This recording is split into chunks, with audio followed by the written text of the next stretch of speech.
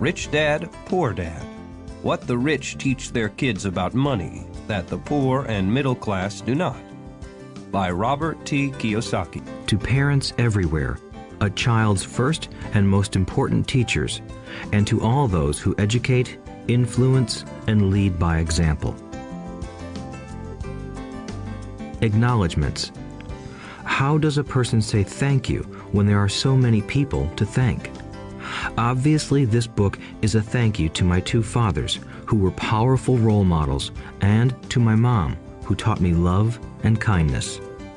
The person most responsible for this book becoming a reality is my wife, Kim, my partner in marriage, business, and in life. She makes my life complete. Introduction. Rich Dad, Poor Dad. Having two dads offered me the choice of contrasting points of view, one of a rich man and one of a poor man. I had two fathers, a rich one and a poor one.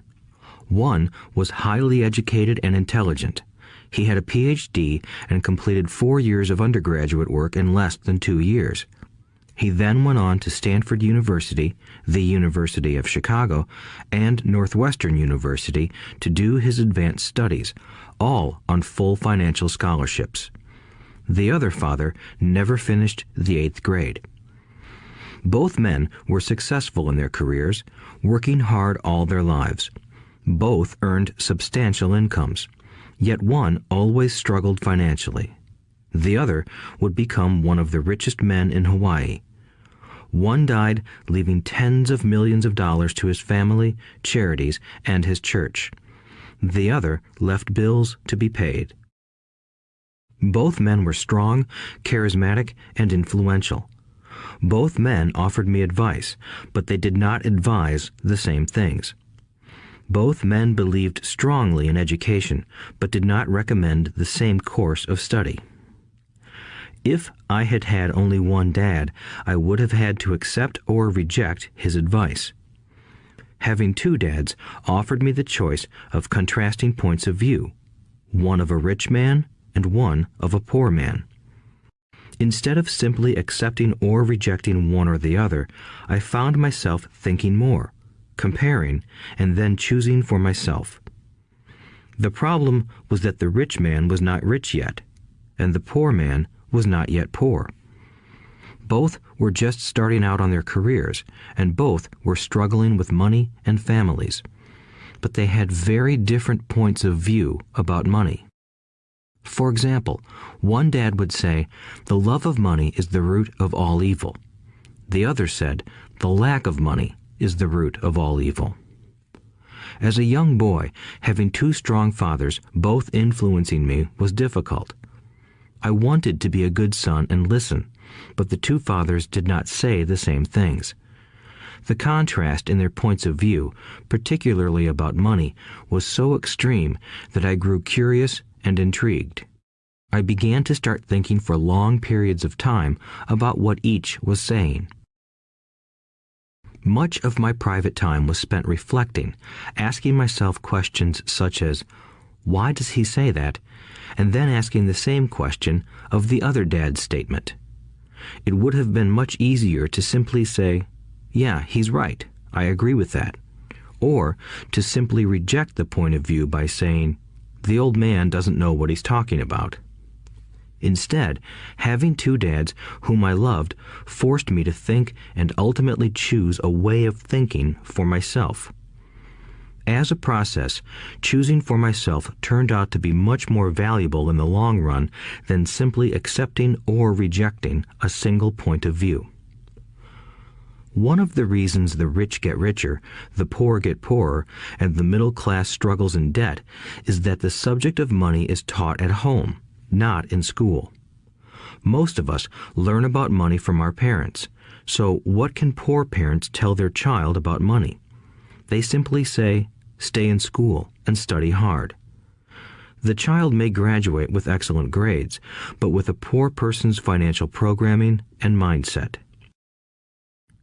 Sadly, money is not taught in schools.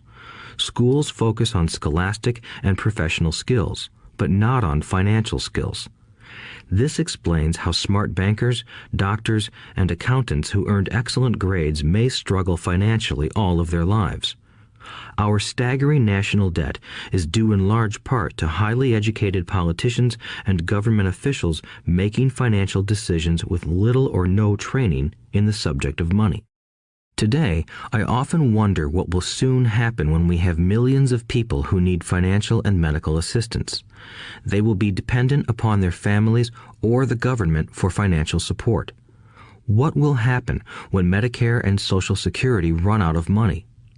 How will a nation survive if teaching children about money continues to be left to parents, most of whom will be, or already are, poor? Because I had two influential fathers, I learned from both of them. I had to think about each dad's advice, and in doing so, I gained valuable insight into the power and effect of one's thoughts on one's life. For example, one dad had a habit of saying, "I can't afford it." The other dad forbade those words to be used. He insisted I ask, "How can I afford it?" One is a statement, and the other is a question. One lets you off the hook, and the other forces you to think. My soon-to-be rich dad would explain that by automatically saying the words, "I can't afford it," your brain stops working. By asking the question, "How can I afford it?" your brain is put to work. He did not mean that you should buy everything you want. He was fanatical about exercising your mind, the most powerful computer in the world. He'd say, "My brain gets stronger every day because I exercise it. The stronger it gets, the more money I can make." He believed that automatically saying, "I can't afford it," was a sign of mental laziness. Although both dads worked hard, I noticed that one dad had a habit of putting his brain to sleep when it came to finances, and the other had a habit of exercising his brain. The long-term result was that one dad grew stronger financially, and the other grew weaker. It is not much different from a person who goes to the gym to exercise on a regular basis versus someone who sits on the couch watching television. Proper physical exercise increases your chances for health, and proper mental exercise increases your chances for wealth. My two dads had opposing attitudes, and that affected the way they thought. One dad thought that the rich should pay more in taxes to take care of those less fortunate. The other said, taxes punish those who produce and reward those who don't produce. One dad recommended, study hard so you can find a good company to work for. The other recommended, study hard so you can find a good company to buy. One dad said, the reason I'm not rich is because I have you kids. The other said, the reason I must be rich is because I have you kids. One encouraged talking about money and business at the dinner table, while the other forbade the subject of money to be discussed over a meal. One said, when it comes to money, play it safe. Don't take risks. The other said, learn to manage risk.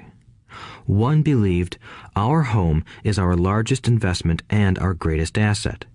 The other believed, my house is a liability, and if your house is your largest investment, you're in trouble. Both dads paid their bills on time, yet one paid his bills first while the other paid his bills last. One dad believed in a company or the government taking care of you and your needs.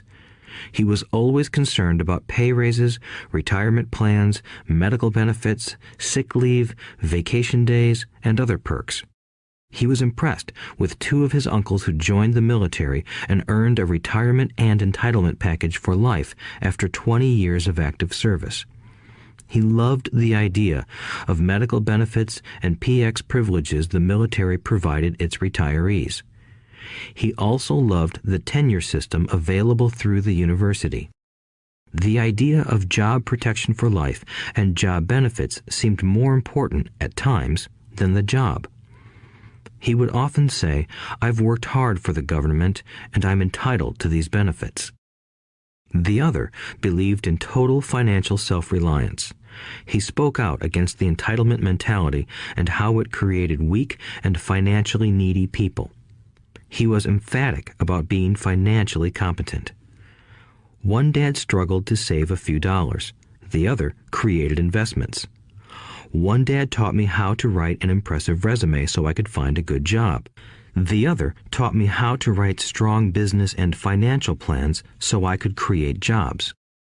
Being a product of two strong dads allowed me the luxury of observing the effects different thoughts have on one's life. I noticed that people really do shape their lives through their thoughts. For example, my poor dad always said, "I'll never be rich," and that prophecy became reality. My rich dad, on the other hand, always referred to himself as rich. He would say things like, "I'm a rich man and rich people don't do this." Even when he was flat broke after a major financial setback, he continued to refer to himself as a rich man. He would cover himself by saying, "There is a difference between being poor and being broke. Broke is temporary. Poor is eternal." My poor dad would say, "I'm not interested in money," or "money doesn't matter." My rich dad always said, "Money is power." The power of our thoughts may never be measured or appreciated, but it became obvious to me as a young boy that it was important to be aware of my thoughts and how I expressed myself. I noticed that my poor dad was poor, not because of the amount of money he earned, which was significant, but because of his thoughts and actions. As a young boy having two fathers, I became acutely aware of being careful about which thoughts I chose to adopt as my own. Should I listen to my rich dad or to my poor dad? Although both men had tremendous respect for education and learning, they disagreed about what they thought was important to learn. One wanted me to study hard, earn a degree, and get a good job to earn money. He wanted me to study to become a professional, an attorney or an accountant, and to go to business school for my MBA. The other encouraged me to study to be rich, to understand how money works, and to learn how to have it work for me. "I don't work for money" were words he would repeat over and over. "Money works for me." At the age of 9, I decided to listen to and learn from my rich dad about money. In doing so, I chose not to listen to my poor dad, even though he was the one with all the college degrees. A lesson from Robert Frost. Robert Frost is my favorite poet.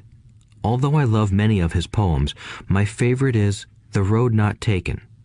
I use its lesson almost daily. The road not taken. Two roads diverged in a yellow wood, and sorry I could not travel both. And be one traveler long I stood, and looked down one as far as I could, to where it bent in the undergrowth, then took the other as just as fair, and having perhaps the better claim, because it was grassy and wanted wear. Though as for that the passing there had worn them really about the same, and both that morning equally lay in leaves no step had trodden black.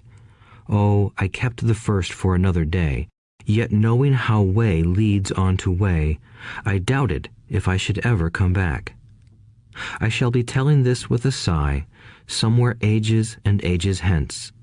Two roads diverged in a wood, and I took the one less traveled by, and that has made all the difference. And that has made all the difference. Over the years, I have often reflected upon Robert Frost's poem. Choosing not to listen to my highly educated dad's advice and attitude about money was a painful decision, but it was a decision that shaped the rest of my life. Once I made up my mind about whom to listen to, my education about money began. My rich dad taught me over a period of 30 years until I was 39 years old. He stopped once he realized that I knew and fully understood what he had been trying to drum into my often thick skull. Money is one form of power, but what is more powerful is financial education.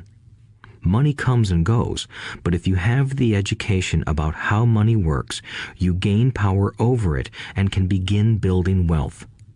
The reason positive thinking alone does not work is because most people went to school and never learned how money works, so they spend their lives working for money. Because I was only 9 years old when I started, the lessons my rich dad taught me were simple. And when it was all said and done, there were only 6 main lessons, repeated over 30 years. This audiobook is about those 6 lessons, put as simply as possible, just as simply as my rich dad put forth those lessons to me. The lessons are meant not to be answers, but guideposts that will assist you and your children to grow wealthier no matter what happens in a world of increasing change and uncertainty. Chapter 1. Lesson 1. The rich don't work for money. The poor and the middle class work for money. The rich have money work for them. Dad, can you tell me how to get rich? My dad put down the evening paper. Why do you want to get rich, son? Because today Jimmy's mom drove up in their new Cadillac and they were going to their beach house for the weekend. He took 3 of his friends, but Mike and I weren't invited. They told us we weren't invited because we were poor kids. They did? My dad asked incredulously. Yeah, they did, I replied in a hurt tone. My dad silently shook his head, pushed his glasses up the bridge of his nose, and went back to reading the paper. I stood waiting for an answer. The year was 1956. I was 9 years old. By some twist of fate, I attended the same public school where the rich people sent their kids. We were primarily a sugar plantation town. The managers of the plantation and the other affluent people, such as doctors, business owners, and bankers, sent their children to this elementary school. After grade 6, their children were generally sent off to private schools. Because my family lived on one side of the street, I went to this school. Had I lived on the other side of the street, I would have gone to a different school with kids from families more like mine. After grade 6, these kids and I would go on to the public intermediate and high school. There was no private school for them or for me. My dad finally put down the paper. I could tell he was thinking. Well, son, he began slowly, if you want to be rich, you have to learn to make money. How do I make money? I asked. Well, use your head, son, he said, smiling. Even then, I knew that really meant, that's all I'm going to tell you, or, I don't know the answer, so don't embarrass me. A partnership is formed. The next morning, I told my best friend, Mike, what my dad had said. As best as I could tell, Mike and I were the only poor kids in this school. Mike was also in this school by a twist of fate. Someone had drawn a jog in the line for the school district, and we wound up in school with the rich kids. We weren't really poor, but we felt as if we were because all the other boys had new baseball gloves, new bicycles, new everything. Mom and Dad provided us with the basics, like food and shelter and clothes, but that was about it. My dad used to say, if you want something, work for it. We wanted things, but there was not much work available for 9-year-old boys. So what do we do to make money? Mike asked. I don't know, I said, but do you want to be my partner? He agreed, and so on that Saturday morning, Mike became my first business partner. We spent all morning coming up with ideas on how to make money. Occasionally, we talked about all the cool guys at Jimmy's beach house having fun. It hurt a little, but that hurt was good, because it inspired us to keep thinking of a way to make money. Finally, that afternoon, a bolt of lightning struck. It was an idea Mike got from a science book he had read. Excitedly, we shook hands, and the partnership now had a business. For the next several weeks, Mike and I ran around our neighborhood, knocking on doors and asking our neighbors if they would save their toothpaste tubes for us. With puzzled looks, most adults consented with a smile. Some asked us what we were doing, to which we replied, "We can't tell you. It's a business secret." My mom grew distressed as the weeks wore on. We had selected a site next to her washing machine as the place we would stockpile our raw materials. In a brown cardboard box that at one time held ketchup bottles, our little pile of used toothpaste tubes began to grow. Finally, my mom put her foot down. The sight of her neighbor's messy, crumpled used toothpaste tubes had gotten to her. "What are you boys doing?" she asked, "and I don't want to hear again that it's a business secret. Do something with this mess or I'm going to throw it out." Mike and I pleaded and begged, explaining that we would soon have enough and then we would begin production. We informed her that we were waiting on a couple of neighbors to finish their toothpaste so we could have their tubes. Mom granted us a 1-week extension. The date to begin production was moved up, and the pressure was on. My first partnership was already being threatened with an eviction notice by my own mom. It became Mike's job to tell the neighbors to quickly use up their toothpaste, saying their dentist wanted them to brush more often anyway. I began to put together the production line. One day, my dad drove up with a friend to see 2 9-year-old boys in the driveway with their production line operating at full speed. There was fine white powder everywhere. On a long table were small milk cartons from school, and our family's hibachi grill was glowing with red-hot coals at maximum heat. Dad walked up cautiously, having to park the car at the base of the driveway since the production line blocked the carport. As he and his friend got closer, they saw a steel pot sitting on top of the coals in which the toothpaste tubes were being melted down. In those days, toothpaste did not come in plastic tubes. The tubes were made of lead, so once the paint was burned off, the tubes were dropped in the small steel pot. They melted until they became liquid, and with my mom's pot holders, we poured the lead through a small hole in the top of the milk cartons. The milk cartons were filled with plaster of Paris. White powder was everywhere. In my haste, I had knocked the bag over, and the entire area looked like it had been hit by a snowstorm. The milk cartons were the outer containers for plaster of Paris molds. My dad and his friend watched as we carefully poured the molten lead through a small hole in the top of the plaster of Paris cube. "Careful," my dad said. I nodded without looking up.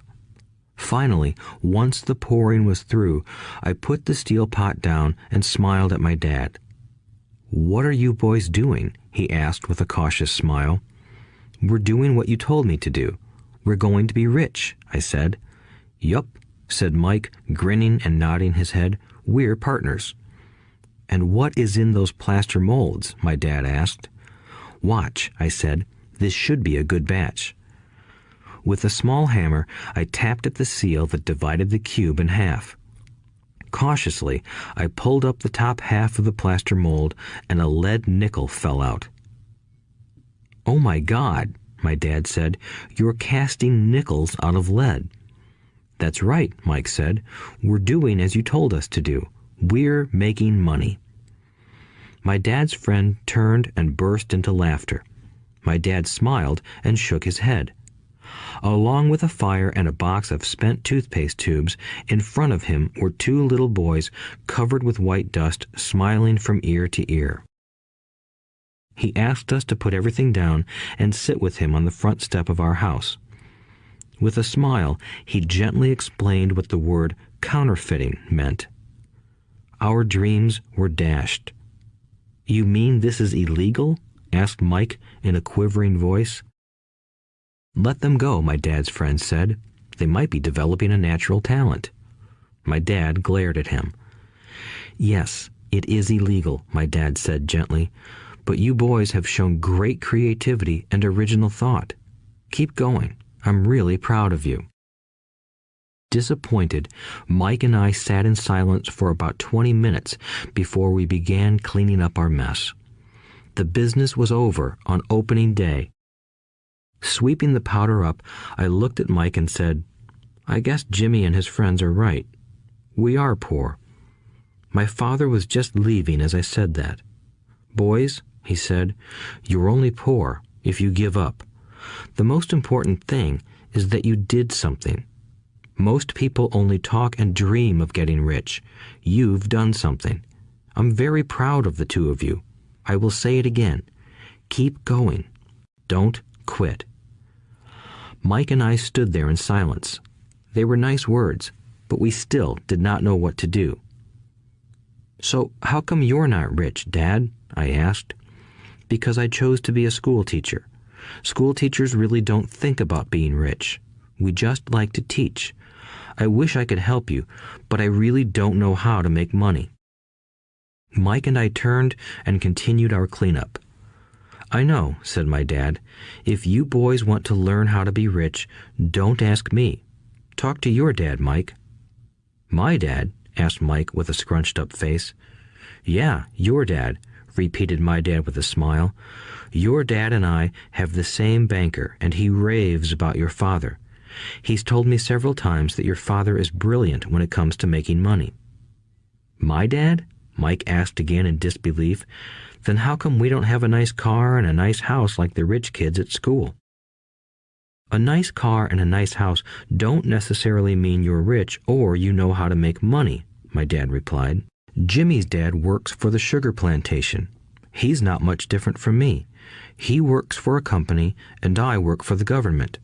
The company buys the car for him. The sugar company is in financial trouble, and Jimmy's dad may soon have nothing.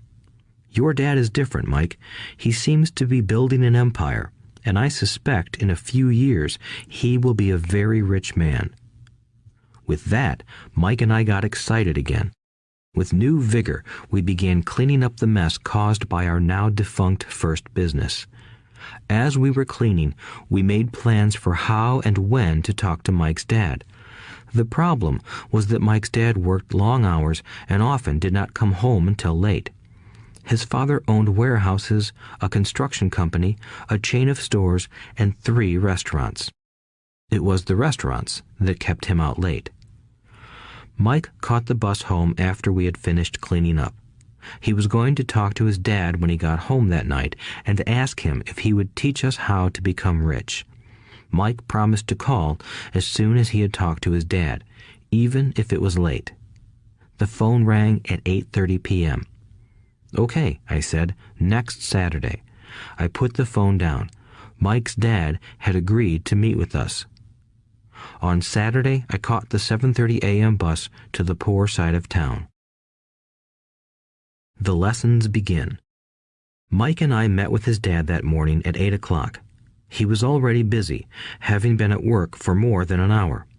His construction supervisor was just leaving in his pickup truck as I walked up to his simple, small, and tidy home. Mike met me at the door. "Dad's on the phone, and he said to wait on the back porch," Mike said as he opened the door. The old wooden floor creaked as I stepped across the threshold of the aging house. There was a cheap mat just inside the door. The mat was there to hide the years of wear from countless footsteps that the floor had supported. Although clean, it needed to be replaced.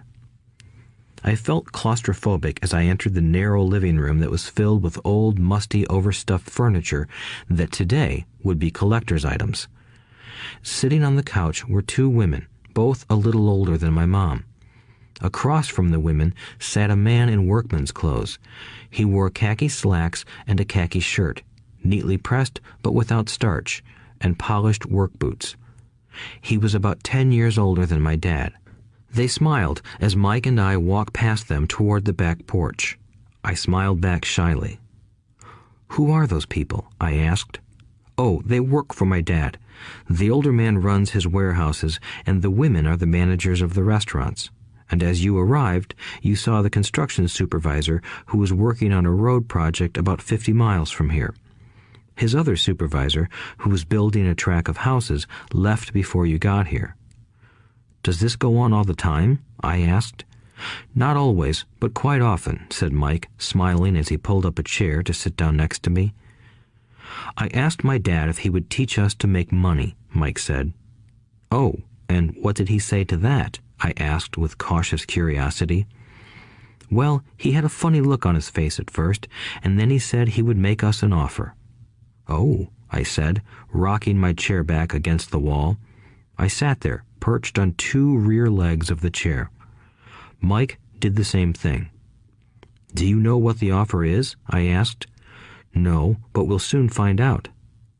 Suddenly, Mike's dad burst through the rickety screen door and onto the porch. Mike and I jumped to our feet, not out of respect, but because we were startled. "Ready, boys?" he asked as he pulled up a chair to sit down with us. We nodded our heads as we pulled our chairs away from the wall to sit in front of him. He was a big man, about 6 feet tall and 200 pounds. My dad was taller, about the same weight, and 5 years older than Mike's dad. They sort of looked alike, though not of the same ethnic makeup. Maybe their energy was similar. "Mike says you want to learn to make money. Is that correct, Robert?" I nodded my head quickly, but with a little trepidation. He had a lot of power behind his words and smile.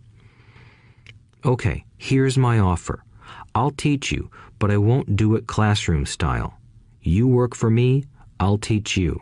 You don't work for me, I won't teach you. I can teach you faster if you work, and I'm wasting my time if you just want to sit and listen like you do in school. That's my offer. Take it or leave it." May I ask a question first?" I asked. "No. Take it or leave it. I've got too much work to do to waste my time. If you can't make up your mind decisively, then you'll never learn to make money anyway. Opportunities come and go. Being able to know when to make quick decisions is an important skill. You have the opportunity that you asked for. School is beginning, or it's over, in 10 seconds, Mike's dad said with a teasing smile. "Take it," I said. "Take it," said Mike. "Good," said Mike's dad. "Mrs. Martin will be by in 10 minutes. After I'm through with her, you'll ride with her to my superette and you can begin working. I'll pay you 10 cents an hour and you'll work 3 hours every Saturday." "But I have a softball game today," I said. Mike's dad lowered his voice to a stern tone. "Take it or leave it," he said. "I'll take it," I replied, choosing to work and learn instead of playing. 30 cents later. By 9 a.m. that day, Mike and I were working for Mrs. Martin. She was a kind and patient woman. She always said that Mike and I reminded her of her 2 grown sons. Although kind, she believed in hard work and kept us moving. We spent 3 hours taking canned goods off the shelves, brushing each can with a feather duster to get the dust off, and then restacking them neatly. It was excruciatingly boring work. Mike's dad, whom I called my rich dad, owned 9 of these little superettes, each with a large parking lot. They were the early version of the 7-Eleven convenience stores, little neighborhood grocery stores where people bought items such as milk, bread, butter, and cigarettes.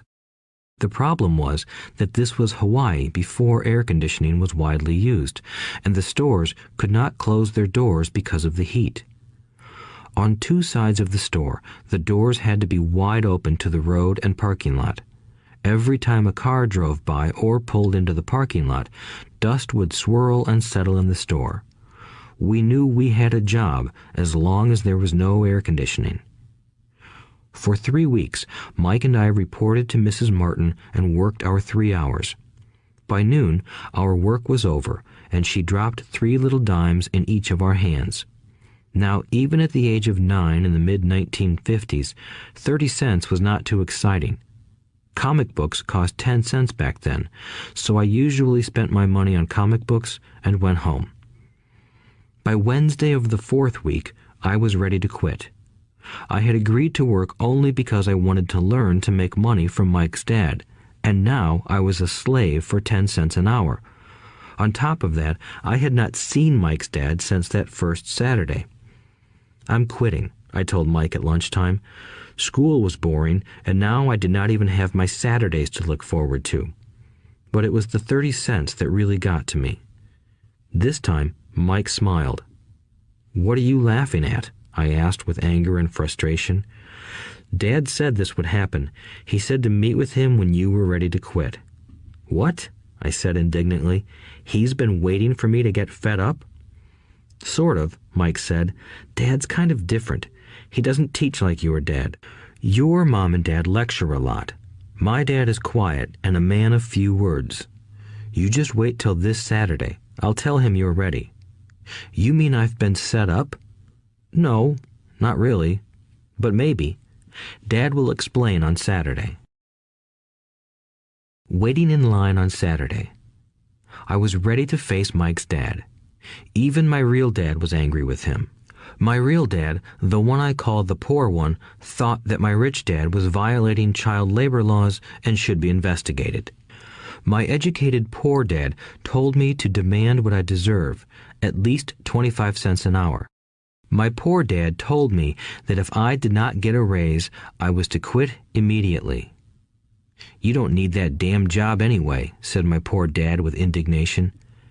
At 8 o'clock Saturday morning, I walked through the door of Mike's house when Mike's dad opened it. Take a seat and wait in line, he said as I entered. He turned and disappeared into his little office next to a bedroom. I looked around the room and didn't see Mike anywhere. Feeling awkward, I cautiously sat down next to the same two women who were there 4 weeks earlier. They smiled and slid down the couch to make room for me. 45 minutes went by, and I was steaming. The two women had met with him and left 30 minutes earlier. An older gentleman was in there for 20 minutes and was also gone. The house was empty, and here I sat in a musty, dark living room on a beautiful, sunny Hawaiian day, waiting to talk to a cheapskate who exploited children. I could hear him rustling around the office, talking on the phone, and ignoring me. I was ready to walk out, but for some reason I stayed. Finally, 15 minutes later, at exactly 9 o'clock, Rich Dad walked out of his office, said nothing, and signaled with his hand for me to enter. I understand you want a raise or you're going to quit, Rich Dad said as he swiveled in his office chair. Well, you're not keeping your end of the bargain, I blurted out, nearly in tears. It was really frightening for me to confront a grown-up. You said that you would teach me if I worked for you. Well, I've worked for you. I've worked hard. I've given up my baseball games to work for you, but you haven't kept your word, and you haven't taught me anything. You are a crook like everyone in town thinks you are. You're greedy. You want all the money and don't take care of your employees. You made me wait and don't show me any respect. I'm only a little boy, but I deserve to be treated better. Rich Dad rocked back in his swivel chair, hands up to his chin, and stared at me. Not bad, he said. In less than a month, you sound like most of my employees. What? I asked. Not understanding what he was saying, I continued with my grievance. I thought you were going to keep your end of the bargain and teach me. Instead, you want to torture me? That's cruel. That's really cruel. I am teaching you, Rich Dad said quietly. What have you taught me? Nothing, I said angrily. You haven't even talked to me once since I agreed to work for peanuts. 10 cents an hour. Ha! I should notify the government about you. We have child labor laws, you know. My dad works for the government, you know. Wow, said Rich Dad. Now you sound just like most of the people who used to work for me. People I've either fired or who have quit. So, what do you have to say? I demanded, feeling pretty brave for a little kid. You lied to me. I've worked for you, and you have not kept your word. You haven't taught me anything. How do you know that I've not taught you anything? Asked Rich Dad calmly. Well, you've never talked to me. I've worked for 3 weeks, and you have not taught me anything, I said with a pout.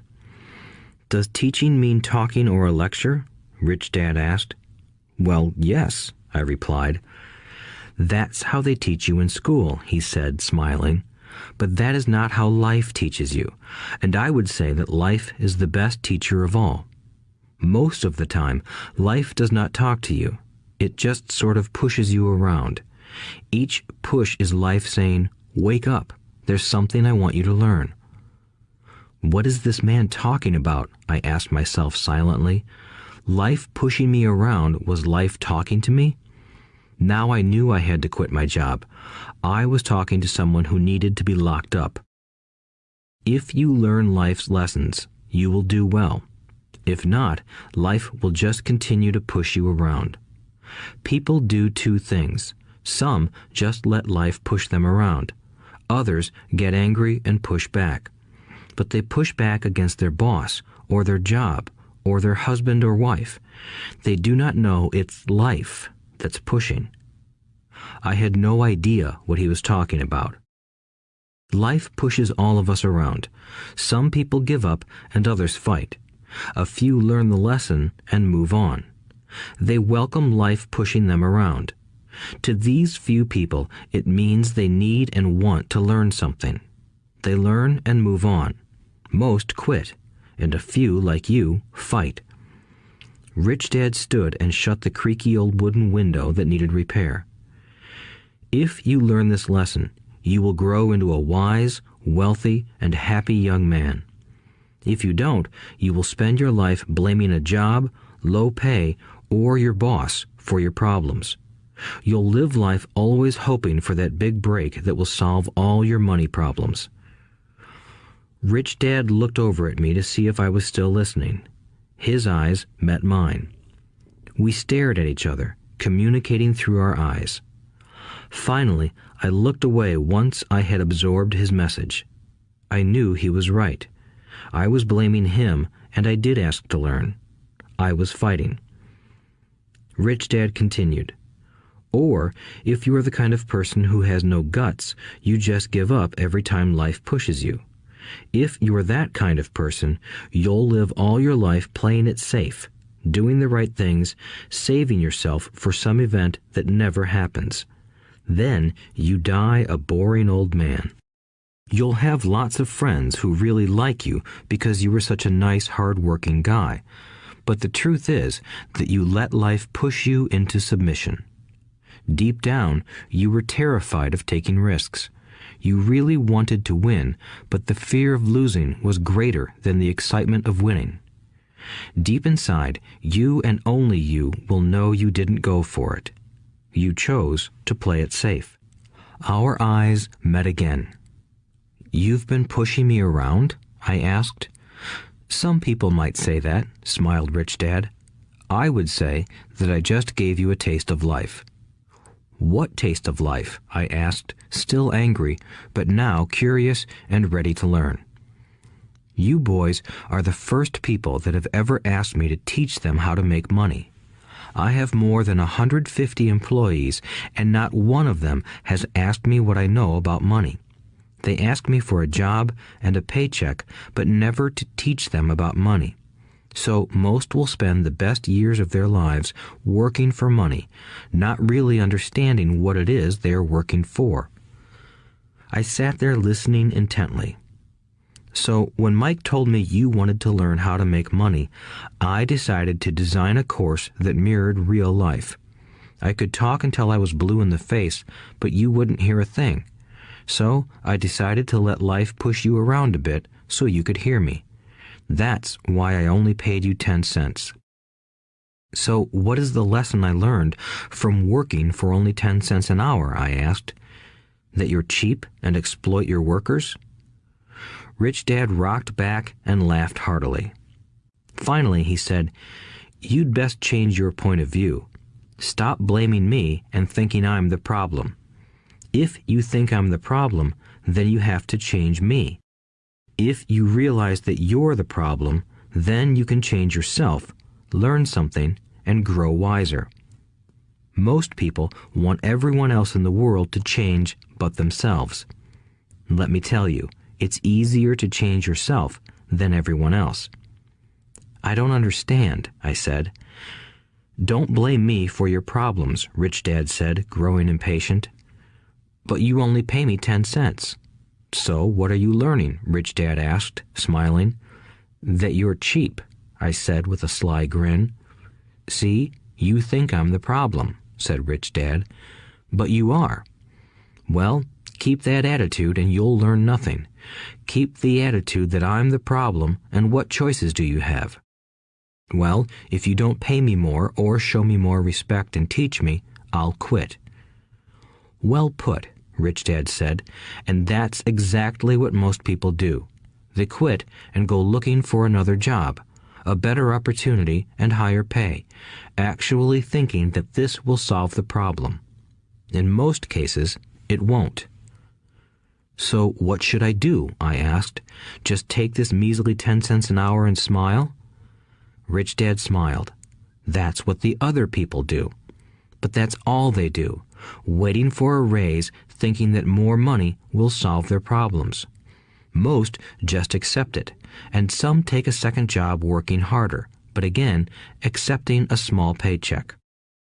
I sat staring at the floor, beginning to understand the lesson Rich Dad was presenting. I could sense it was a taste of life. Finally, I looked up and asked, "So what will solve the problem?" "This," he said, leaning forward in his chair and tapping me gently on the head. "This stuff between your ears." It was at that moment that Rich Dad shared the pivotal point of view that separated him from his employees and my poor dad, and led him to eventually become one of the richest men in Hawaii, while my highly educated but poor dad struggled financially all his life. It was a singular point of view that made all the difference over a lifetime. Rich Dad said this point of view over and over, which I call lesson number 1. The poor and the middle class work for money. The rich have money work for them. On that bright Saturday morning, I learned a completely different point of view from what I had been taught by my poor dad. At the age of 9, I understood that both dads wanted me to learn. Both dads encouraged me to study, but not the same things. My highly educated dad recommended that I do what he did. "Son, I want you to study hard, get good grades so you can find a safe, secure job with a big company, and make sure it has excellent benefits." My rich dad wanted me to learn how money works so I could make it work for me. These lessons I would learn through life with his guidance, not because of a classroom. My rich dad continued my first lesson. "I'm glad you got angry about working for 10 cents an hour. If you hadn't got angry and had simply accepted it, I would have to tell you that I could not teach you. You see, true learning takes energy, passion, and a burning desire. Anger is a big part of that formula, for passion is anger and love combined. When it comes to money, most people want to play it safe and feel secure, so passion does not direct them. Fear does." "So is that why they'll take jobs with low pay?" I asked. "Yes," said Rich Dad. "Some people say I exploit people because I don't pay as much as the sugar plantation or the government. I say the people exploit themselves. It's their fear, not mine." "But don't you feel you should pay them more?" I asked. "I don't have to. And besides, more money will not solve their problems. Just look at your dad. He makes a lot of money, and he still can't pay his bills. Most people, given more money, only get into more debt." "So that's why the 10 cents an hour," I said, smiling. "It's part of the lesson." "That's right," smiled Rich Dad. "You see, your dad went to school and got an excellent education so he could get a high-paying job. But he still has money problems because he never learned anything about money in school. On top of that, he believes in working for money." "And you don't?" I asked. "No, not really," said Rich Dad. "If you want to learn to work for money, then stay in school. That is a great place to learn to do that. But if you want to learn how to have money work for you, then I will teach you that. But only if you want to learn." "Wouldn't everyone want to learn that?" I asked. "No," said Rich Dad, "simply because it's easier to learn to work for money, especially if fear is your primary emotion when the subject of money is discussed." "I don't understand," I said with a frown. "Don't worry about that for now. Just know that it's fear that keeps most people working at a job. The fear of not paying their bills, the fear of being fired, the fear of not having enough money, and the fear of starting over. That's the price of studying to learn a profession or trade and then working for money. Most people become a slave to money and then get angry at their boss. Learning to have money work for you is a completely different course of study? I asked. Absolutely, Rich Dad answered. Absolutely. We sat in the silence on that beautiful Hawaiian Saturday morning. My friends had just started their Little League baseball game, but for some reason I was now thankful I had decided to work for 10 cents an hour. I sensed that I was about to learn something my friends wouldn't learn in school. Ready to learn? Asked Rich Dad. Absolutely, I said with a grin. I have kept my promise. I've been teaching you from afar, my Rich Dad said.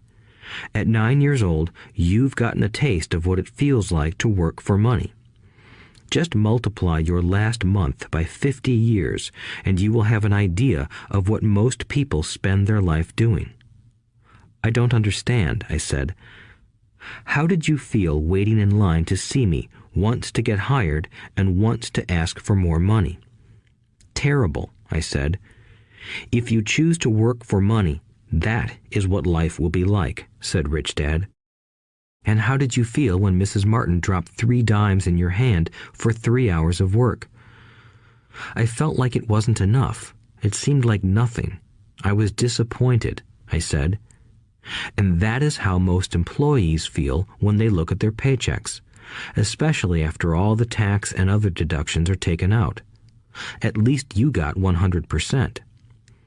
You mean most workers don't get paid everything? I asked with amazement. Heavens no, said Rich Dad. The government always takes its share first. How do they do that? I asked. Taxes, said Rich Dad. You're taxed when you earn. You're taxed when you spend. You're taxed when you save. You're taxed when you die. Why do people let the government do that to them? The rich don't, said Rich Dad with a smile. The poor and the middle class do. I'll bet you that I earn more than your dad, yet he pays more in taxes. How can that be? I asked. At my age, that made no sense to me. Why would someone let the government do that to them? Rich Dad rocked slowly and silently in his chair, just looking at me. Ready to learn? He asked. I nodded my head slowly.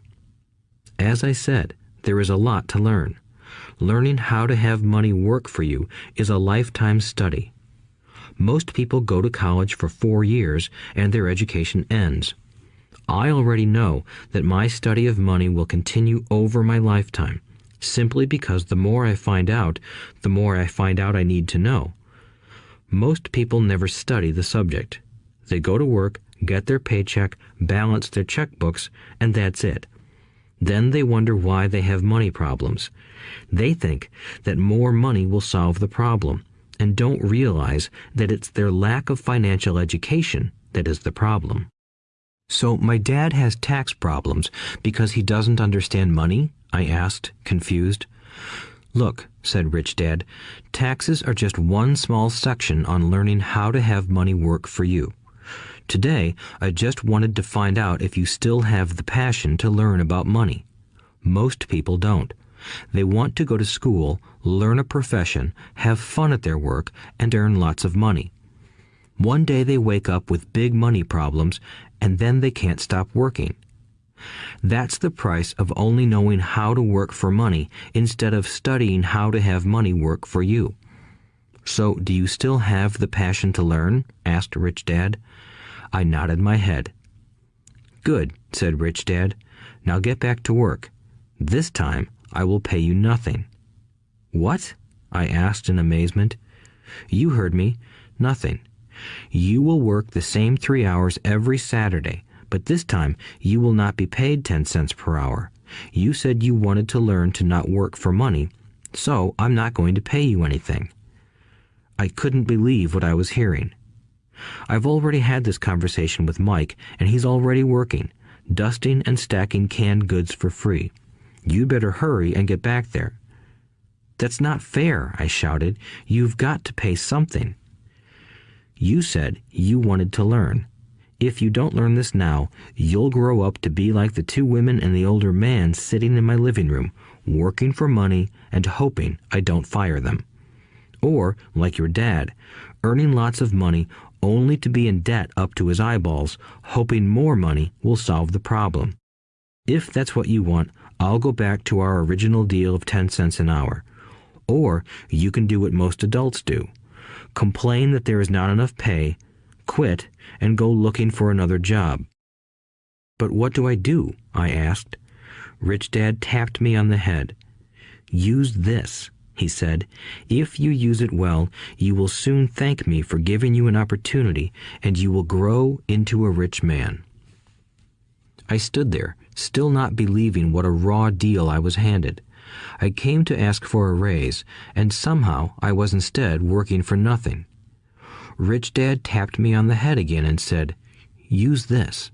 Now, get out of here and get back to work." Lesson number 1.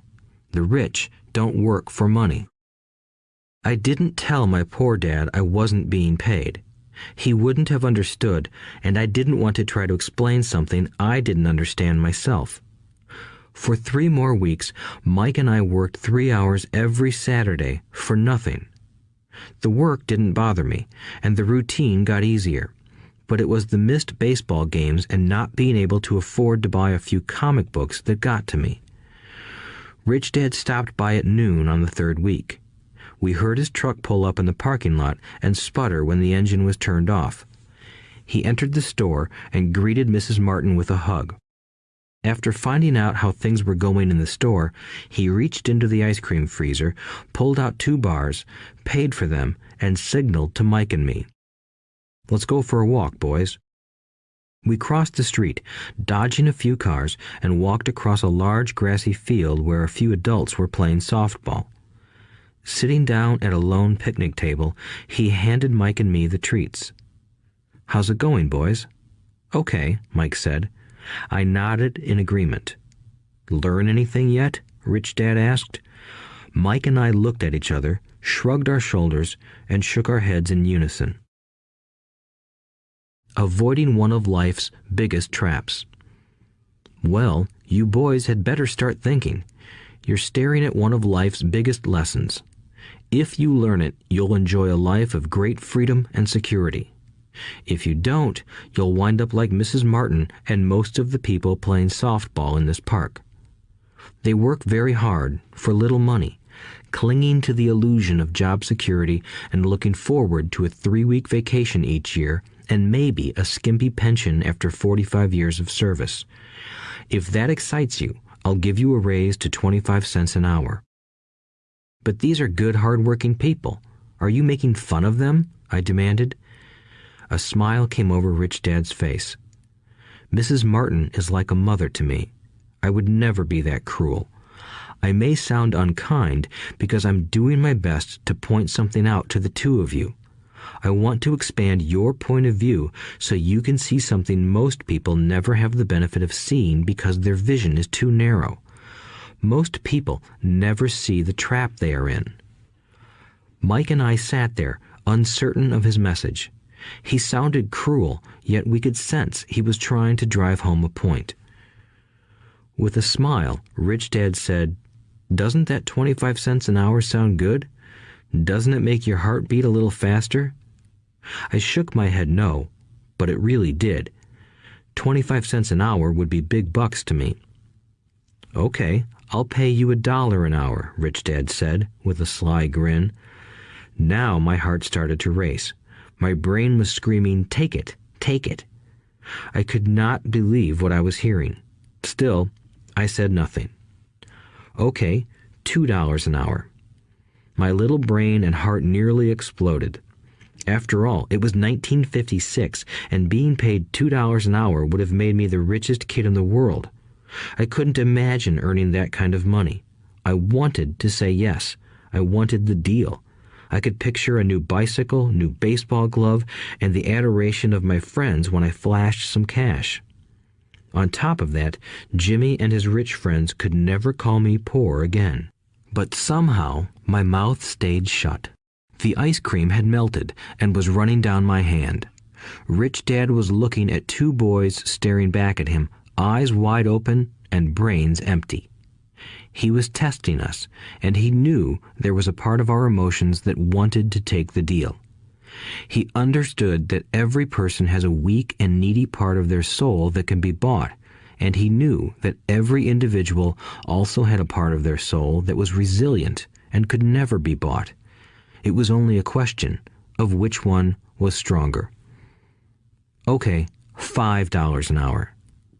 Suddenly, I was silent. Something had changed. The offer was too big and ridiculous. Not many grown-ups in 1956 made more than that, but quickly my temptation disappeared and calm set in. Slowly, I turned to my left to look at Mike. He looked back at me. The part of my soul that was weak and needy was silenced. The part of me that had no price took over. I knew Mike had gotten to that point too. "Good," said Rich Dad softly. "Most people have a price, and they have a price because of human emotions named fear and greed. First, the fear of being without money motivates us to work hard, and then, once we get that paycheck, greed or desire starts us thinking about all the wonderful things money can buy. The pattern is then set." "What pattern?" I asked. "The pattern of get up, go to work, pay bills, get up, go to work, pay bills." People's lives are forever controlled by two emotions, fear and greed. Offer them more money, and they continue the cycle by increasing their spending. This is what I call the rat race. "There is another way?" Mike asked. "Yes," said Rich Dad slowly, "but only a few people find it." "And what is that way?" Mike asked. "That's what I hope you boys will learn as you work and study with me. That is why I took away all forms of pay." "Any hints?" Mike asked. "We're kind of tired of working hard, especially for nothing." "Well, the first step is telling the truth," said Rich Dad. "We haven't been lying," I said. "I did not say you were lying. I said to tell the truth," Rich Dad retorted. "The truth about what?" I asked. "How you're feeling," Rich Dad said. "You don't have to say it to anyone else. Just admit it to yourself."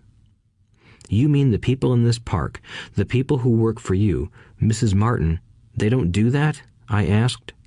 "I doubt it," said Rich Dad. "Instead, they feel the fear of not having money. They don't confront it logically. They react emotionally instead of using their heads," Rich Dad said. "Then they get a few bucks in their hands, and again, the emotions of joy, desire, and greed take over. And again they react instead of think."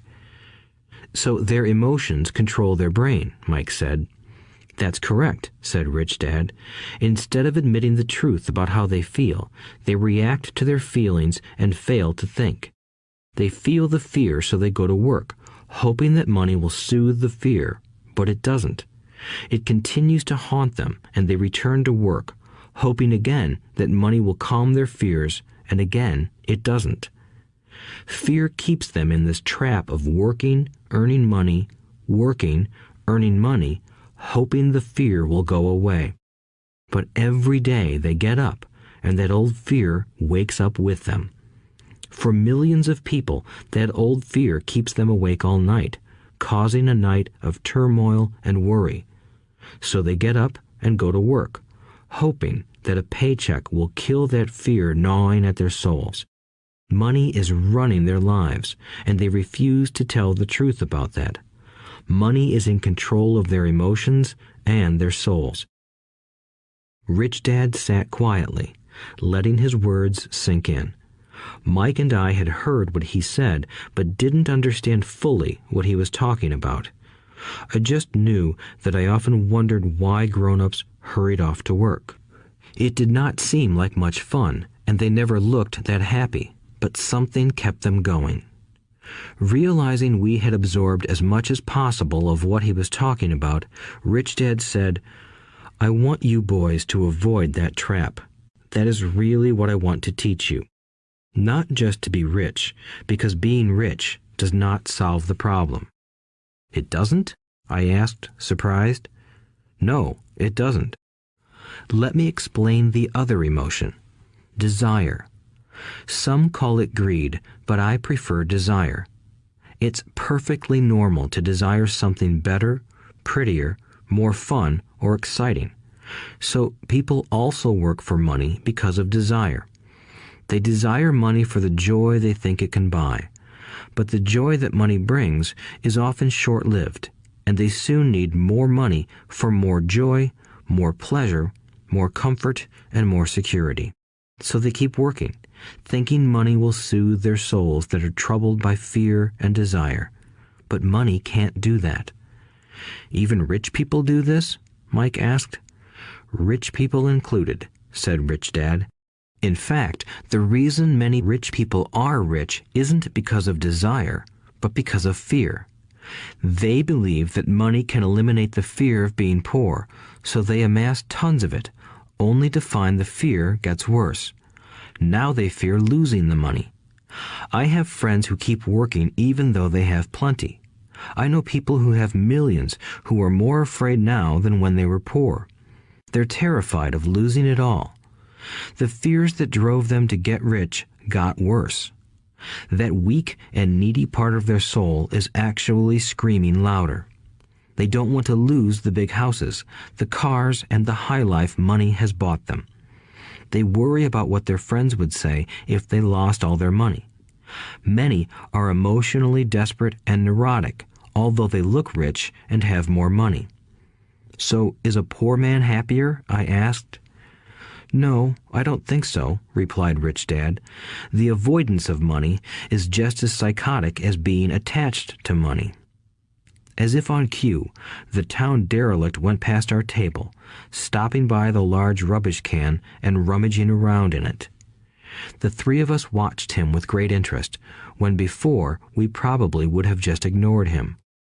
Rich Dad pulled $1 out of his wallet and gestured to the older man. Seeing the money, the derelict came over immediately, took the bill, thanked Rich Dad profusely, and hurried off, ecstatic with his good fortune. He's not much different from most of my employees, said Rich Dad. I've met so many people who say, "Oh, I'm not interested in money," yet they'll work at a job for 8 hours a day.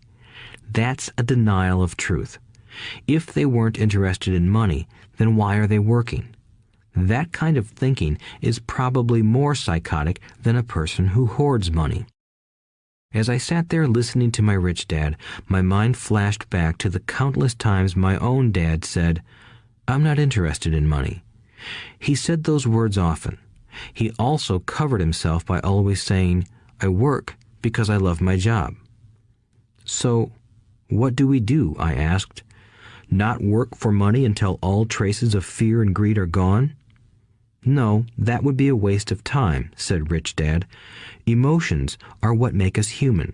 The word emotion stands for energy in motion. Be truthful about your emotions and use your mind and emotions in your favor, not against yourself. Whoa, said Mike. Don't worry about what I just said. It will make more sense in years to come. Just be an observer, not a reactor to your emotions. Most people do not know that it's their emotions that are doing the thinking. Your emotions are your emotions, but you have got to learn to do your own thinking. Can you give me an example? I asked. Sure, replied Rich Dad. When a person says, I need to find a job, it's most likely an emotion doing the thinking. Fear of not having money generates that thought. But people do need money if they have bills to pay, I said. Sure they do, smiled Rich Dad. All I'm saying is that it's fear that is all too often doing the thinking. I don't understand, said Mike. For example, said Rich Dad, if the fear of not having enough money arises, instead of immediately running out to get a job, they instead might ask themselves this question. Will a job be the best solution to this fear over the long run? In my opinion, the answer is no. A job is really a short-term solution to a long-term problem. But my dad is always saying, stay in school and get good grades so you can find a safe, secure job, I interjected, somewhat confused. Yes, I understand he says that, said Rich Dad, smiling. Most people recommend that, and it's a good path for most people. But people make that recommendation primarily out of fear. You mean my dad says that because he's afraid? Yes, said Rich Dad. He's terrified that you won't earn enough money and won't fit into society. Don't get me wrong. He loves you and wants the best for you. I, too, believe an education and a job are important, but it won't handle the fear. You see, that same fear that makes him get up in the morning to earn a few bucks is the fear that is causing him to be so fanatical about your going to school. So what do you recommend? I asked. I want to teach you to master the power of money instead of being afraid of it. They don't teach that in school, and if you don't learn it, you become a slave to money. It was finally making sense. He wanted us to widen our views and to see what the Mrs. Martins of this world couldn't see. He used examples that sounded cruel at the time, but I've never forgotten them.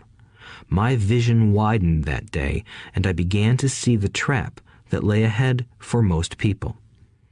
You see, we're all employees ultimately. We just work at different levels, said Rich Dad. I just want you boys to have a chance to avoid the trap caused by those two emotions, fear and desire.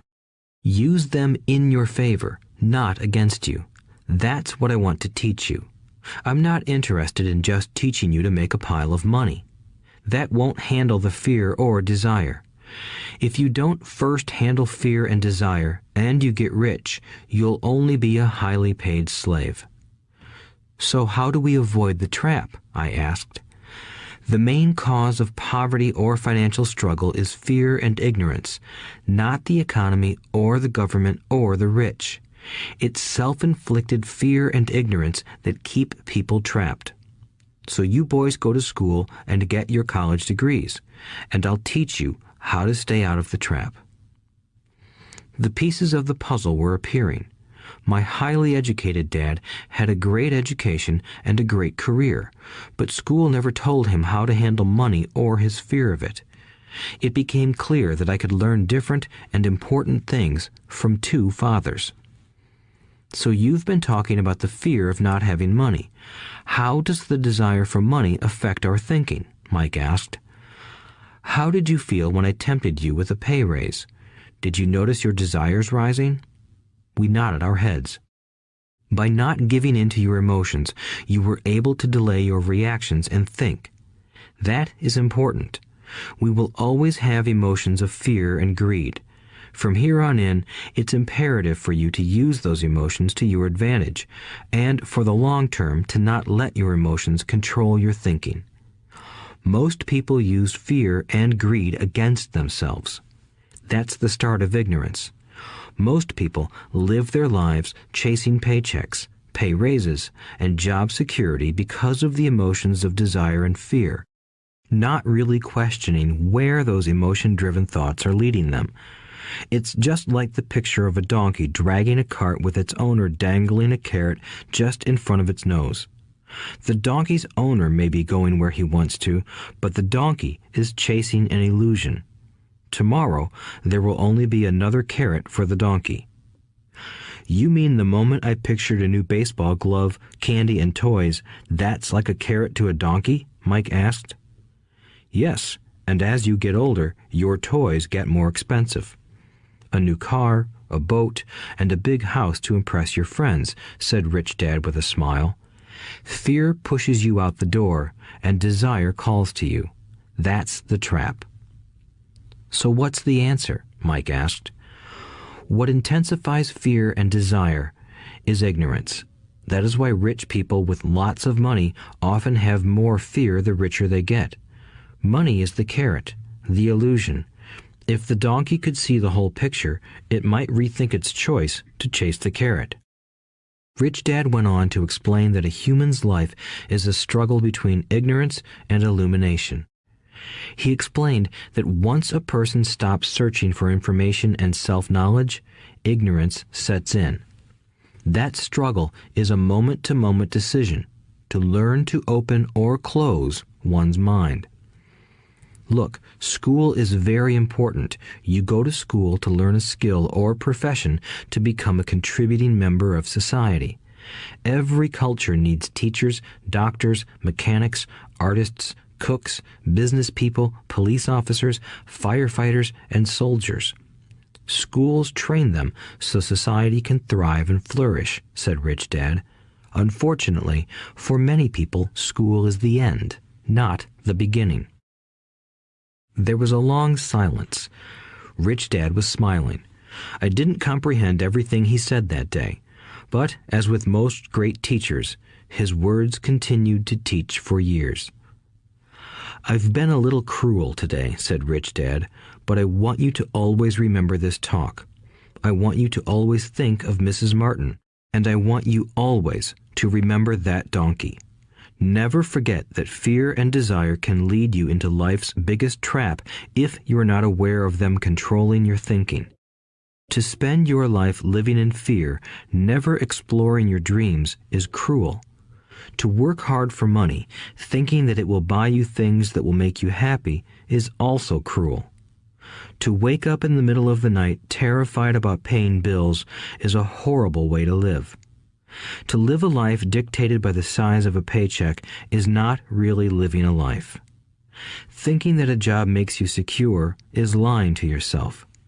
That's cruel, and that's the trap I want you to avoid. I've seen how money runs people's lives. Don't let that happen to you. Please, don't let money run your life.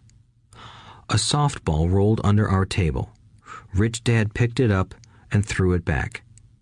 So what does ignorance have to do with greed and fear? I asked. Because it is ignorance about money that causes so much greed and fear, said Rich Dad.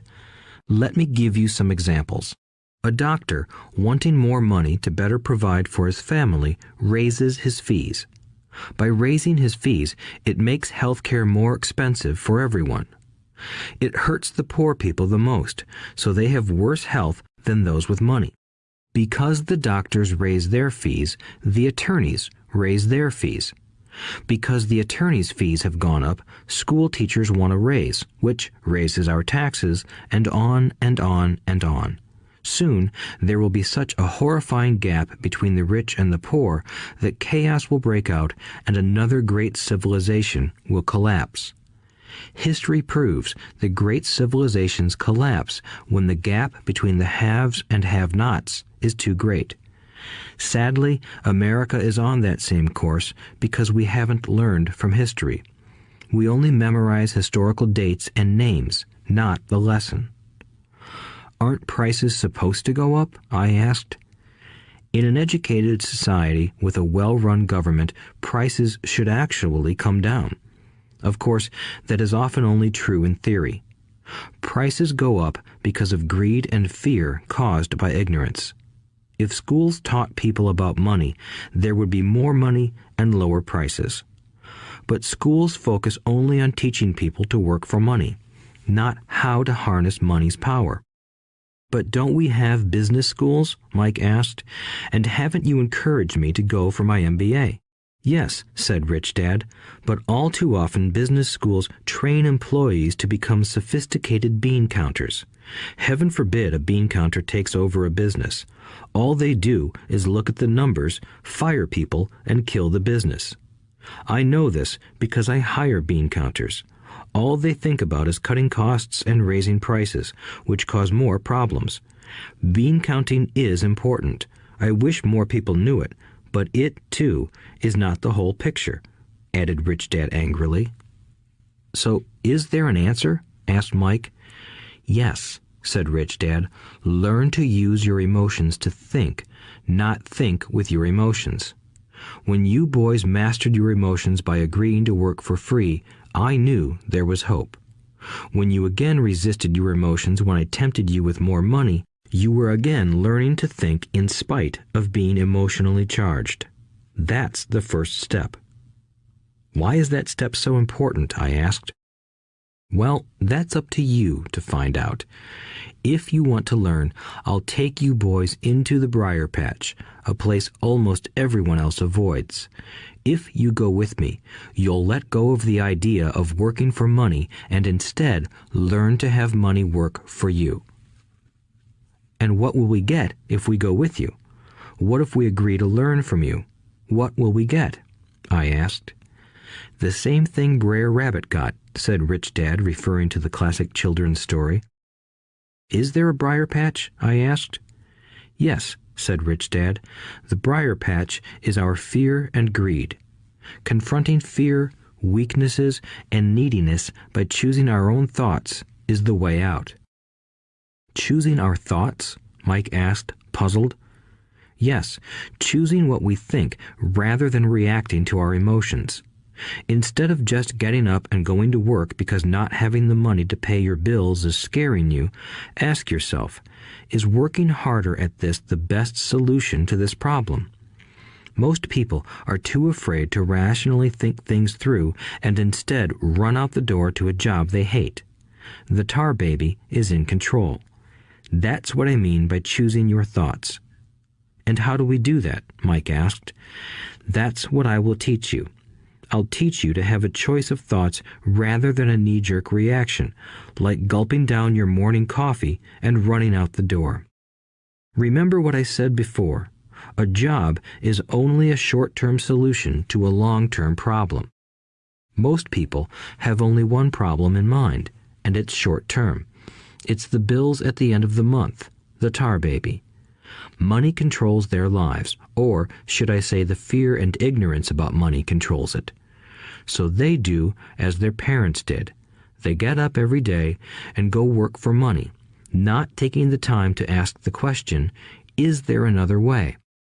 Their emotions now control their thinking, not their heads. Can you tell the difference between emotions thinking and the head thinking? Mike asked. Oh yes, I hear it all the time, said Rich Dad. I hear things like, well, everyone has to work, or the rich are crooks, or I'll get another job, I deserve this raise, you can't push me around, or I like this job because it's secure. No one asks, is there something I'm missing here? Which would break through the emotional thought and give you time to think clearly. As we headed back to the store, Rich Dad explained that the rich really did make money. They did not work for it. He went on to explain that when Mike and I were casting 5-cent pieces out of lead, thinking we were making money, we were very close to thinking the way the rich think. The problem was that creating money is legal for the government and banks to do, but illegal for us to do. There are legal ways to create money from nothing, he told us.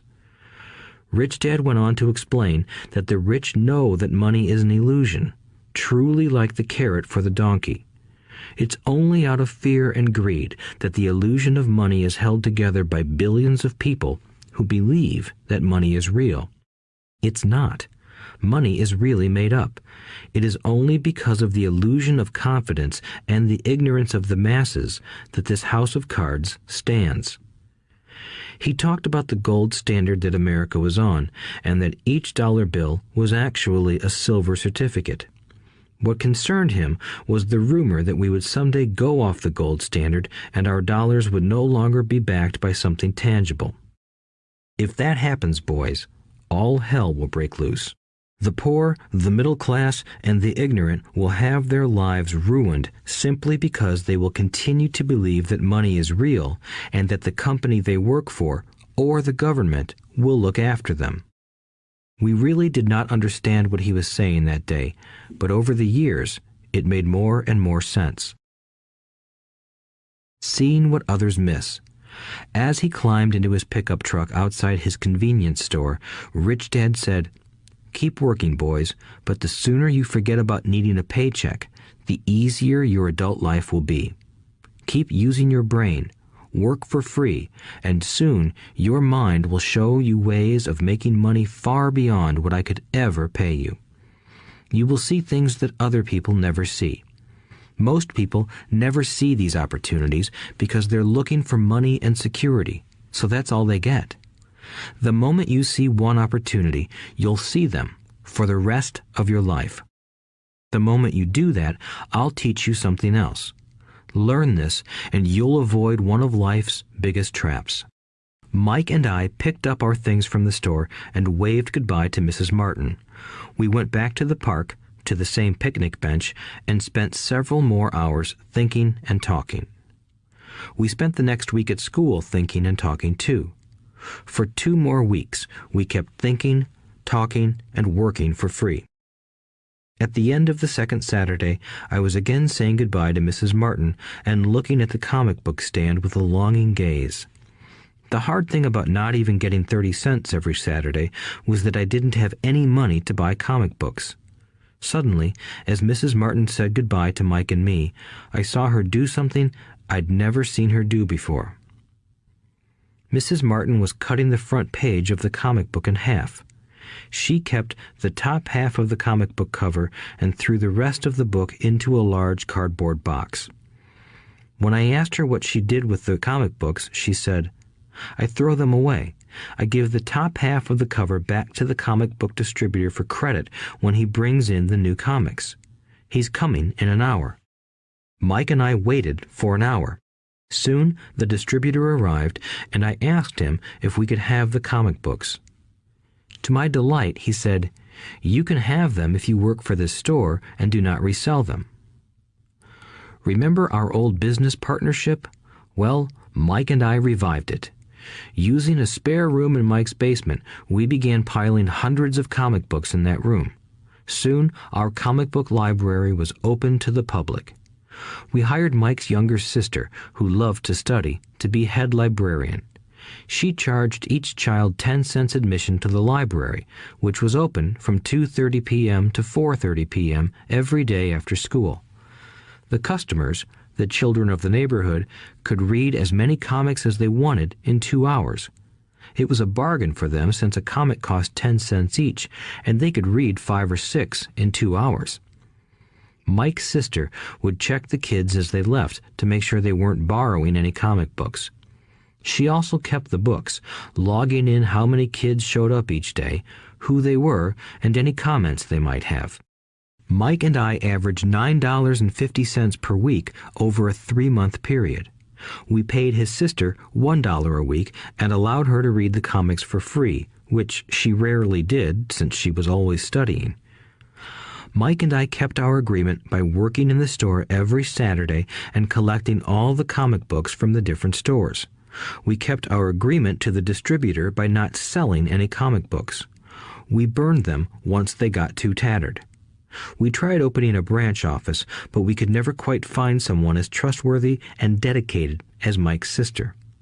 At an early age, we found out how hard it was to find good staff. 3 months after the library first opened, a fight broke out in the room. Some bullies from another neighborhood pushed their way in, and Mike's dad suggested we shut down the business. So our comic book business shut down, and we stopped working on Saturdays at the convenience store. But Rich Dad was excited because he had new things he wanted to teach us. He was happy because we had learned our first lessons so well. We learned to make money work for us. By not getting paid for our work at the store, we were forced to use our imaginations to identify an opportunity to make money. By starting our own business, the comic book library, we were in control of our own finances, not dependent on an employer. The best part was that our business generated money for us even when we weren't physically there. Our money worked for us. Instead of paying us money, Rich Dad had given us so much more. Chapter 2. Lesson 2.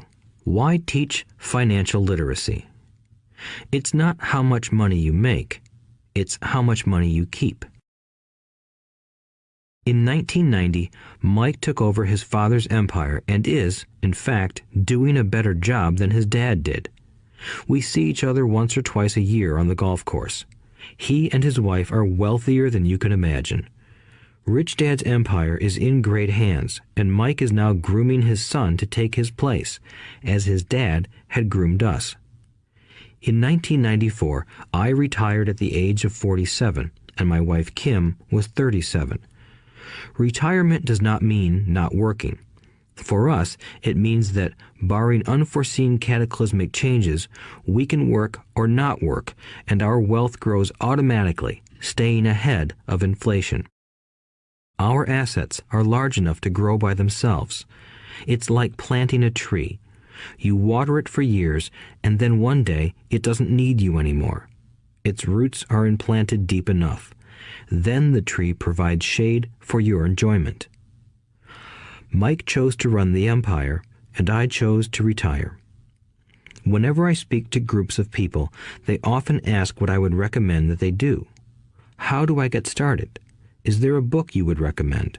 What should I do to prepare my children? What is your secret to success? How do I make millions? Whenever I hear one of these questions, I'm reminded of the following story. The Richest Businessmen. In 1923, a group of our greatest leaders and richest businessmen held a meeting at the Edgewater Beach Hotel in Chicago.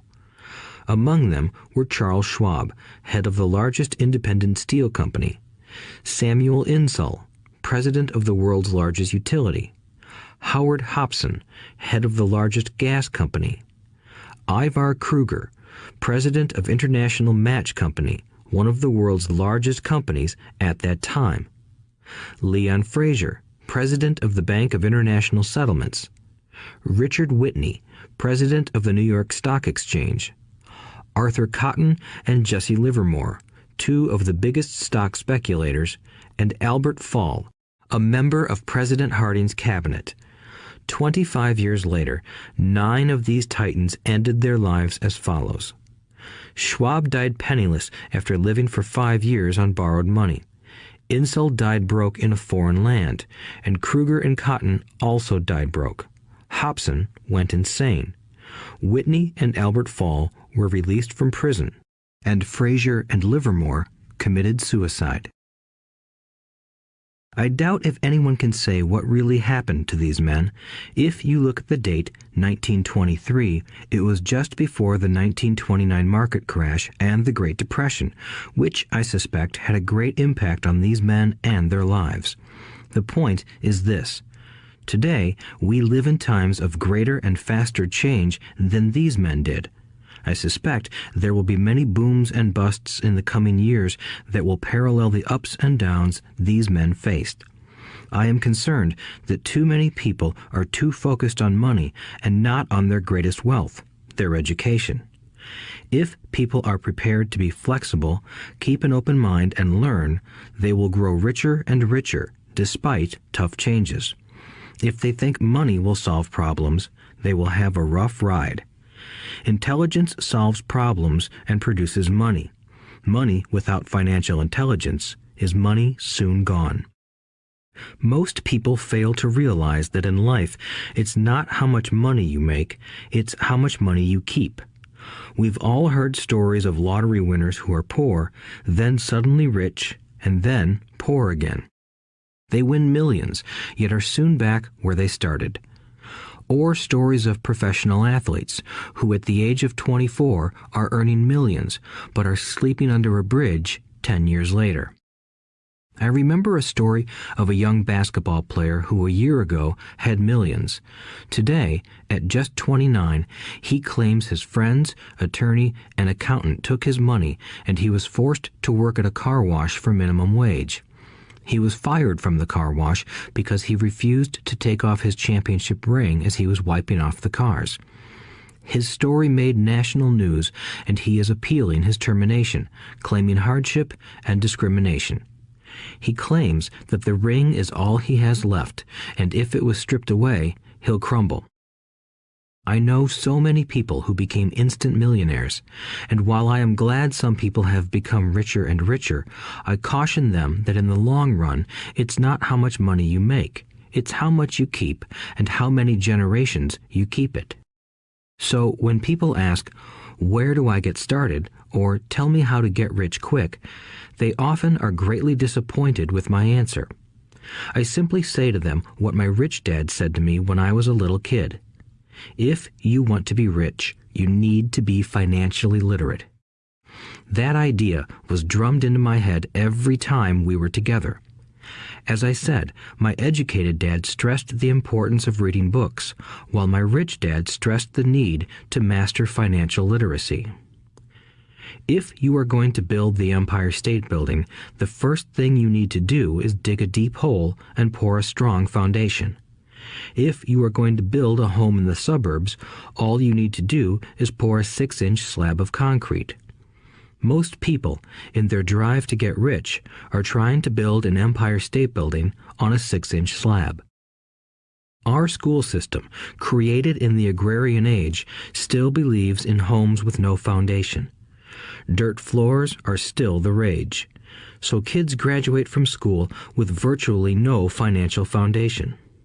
One day, sleepless and deep in debt in suburbia, living the American dream, they decide that the answer to their financial problems is to find a way to get rich quick. Construction on the skyscraper begins. It goes up quickly, and soon, instead of the Empire State Building, we have the Leaning Tower of suburbia. The sleepless nights return. As for Mike and me in our adult years, both of our choices were possible because we were taught to pour a strong financial foundation when we were just kids. Accounting is possibly the most confusing, boring subject in the world, but if you want to be rich long term, it could be the most important subject. For Rich Dad, the question was how to take a boring and confusing subject and teach it to kids. The answer he found was to make it simple by teaching it in pictures. My rich dad poured a strong financial foundation for Mike and me. Since we were just kids, he created a simple way to teach us. For years, he only drew pictures and used few words. Mike and I understood the simple drawings, the jargon, the movement of money, and then in later years, Rich Dad began adding numbers. Today, Mike has gone on to master much more complex and sophisticated accounting analysis because he had to in order to run his empire. I am not as sophisticated because my empire is smaller, yet we come from the same simple foundation. Over the following pages, we will discuss those same simple line drawings Mike's dad created for us. Though basic, those drawings helped guide two little boys in building great sums of wealth on a solid and deep foundation. Rule number 1. You must know the difference between an asset and a liability, and buy assets. If you want to be rich, this is all you need to know. It is rule number 1. It is the only rule. This may sound absurdly simple, but most people have no idea how profound this rule is. Most people struggle financially because they do not know the difference between an asset and a liability. Rich people acquire assets. The poor and middle class acquire liabilities that they think are assets, said Rich Dad. When Rich Dad explained this to Mike and me, we thought he was kidding. Here we were, nearly teenagers, and waiting for the secret to getting rich. And this was his answer. It was so simple that we stopped for a long time to think about it. "What is an asset?" asked Mike. "Don't worry right now," said Rich Dad. "Just let the idea sink in.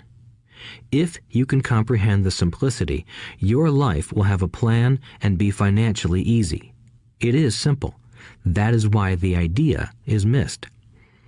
"You mean all we need to know is what an asset is, acquire them, and we'll be rich?" I asked. Rich Dad nodded his head. "It's that simple." "If it's that simple, how come everyone is not rich?" I asked. Rich Dad smiled. "Because people do not know the difference between an asset and a liability."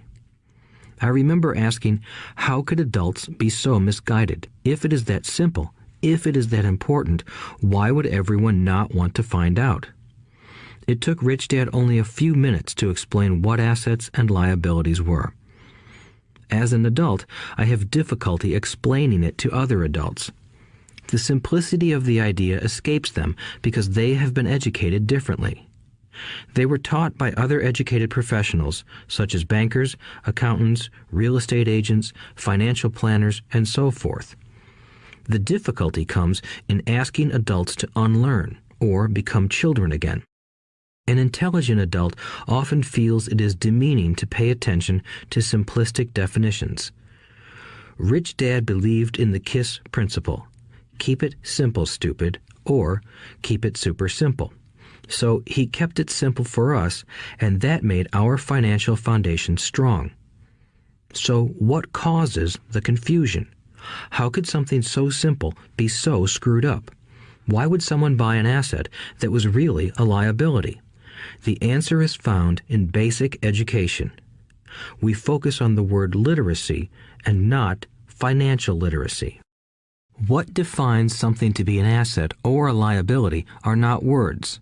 In fact, if you really want to be confused, look up the words asset and liability in the dictionary. I know the definition may sound good to a trained accountant, but for the average person, it makes no sense.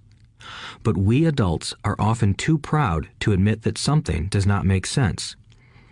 To us young boys, Rich Dad said, "What defines an asset are not words, but numbers. And if you can't read the numbers, you can't tell an asset from a hole in the ground." In accounting, Rich Dad would say, it's not the numbers, but what the numbers are telling you. It's just like words. It's not the words, but the story the words are telling you. If you want to be rich, you've got to read and understand numbers. If I heard that once, I heard it 1,000 times from my rich dad. And I also heard the rich acquire assets and the poor and middle class acquire liabilities. Here is how to tell the difference between an asset and a liability. Most accountants and financial professionals do not agree with the definitions, but these simple drawings were the start of strong financial foundations for two young boys. An asset is something that puts money in my pocket. A liability is something that takes money out of my pocket. This is really all you need to know. If you want to be rich, simply spend your life buying assets. If you want to be poor or middle class, spend your life buying liabilities. Illiteracy, both in words and numbers, is the foundation of financial struggle. If people are having difficulties financially, there is something that they don't understand, either in words or numbers. The rich are rich because they are more literate in different areas than people who struggle financially. So if you want to be rich and maintain your wealth, it's important to be financially literate in words as well as numbers. Numbers alone mean little, just as words out of context mean little. It's the story that counts. In financial reporting, reading numbers is looking for the plot, the story of where the cash is flowing. In 80% of most families, the financial story paints a picture of hard work to get ahead. However, this effort is for naught because they spend their lives buying liabilities instead of assets. Everyone has living expenses, the need for food, shelter, and clothing. It is the cash flow that tells the story of how a person handles their money. The reason I started with the story of the richest men in America is to illustrate the flaw in believing that money will solve all problems. That is why I cringe whenever I hear people ask me how to get rich quicker or where they should start. I often hear, "I'm in debt, so I need to make more money." But more money will often not solve the problem. In fact, it may compound the problem. Money often makes obvious our tragic human flaws, putting a spotlight on what we don't know. That is why, all too often, a person who comes into a sudden windfall of cash, let's say an inheritance, a pay raise, or lottery winnings, soon returns to the same financial mess, if not worse than the mess they were in before. Money only accentuates the cash flow pattern running in your head. If your pattern is to spend everything you get, most likely an increase in cash will just result in an increase in spending. Thus the saying, "A fool and his money is one big party." I have said many times that we go to school to gain scholastic and professional skills, both of which are important. We learn to make money with our professional skills. In the 1960s, when I was in high school, if someone did well academically, people assumed this bright student would go on to be a medical doctor because it was the profession with the promise of the greatest financial reward. Today, doctors face financial challenges I wouldn't wish on my worst enemy. Insurance companies taking control of the business, managed healthcare, government intervention, and malpractice suits. Today, kids want to be famous athletes, movie stars, rock stars, beauty queens, or CEOs because that is where the fame, money, and prestige are. That is the reason it is so hard to motivate kids in school today. They know that professional success is no longer solely linked to academic success, as it once was. Because students leave school without financial skills, millions of educated people pursue their profession successfully, but later find themselves struggling financially. They work harder, but don't get ahead. What is missing from their education is not how to make money, but how to manage money. It's called financial aptitude, what you do with the money once you make it, how to keep people from taking it from you, how to keep it longer, and how to make that money work hard for you. Most people don't understand why they struggle financially because they don't understand cash flow. A person can be highly educated, professionally successful, and financially illiterate. These people often work harder than they need to because they learned how to work hard, but not how to have their money work hard for them. The story of how the quest for a financial dream turns into a financial nightmare. The classic story of hardworking people has set a pattern. Recently married, the happy, highly educated young couple moves into one of their cramped, rented apartments. Immediately, they realize that they are saving money because two can live as cheaply as one. The problem is the apartment is cramped. They decide to save money to buy their dream home so they can have kids. They now have two incomes, and they begin to focus on their careers. Their incomes begin to increase. As their incomes go up, their expenses go up as well. The number one expense for most people is taxes. Many people think it's income tax, but for most Americans, their highest tax is Social Security. As an employee, it appears as if the Social Security tax combined with the Medicare tax rate is roughly 7.5%, but it's really 15% since the employer must match the Social Security amount. In essence, it is money the employer can't pay you. On top of that, you still have to pay income tax on the amount deducted from your wages for Social Security tax. Income you never received because it went directly to Social Security through withholding. Going back to the young couple, as a result of their incomes increasing, they decide to buy the house of their dreams. Once in their house, they have a new tax called property tax. Then they buy a new car, new furniture, and new appliances to match their new house.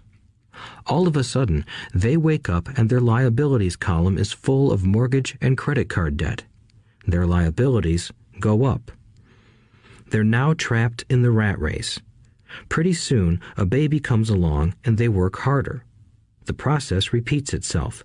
Higher incomes cause higher taxes, also called bracket creep. A credit card comes in the mail. They use it.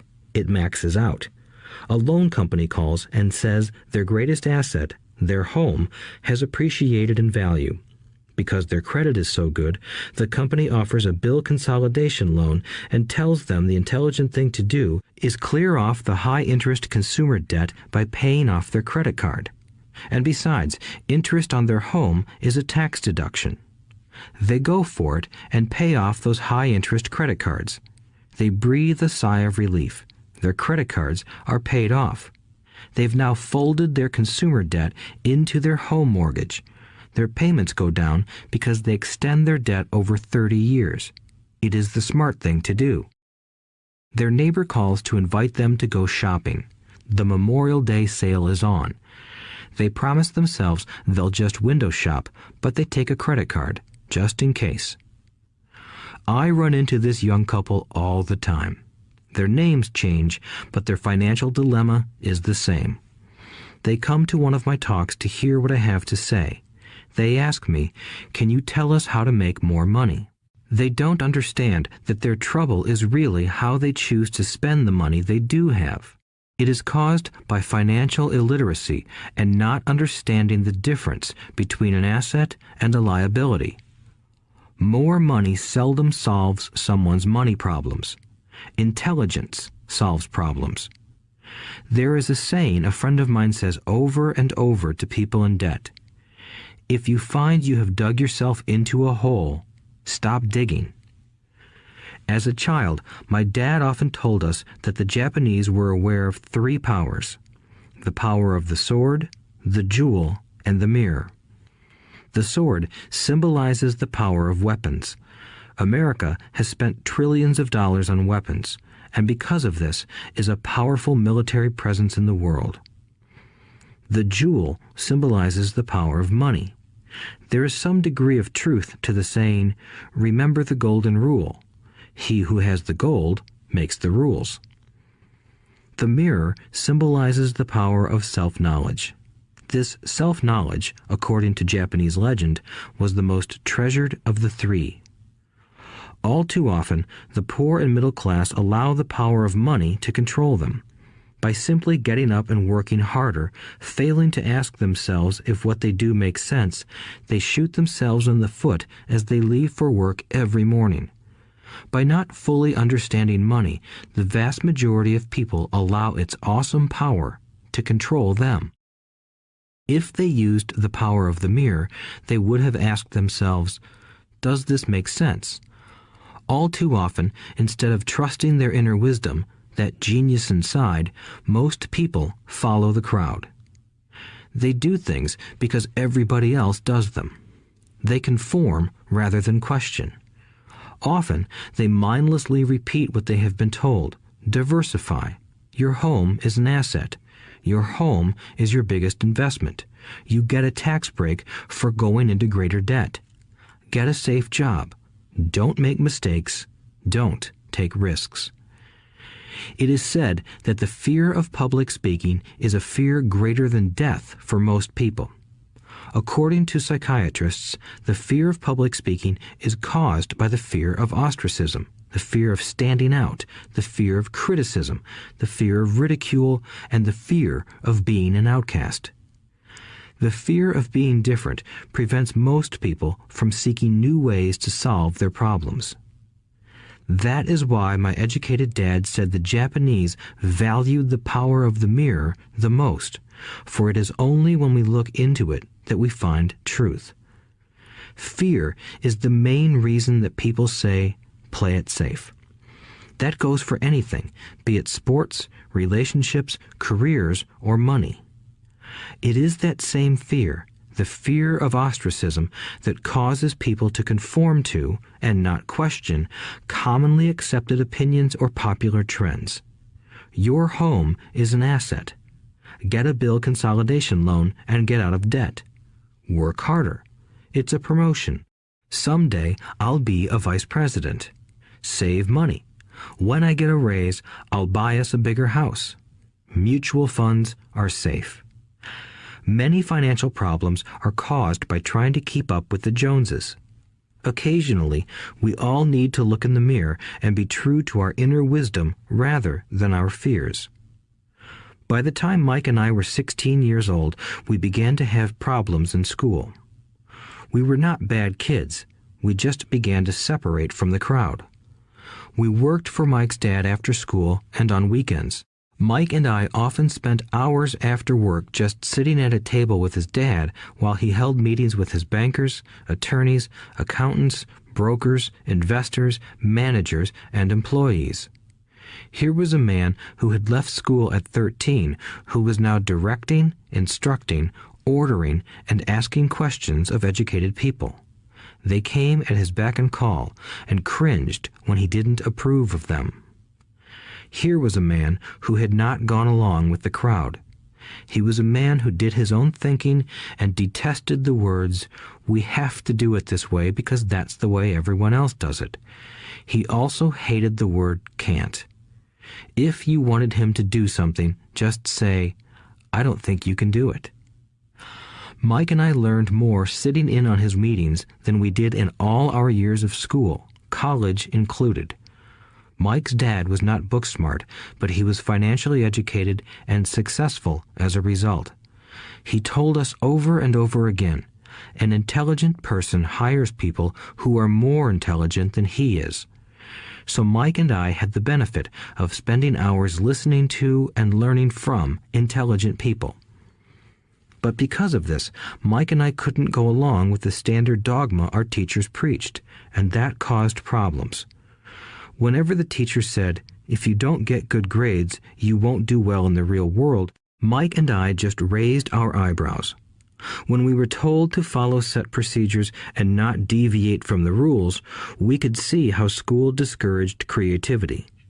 We started to understand why our rich dad told us that schools were designed to produce good employees instead of employers. Occasionally, Mike or I would ask our teachers how what we studied was applicable to the real world, or why we never studied money and how it worked. To the latter question, we often got the answer that money was not important, that if we excelled in our education, the money would follow. The more we knew about the power of money, the more distant we grew from the teachers and our classmates. My highly educated dad never pressured me about my grades, but we did begin to argue about money. By the time I was 16, I probably had a far better foundation with money than both my parents. I could keep books, I listened to tax accountants, corporate attorneys, bankers, real estate brokers, investors, and so forth. By contrast, my dad talked to other teachers. One day, my dad told me that our home was his greatest investment. A not too pleasant argument took place when I showed him why I thought a house was not a good investment. I showed him the ancillary expenses that went along with owning the home. A bigger home meant bigger expenses, and the cash flow kept going out through the expense column. Today, people still challenge me on the idea of a house not being an asset. I know that for many people, it is their dream as well as their largest investment. And owning your own home is better than nothing. I simply offer an alternative way of looking at this popular dogma.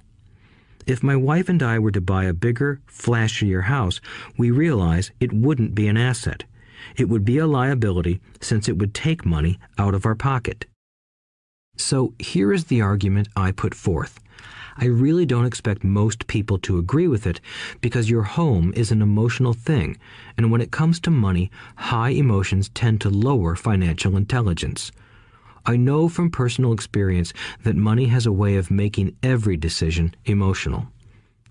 1. When it comes to houses, most people work all their lives paying for a home they never own. In other words, most people buy a new house every few years, each time incurring a new 30-year loan to pay off the previous one. 2. Even though people receive a tax deduction for interest on mortgage payments, they pay for all their other expenses with after-tax dollars, even after they pay off their mortgage. 3. My wife's parents were shocked when the property taxes on their home increased to $1,000 a month. This was after they had retired, so the increase put a strain on their retirement budget and they felt forced to move. 4. Houses do not always go up in value.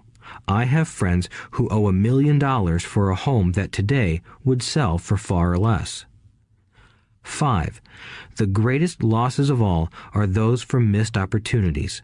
If all your money is tied up in your house, you may be forced to work harder because your money continues blowing out of the expense column instead of adding to the asset column, the classic middle-class cash flow pattern. If a young couple would put more money into their asset column early on, their later years would be easier. Their assets would have grown and would be available to help cover expenses. All too often, a house only serves as a vehicle for incurring a home equity loan to pay for mounting expenses.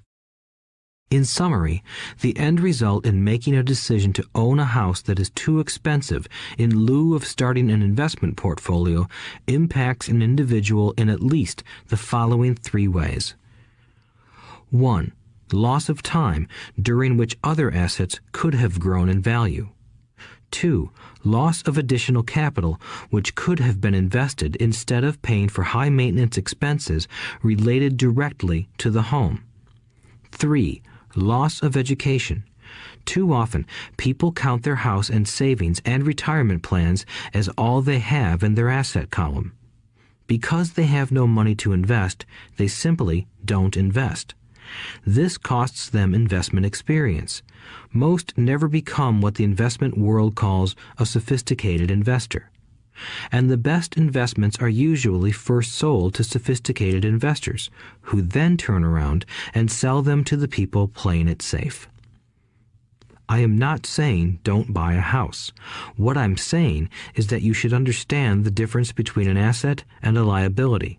When I want a bigger house, I first buy assets that will generate the cash flow to pay for the house.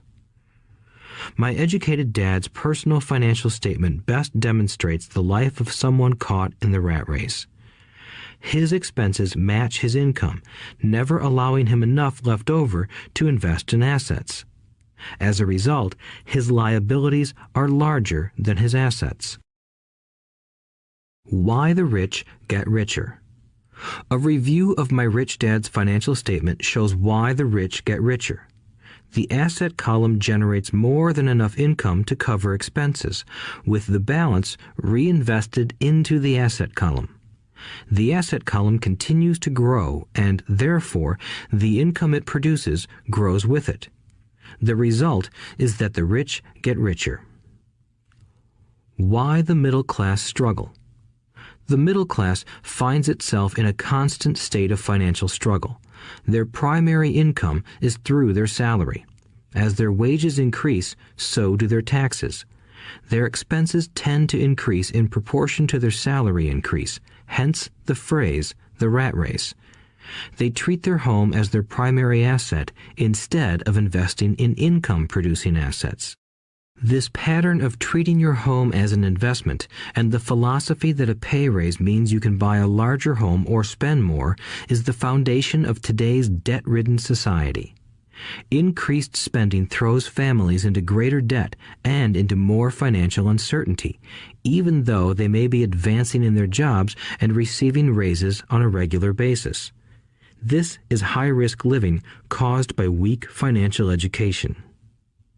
The massive loss of jobs in recent times proves how shaky the middle class really is financially. Company pension plans are being replaced by 401k plans. Social Security is obviously in trouble and can't be relied upon as a source for retirement. Panic has set in for the middle class. Today, mutual funds are popular because they supposedly represent safety. Average mutual fund buyers are too busy working to pay taxes and mortgages, save for their children's college, and pay off credit cards. They do not have time to study investing, so they rely on the expertise of the manager of a mutual fund. Also, because the mutual fund includes many different types of investments, they feel their money is safer because it is diversified. This educated middle class subscribes to the dogma put out by mutual fund brokers and financial planners. Play it safe, avoid risk. The real tragedy is that the lack of early financial education is what creates the risk faced by average middle class people. The reason they have to play it safe is because their financial positions are tenuous at best. Their balance sheets are not balanced. Instead, they are loaded with liabilities and have no real assets that generate income. Typically, their only source of income is their paycheck. Their livelihood becomes entirely dependent on their employer.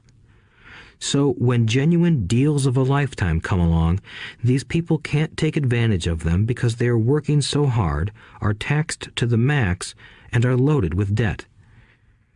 As I said at the start of this section, the most important rule is to know the difference between an asset and a liability. Once you understand the difference, concentrate your efforts on buying income-generating assets. That's the best way to get started on a path to becoming rich. Keep doing that and your asset column will grow. Keep liabilities and expenses down so more money is available to continue pouring into the asset column. Soon, the asset base will be so deep that you can afford to look at more speculative investments. Investments that may have returns of 100% to infinity. $5,000 investments that are soon turned into $1 million or more. Investments that the middle class calls too risky. The investment is not risky for the financially literate. As an employee who is also a homeowner, your working efforts are generally as follows. 1. You work for the company. Employees make their business owner or the shareholders rich, not themselves.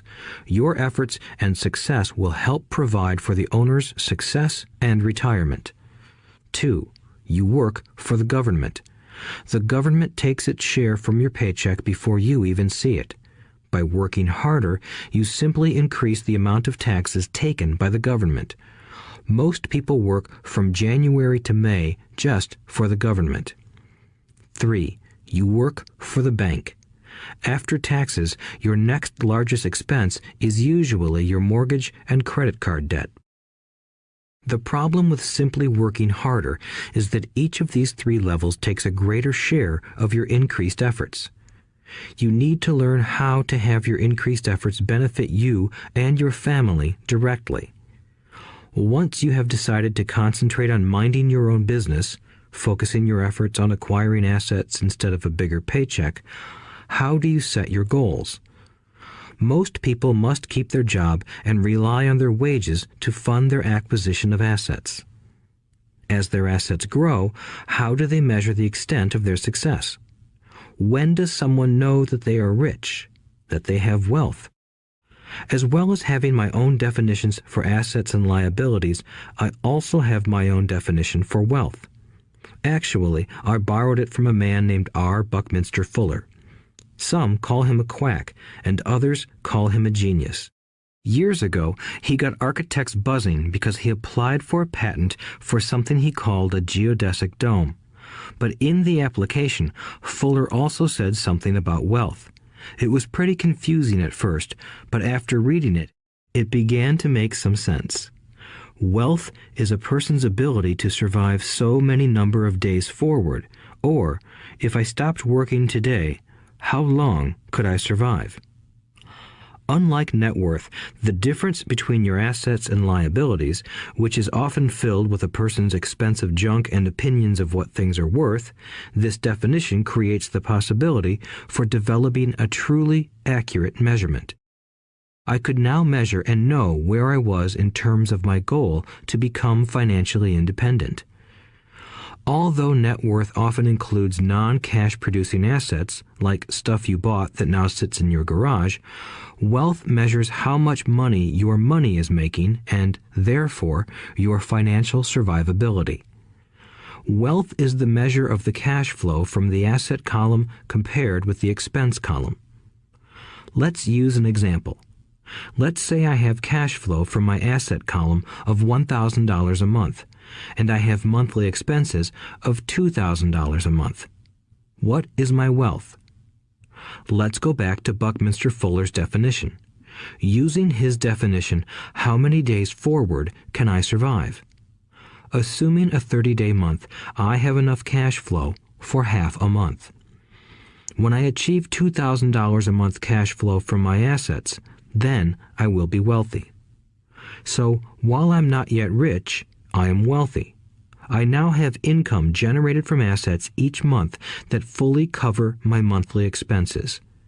If I want to increase my expenses, I first must increase my cash flow to maintain this level of wealth. Also note that it is at this point that I'm no longer dependent on my wages. I have focused on and been successful in building an asset column that has made me financially independent. If I quit my job today, I would be able to cover my monthly expenses with the cash flow from my assets. My next goal would be to have the excess cash flow from my assets reinvested into the asset column. The more money that goes into my asset column, the more my asset column grows. The more my assets grow, the more my cash flow grows. And as long as I keep my expenses less than the cash flow from these assets, I grow richer with more and more income from sources other than my physical labor. As this reinvestment process continues, I am well on my way to becoming rich. Just remember this simple observation. The rich buy assets. The poor only have expenses. The middle class buy liabilities they think are assets. So how do I start minding my own business? What is the answer? Listen to the founder of McDonald's in the next chapter. Chapter 3. Lesson 3. Mind your own business. The rich focus on their asset columns while everyone else focuses on their income statements. In 1974, Ray Kroc, the founder of McDonald's, was asked to speak to the MBA class at the University of Texas at Austin. A friend of mine was a student in that MBA class. After a powerful and inspiring talk, the class adjourned and the students asked Ray if he would join them at their favorite hangout to have a few beers. Ray graciously accepted. "What business am I in?" Ray asked once the group had all their beers in hand. Everyone laughed, my friend said. Most of the MBA students thought Ray was just fooling around. No one answered, so Ray asked again. "What business do you think I'm in?" The students laughed again, and finally one brave soul yelled out, "Ray, who in the world doesn't know that you're in the hamburger business?" Ray chuckled. "That's what I thought you would say." He paused and then quickly added, "Ladies and gentlemen, I'm not in the hamburger business. My business is real estate." As my friend tells the story, Ray spent a good amount of time explaining his viewpoint. In his business plan, Ray knew that the primary business focus was to sell hamburger franchises, but what he never lost sight of was the location of each franchise. He knew that the land and its location were the most significant factors in the success of each franchise. Basically, the person who bought the franchise was also buying the real estate under the franchise for Ray Kroc's organization. Today, McDonald's is the largest single owner of real estate in the world, owning even more than the Catholic Church. McDonald's owns some of the most valuable intersections and street corners in America and around the globe. My friend considers this as one of the most important lessons in his life. Today, he owns car washes, but his business is the real estate under those car washes. The previous chapter presented that most people work for everyone but themselves. They work first for the owners of the company, then for the government through taxes, and finally for the bank that owns their mortgage. When I was a young boy, we did not have a McDonald's nearby. Yet my rich dad was responsible for teaching Mike and me the same lesson that Ray Kroc talked about at the University of Texas. It is secret number 3 of the rich. The secret is mind your own business. Financial struggle is often directly the result of people working all their lives for someone else. Many people will simply have nothing at the end of their working days to show for their efforts. Our current educational system focuses on preparing today's youth to get good jobs by developing scholastic skills. Their lives will revolve around their wages or, as described earlier, their income column. Many will study further to become engineers, scientists, cooks, police officers, artists, writers, and so on. These professional skills allow them to enter the workforce and work for money. But there is a big difference between your profession and your business. Often I ask people, "What is your business?" And they will say, "Oh, I'm a banker." Then I ask them if they own the bank, and they usually respond, "No, I work there." In that instance, they have confused their profession with their business. Their profession may be a banker, but they still need their own business. A problem with school is that you often become what you study. So if you study cooking, you become a chef. If you study the law, you become an attorney. And a study of auto mechanics makes you a mechanic. The mistake in becoming what you study is that too many people forget to mind their own business. They spend their lives minding someone else's business and making that person rich. To become financially secure, a person needs to mind their own business. Your business revolves around your asset column, not your income column. As stated earlier, the number one rule is to know the difference between an asset and a liability and to buy assets. The rich focus on their asset columns, while everyone else focuses on their income statements. That is why we hear so often, "I need a raise. If only I had a promotion. I am going back to school to get more training so I can get a better job. I am going to work overtime. Maybe I can get a second job." In some circles, these are sensible ideas, but you are still not minding your own business. These ideas all still focus on the income column and will only help a person become more financially secure if the additional money is used to purchase income-generating assets. The primary reason the majority of the poor and middle class are fiscally conservative, which means I can't afford to take risks, is that they have no financial foundation. They have to cling to their jobs and play it safe. When downsizing became the in thing to do, millions of workers found out their largest so-called asset, their home, was eating them alive. Their asset was costing them money every month. Their car, another asset, was eating them alive. The golf clubs in the garage that cost $1,000 were not worth $1,000 anymore. Without job security, they had nothing to fall back on. What they thought were assets could not help them survive in a time of financial crisis. I assume most of us have filled out a credit application to buy a house or a car. It's always interesting to look at the net worth section because of what accepted banking and accounting practices allow a person to count as assets. One day when I wanted a loan, my financial position did not look too good. So I added my new golf clubs, my art collection, books, electronics, Armani suits, wristwatches, shoes, and other personal effects to boost the number in the asset column. But I was turned down because I had too much investment real estate. The loan committee didn't like that I made so much money from rent. They wanted to know why I did not have a normal job with a salary. They did not question the Armani suits, golf clubs, or art collection. Life is sometimes tough when you do not fit the standard profile. I cringe every time I hear someone say to me that their net worth is $1 million or $100,000 or whatever. One of the main reasons net worth is not accurate is simply because the moment you begin selling your assets, you are taxed for any gains. So many people have put themselves in deep financial trouble when they run short of income. To raise cash, they sell their assets. But their personal assets can generally be sold for only a fraction of the value that is listed on their personal balance sheet. Or, if there is a gain on the sale of the assets, they are taxed on the gain. So again, the government takes its share, thus reducing the amount available to help them out of debt.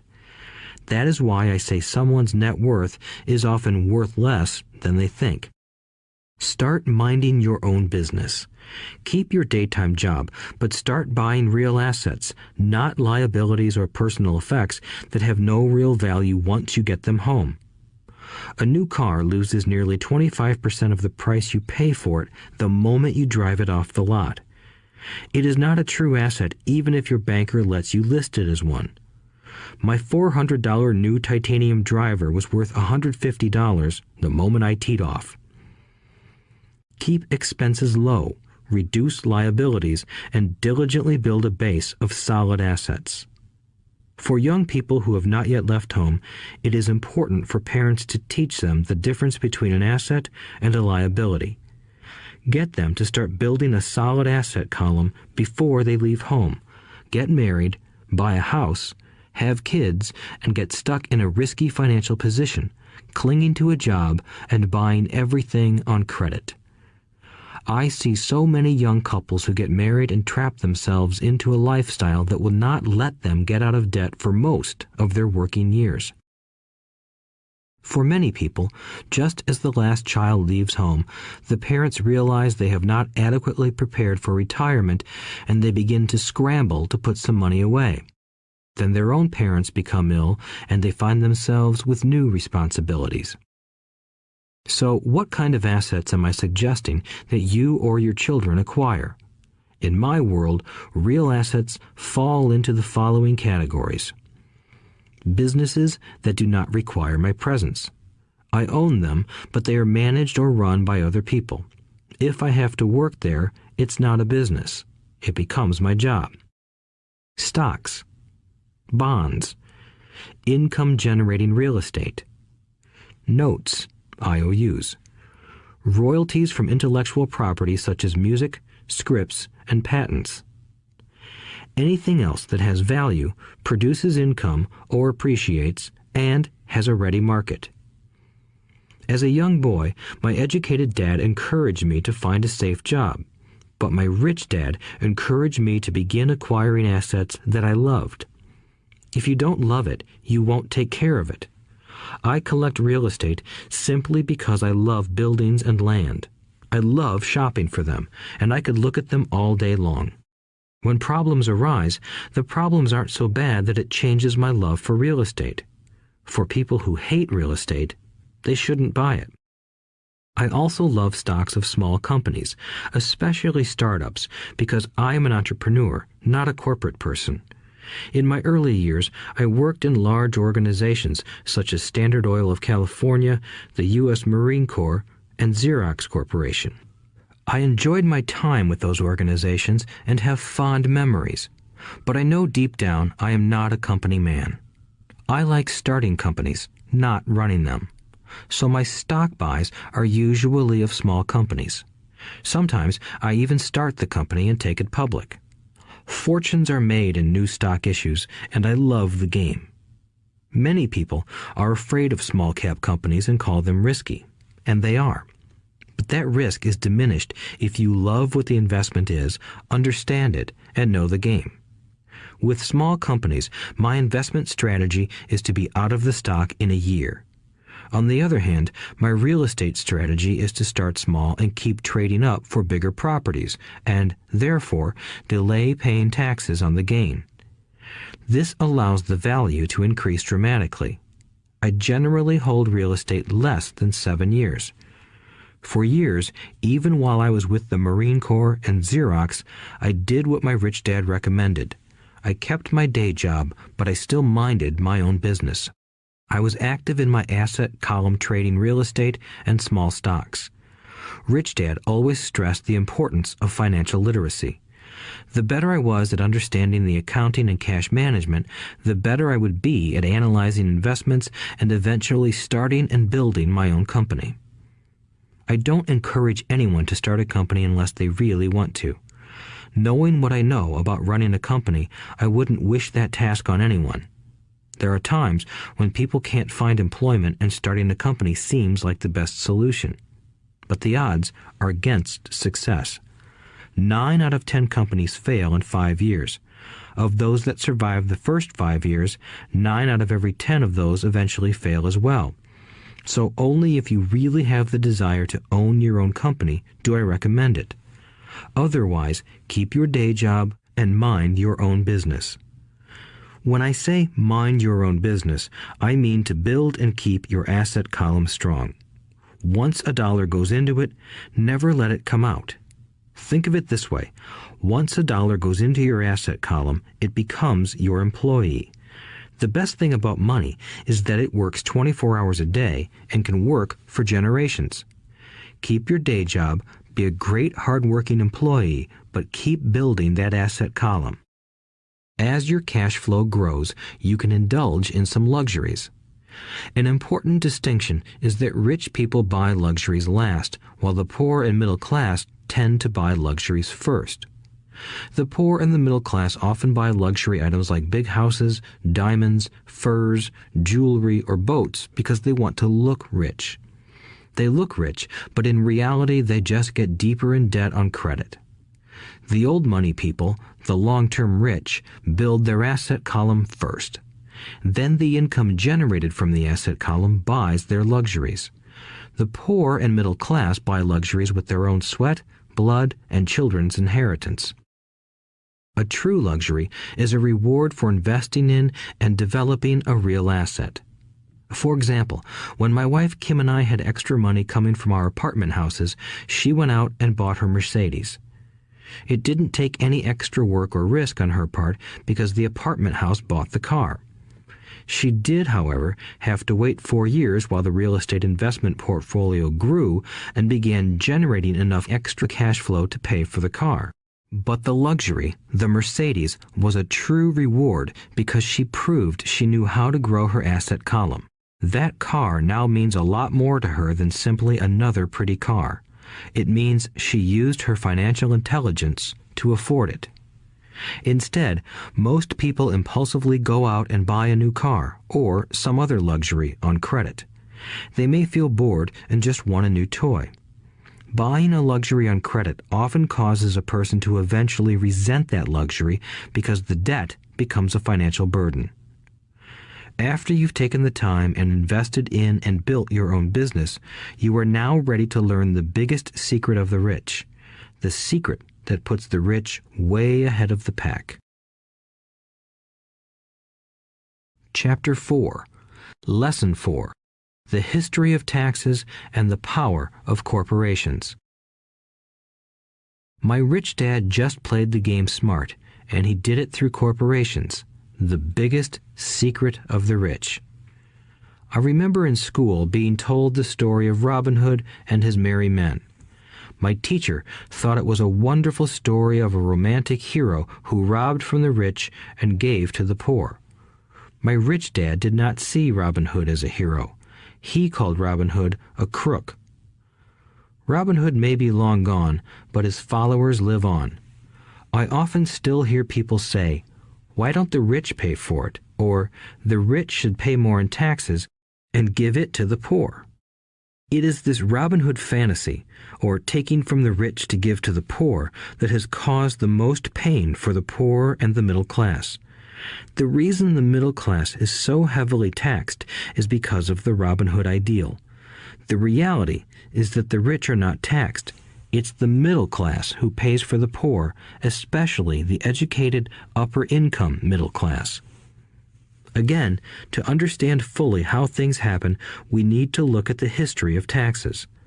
Although my highly educated dad was an expert on the history of education, my rich dad fashioned himself an expert on the history of taxes. Rich Dad explained to Mike and me that originally in England and America, there were no taxes. Occasionally, there were temporary taxes levied in order to pay for wars. The king or the president would put the word out and ask everyone to chip in. Taxes were levied in Britain for the fight against Napoleon from 1799 to 1816, and in America to pay for the Civil War from 1861 to 1865. In 1874, England made income tax a permanent levy on its citizens. In 1913, an income tax became permanent in the United States with the adoption of the 16th Amendment to the U.S. Constitution. At one time, Americans were anti-tax. It had been the tax on tea that led to the famous Tea Party in Boston Harbor, an incident that helped ignite the Revolutionary War. It took approximately 50 years in both England and the United States to sell the idea of a regular income tax. What these historical dates fail to reveal is that both of these taxes were initially levied against only the rich. It was this point that Rich Dad wanted Mike and me to understand. He explained that the idea of taxes was made popular and accepted by the majority by telling the poor and the middle class that taxes were created only to punish the rich. This is how the masses voted for the law, and it became constitutionally legal.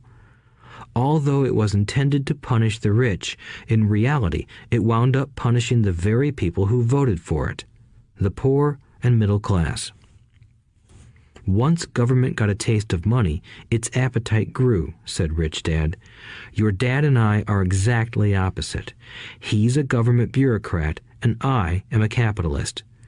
We get paid, and our success is measured on opposite behaviors. He gets paid to spend money and hire people. The more he spends and the more people he hires, the larger his organization becomes. In the government, a large organization is a respected organization.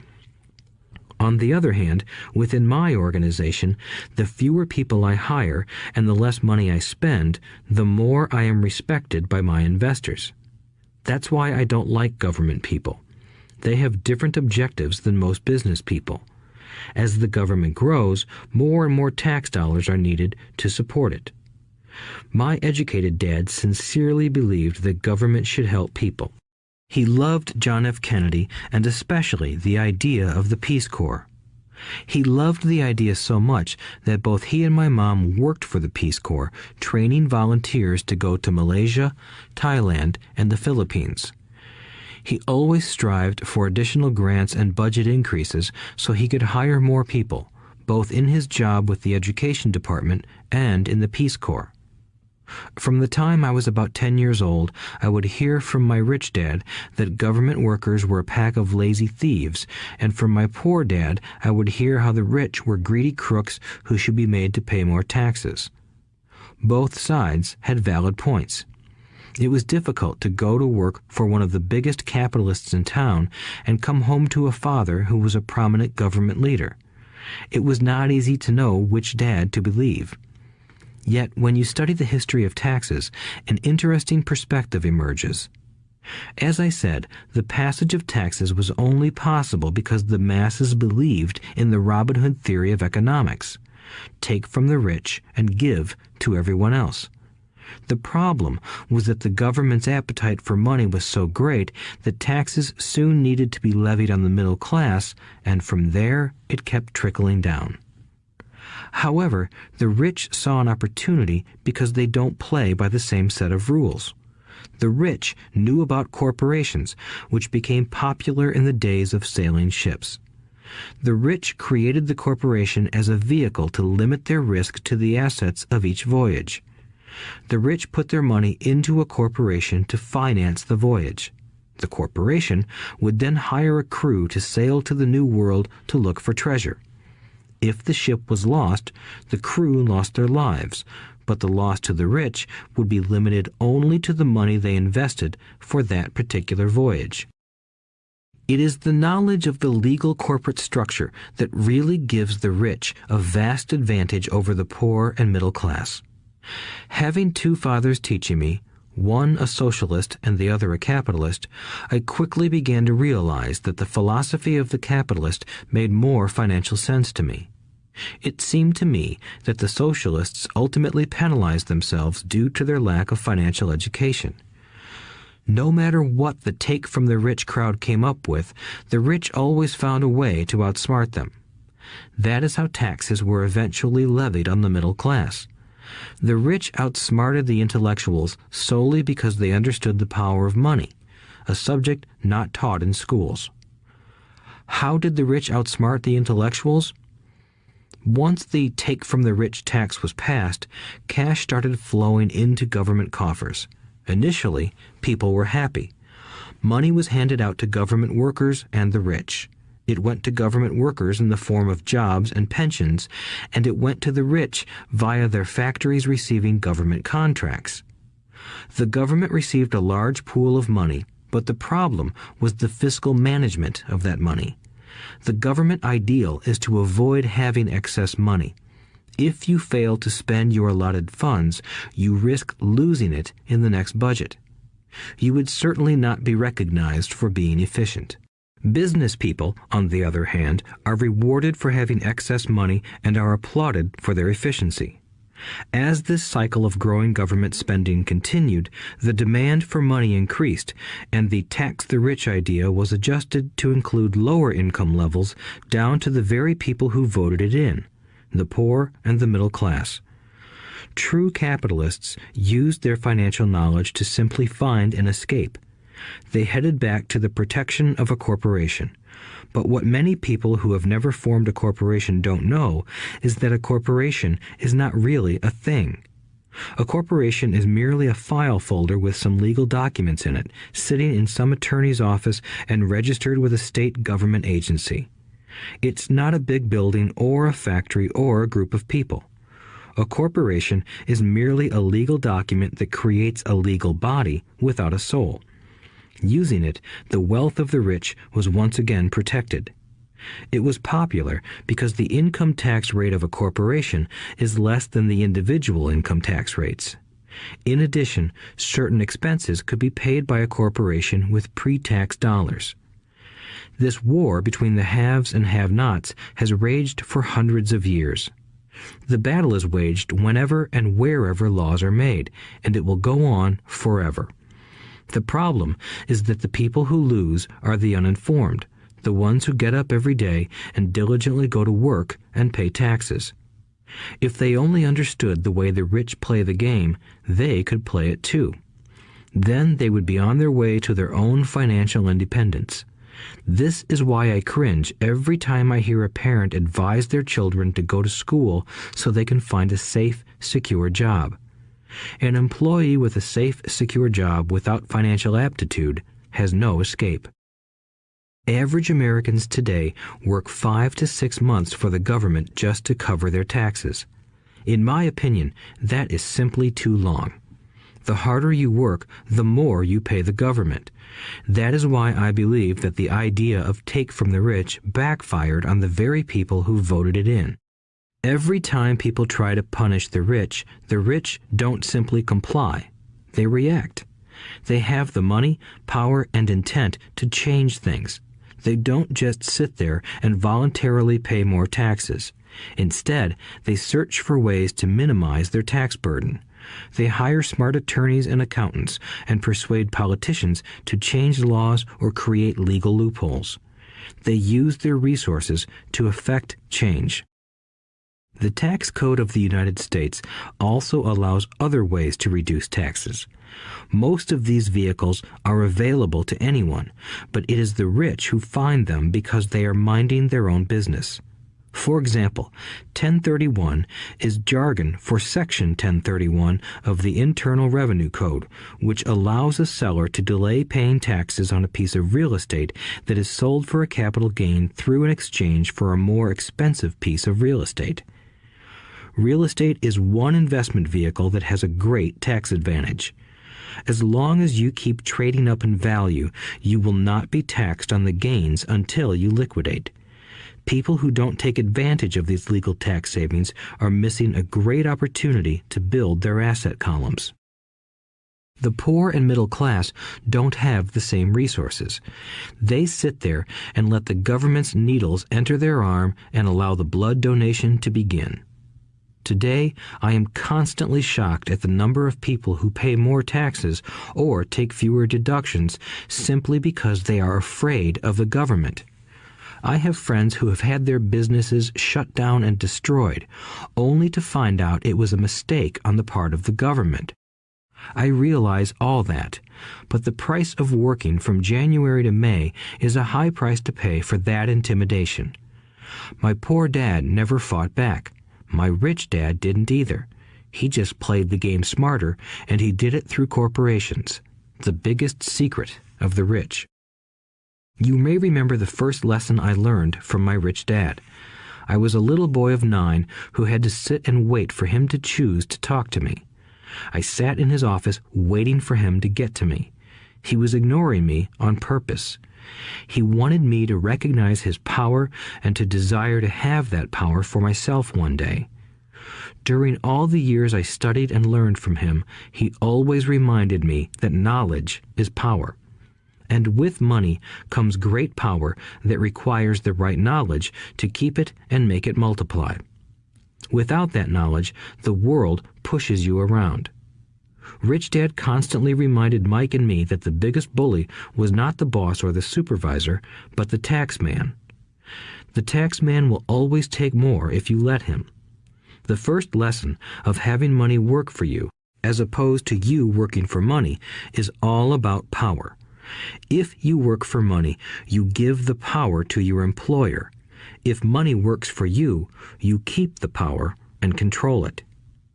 Once we had this knowledge of the power of money working for us, he wanted us to be financially smart and not let anyone or anything push us around. If you're ignorant, it's easy to be bullied. If you know what you're talking about, you have a fighting chance.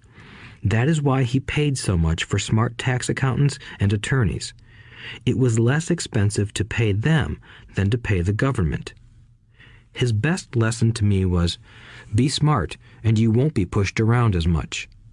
He knew the law because he was a law-abiding citizen and because it was expensive to not know the law. If you know you're right, you're not afraid of fighting back, even if you are taking on Robin Hood and his band of merry men. My highly educated dad always encouraged me to land a good job with a strong corporation. He spoke of the virtues of working your way up the corporate ladder. He didn't understand that, by relying solely on a paycheck from a corporate employer, I would be a docile cow ready for milking. When I told my rich dad of my father's advice, he only chuckled. "Why not own the ladder?" was all he said. As a young boy, I did not understand what Rich Dad meant by owning my own corporation. It was an idea that seemed impossible and intimidating. Although I was excited by the idea, my inexperience wouldn't let me envision the possibility that grown-ups would someday work for a company I would own. The point is that, if not for my rich dad, I would have probably followed my educated dad's advice. It was merely the occasional reminder of my rich dad that kept the idea of owning my own corporation alive and kept me on a different path. By the time I was 15 or 16, I knew I wasn't going to continue down the path my educated dad recommended. I didn't know how I was going to do it, but I was determined not to head in the direction most of my classmates were heading. That decision changed my life. It was not until my mid-20s that my rich dad's advice began to make more sense to me. I was just out of the Marine Corps and working for Xerox. I was making a lot of money, but every time I looked at my paycheck, I was disappointed. The deductions were so large, and the more I worked, the greater they became. As I became more successful, my bosses talked about promotions and raises. It was flattering, but I could hear my rich dad asking in my ear, "Who are you working for? Who are you making rich?" In 1974, while still an employee for Xerox, I formed my first corporation and began minding my own business. There were already a few assets in my asset column, but now I was determined to focus on making it bigger. Those paychecks, with all the deductions, made all the years of my rich dad's advice make total sense. I could see the future if I followed my educated dad's advice. Many employers feel that advising their workers to mind their own business is bad for business. But for me, focusing on my own business and developing assets made me a better employee because I now had a purpose. I came in early and worked diligently, amassing as much money as possible so I could invest in real estate. Hawaii was just set to boom, and there were fortunes to be made. The more I realized that we were in the beginning stages of a boom, the more Xerox machines I sold. The more I sold, the more money I made, and, of course, the more deductions came out of my paycheck. It was inspiring. I wanted out of the employee trap so badly that I worked even harder so I could invest more. By 1978, I was consistently one of the top 5 salespeople at the company. I badly wanted out of the rat race. In less than 3 years, I was making more in my real estate holding corporation than I was making at Xerox, and the money I was making in my asset column in my own corporation was money working for me, not me pounding on doors selling copiers. My rich dad's advice made much more sense. Soon, the cash flow from my properties were so strong that my company bought me my first Porsche. My fellow Xerox salespeople thought I was spending my commissions. I wasn't. I was investing my commissions in assets. My money was working hard to make more money. Each dollar in my asset column was a great employee, working hard to make more employees and buy the boss a new Porsche with before-tax dollars. I began to work harder for Xerox. The plan was working, and my Porsche was the proof. By using the lessons I learned from my rich dad, I was able to get out of the proverbial rat race at an early age. It was made possible because of the strong financial knowledge I had acquired through Rich Dad's lessons. Without this financial knowledge, which I call financial intelligence or financial IQ, my road to financial independence would have been much more difficult. I now teach others in the hope that I may share my knowledge with them. I remind people that financial IQ is made up of knowledge from 4 broad areas of expertise. 1. Accounting. Accounting is financial literacy or the ability to read numbers. This is a vital skill if you want to build an empire. The more money you are responsible for, the more accuracy is required, or the house comes tumbling down. This is the left brain side, or the details. Financial literacy is the ability to read and understand financial statements, which allows you to identify the strengths and weaknesses of any business. 2. Investing. Investing is the science of money making money. This involves strategies and formulas which use the creative right brain side. 3. Understanding markets. Understanding markets is the science of supply and demand. You need to know the technical aspects of the market, which are emotion-driven, in addition to the fundamental or economic aspects of an investment. Does an investment make sense or does it not make sense based on current market conditions? 4. The law. A corporation wrapped around the technical skills of accounting, investing, and markets can contribute to explosive growth. A person who understands the tax advantages and protections provided by a corporation can get rich so much faster than someone who is an employee or a small business sole proprietor. It's like the difference between someone walking and someone flying. The difference is profound when it comes to long-term wealth. Tax advantages. A corporation can do many things that an employee cannot, like pay expenses before paying taxes. That is a whole area of expertise that is very exciting. Employees earn and get taxed and then try to live on what is left. A corporation earns, spends everything it can, and is taxed on anything that is left. It's one of the biggest legal tax loopholes that the rich use. They're easy to set up and are not expensive if you own investments that are producing good cash flow. For example, by owning your own corporation, your vacations can be board meetings in Hawaii. Car payments, insurance, repairs, and health club memberships are company expenses. Most restaurant meals are partial expenses and on. But it's done legally with pre-tax dollars. Protection from lawsuits. We live in a litigious society. Everybody wants a piece of your action. The rich hide much of their wealth using vehicles such as corporations and trusts to protect their assets from creditors. When someone sues a wealthy individual, they are often met with layers of legal protection and often find that the wealthy person actually owns nothing. They control everything, but own nothing. The poor and middle class try to own everything and lose it to the government or to fellow citizens who like to sue the rich. They learned it from the Robin Hood story. Take from the rich and give it to the poor. It is not the purpose of this audiobook to go into the specifics of owning a corporation. But I will say that if you own any kind of legitimate assets, I would consider finding out more about the benefits and protection offered by a corporation as soon as possible. There are many books written on the subject that will detail the benefits and even walk you through the steps necessary to set up a corporation. Garrett Sutton's books on corporations provide wonderful insight into the power of personal corporations. Financial IQ is actually the synergy of many skills and talents.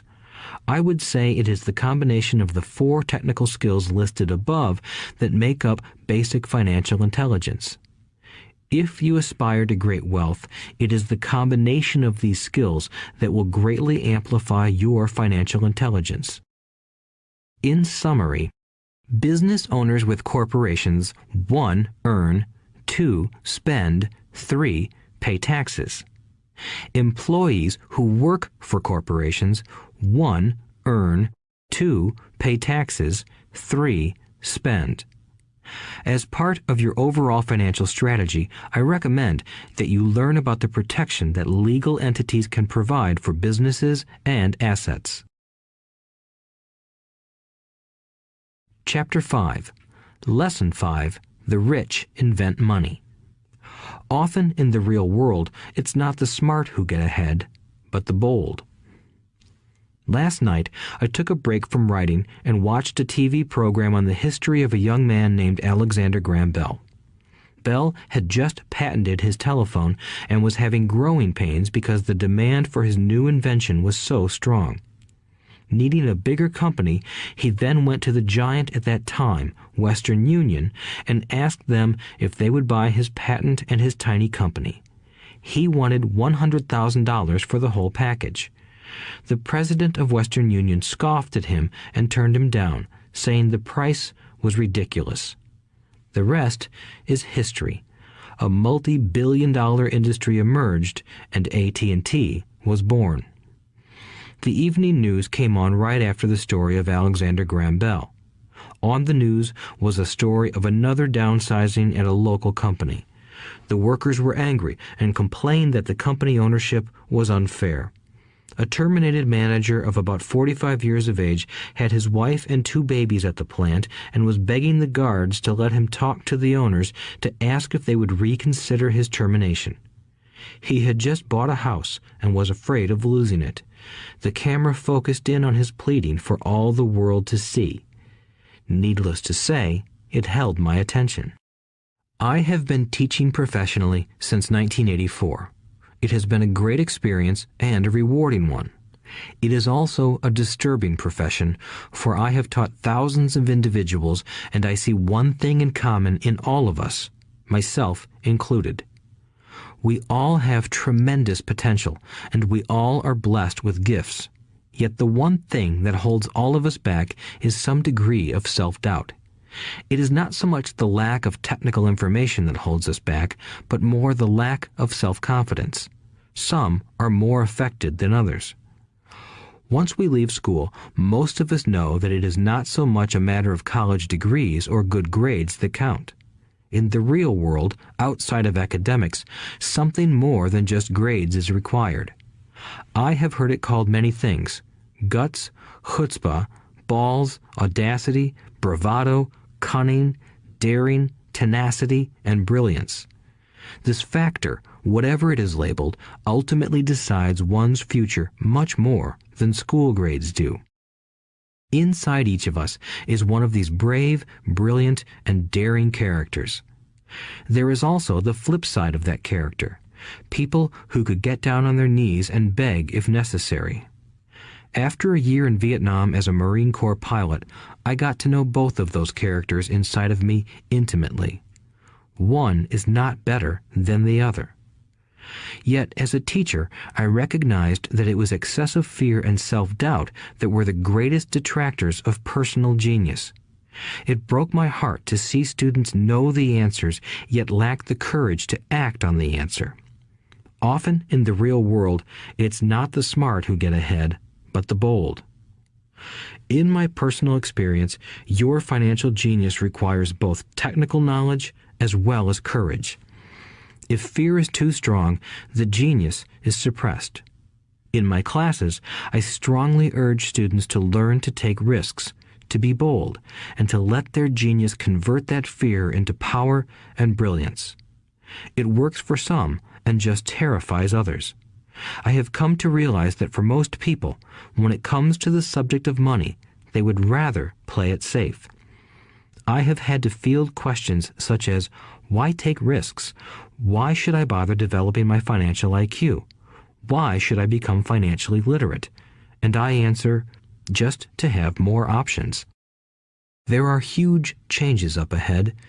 In the coming years, there will be more people just like the young inventor Alexander Graham Bell.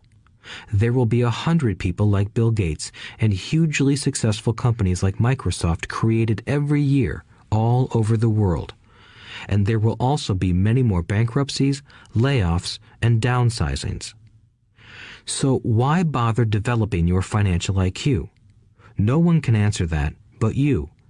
Yet I can tell you why I myself do it. I do it because it is the most exciting time to be alive.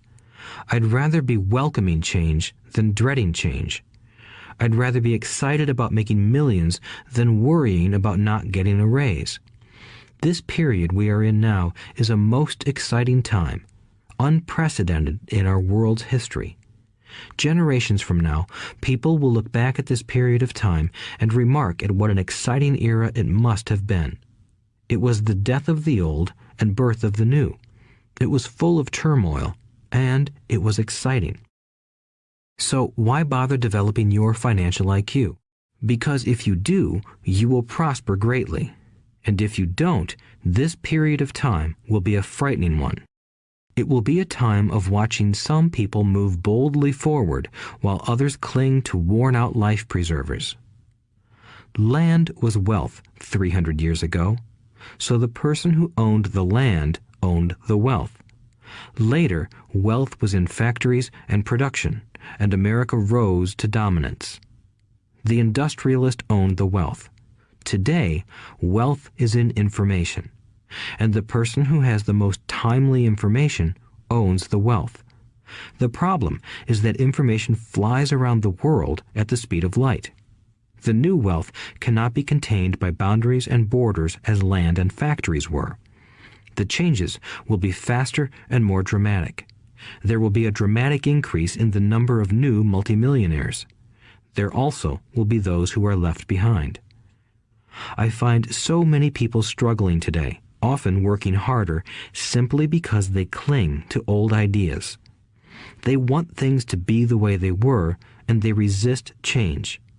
I know people who are losing their jobs or their houses, and they blame technology or the economy or their boss. Sadly, they fail to realize that they might be the problem. Old ideas are their biggest liability. It is a liability simply because they fail to realize that while that idea or way of doing something was an asset yesterday, yesterday is gone. One afternoon, I was teaching how to invest using a board game I had invented, Cash Flow, as a teaching tool. A friend had brought someone along to attend the class. This friend of a friend was recently divorced, had been badly burned in the divorce settlement, and was now searching for some answers. Her friend thought the class might help. The game was designed to help people learn how money works. In playing the game, they learn about the interaction of the income statement with the balance sheet. They learn how cash flows between the two and how the road to wealth is through striving to increase your monthly cash flow from the asset column to the point that it exceeds your monthly expenses. Once you accomplish this, you are able to get out of the rat race and out onto the fast track. As I have said, some people hate the game, some love it, and others miss the point. This woman missed a valuable opportunity to learn something. In the opening round, she drew a doodad card with the boat on it. At first, she was happy. "Oh, I've got a boat."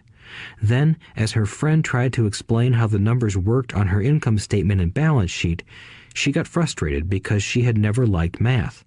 The rest of her table waited while her friend continued explaining the relationship between the income statement, balance sheet, and monthly cash flow. Suddenly, when she realized how the numbers worked, it dawned on her that her boat was eating her alive. Later on in the game, she was also downsized and had a child. It was a horrible game for her. After the class, her friend came by and told me that she was upset. She had come to the class to learn about investing and did not like the idea that it took so long to play a silly game. Her friend attempted to tell her to look within herself to see if the game reflected her in any way. With that suggestion, the woman demanded her money back. She said that the very idea that a game could be a reflection of her was ridiculous. Her money was promptly refunded, and she left. Since 1984, I have made millions simply by doing what the school system does not do. In school, most teachers lecture. I hated lectures as a student. I was soon bored, and my mind would drift. In 1984, I began teaching via games and simulations, and I still rely on these tools today. I always encourage adult students to look at games as reflecting back to them what they know and what they need to learn. Most importantly, games reflect behavior. They are instant feedback systems. Instead of the teacher lecturing you, the game is giving you a personalized lecture, one that is custom-made just for you. The friend of the woman who left later called to give me an update. She said her friend was fine and had calmed down. In her cooling-off period, she could see some slight relationship between the game and her life. Although she and her husband did not own a boat, they did own everything else imaginable. She was angry after their divorce, both because he had run off with a younger woman and because, after 20 years of marriage, they had accumulated little in the way of assets. There was virtually nothing for them to split. Their 20 years of married life had been incredible fun, but all they had accumulated was a ton of doodads. She realized that her anger at doing the numbers, the income statement and balance sheet, came from her embarrassment about not understanding them. She believed that finances were the man's job. She maintained the house and did the entertaining, and he handled the finances. She was now quite certain that in the last 5 years of their marriage, he had hidden money from her. She was angry at herself for not being more aware of where the money was going, as well as for not knowing about the other woman. Just like a board game, the world is always providing us with instant feedback. We could learn a lot if we tuned in more. One day, not long ago, I complained to my wife that the cleaners must have shrunk my pants. My wife gently smiled and poked me in the stomach to inform me that the pants had not shrunk. Something else had expanded. Me. The cash flow game was designed to give every player personal feedback. Its purpose is to give you options. If you draw the boat card and it puts you into debt, the question is, now what can you do? How many different financial options can you come up with? That is the purpose of the game, to teach players to think and create new and various financial options. Thousands of people throughout the world have played this game. The players who get out of the rat race the quickest are the people who understand numbers and have creative financial minds. They recognize different financial options. Rich people are often creative and take calculated risks. People who take the longest are people who are not familiar with numbers and often do not understand the power of investing. Some people playing cash flow gain lots of money in the game, but they don't know what to do with it. Even though they have money, everyone else seems to be getting ahead of them. And that is true in real life. There are a lot of people who have a lot of money and do not get ahead financially. Limiting your options is the same as hanging on to old ideas. I have a friend from high school who now works at 3 jobs. Years ago, he was the richest of all my classmates. When the local sugar plantation closed, the company he worked for went down with the plantation. In his mind, he had but one option, and that was the old option: work hard. The problem was that he couldn't find an equivalent job that recognized his seniority from the old company. As a result, he is overqualified for the jobs he currently has. so his salary is lower. He now works 3 jobs to earn enough to survive. I have watched people playing cash flow complain that the right opportunity cards are not coming their way, so they sit there. I know people who do that in real life. They wait for the right opportunity. I have watched people get the right opportunity card and then not have enough money. Then they complain that they would have gotten out of the rat race if they had had more money. So they sit there. I know people in real life who do that also. They see all the great deals, but they have no money. And I have seen people pull a great opportunity card, read it out loud, and have no idea that it is a great opportunity. They have the money, the time is right, they have the card, but they can't see the opportunity staring them in the face. They fail to see how it fits into their financial plan for escaping the rat race. And I know more people like that than all the others combined. Most people have an opportunity of a lifetime flash right in front of them, and they fail to see it. A year later, they find out about it, after everyone else got rich. Financial intelligence is simply having more options. If the opportunities aren't coming your way, what else can you do to improve your financial position? If an opportunity lands in your lap and you have no money and the bank won't talk to you, what else can you do to get the opportunity to work in your favor? If your hunch is wrong and what you've been counting on doesn't happen, how can you turn a lemon into millions? That is financial intelligence. It is not so much what happens, but how many different financial solutions you can think of to turn a lemon into millions. It is how creative you are in solving financial problems. Most people only know one solution: work hard, save, and borrow. So why would you want to increase your financial intelligence? Because you want to be the kind of person who creates your own luck. You take whatever happens and make it better. Few people realize that luck is created, just as money is. And if you want to be luckier and create money instead of working hard, then your financial intelligence is important. If you are the kind of person who is waiting for the right thing to happen, you might wait for a long time. It's like waiting for all the traffic lights to be green for 5 miles before you'll start your trip. As young boys, Mike and I were constantly told by my rich dad that money is not real. Rich Dad occasionally reminded us of how close we came to the secret of money on that first day we got together and began making money out of plaster of Paris.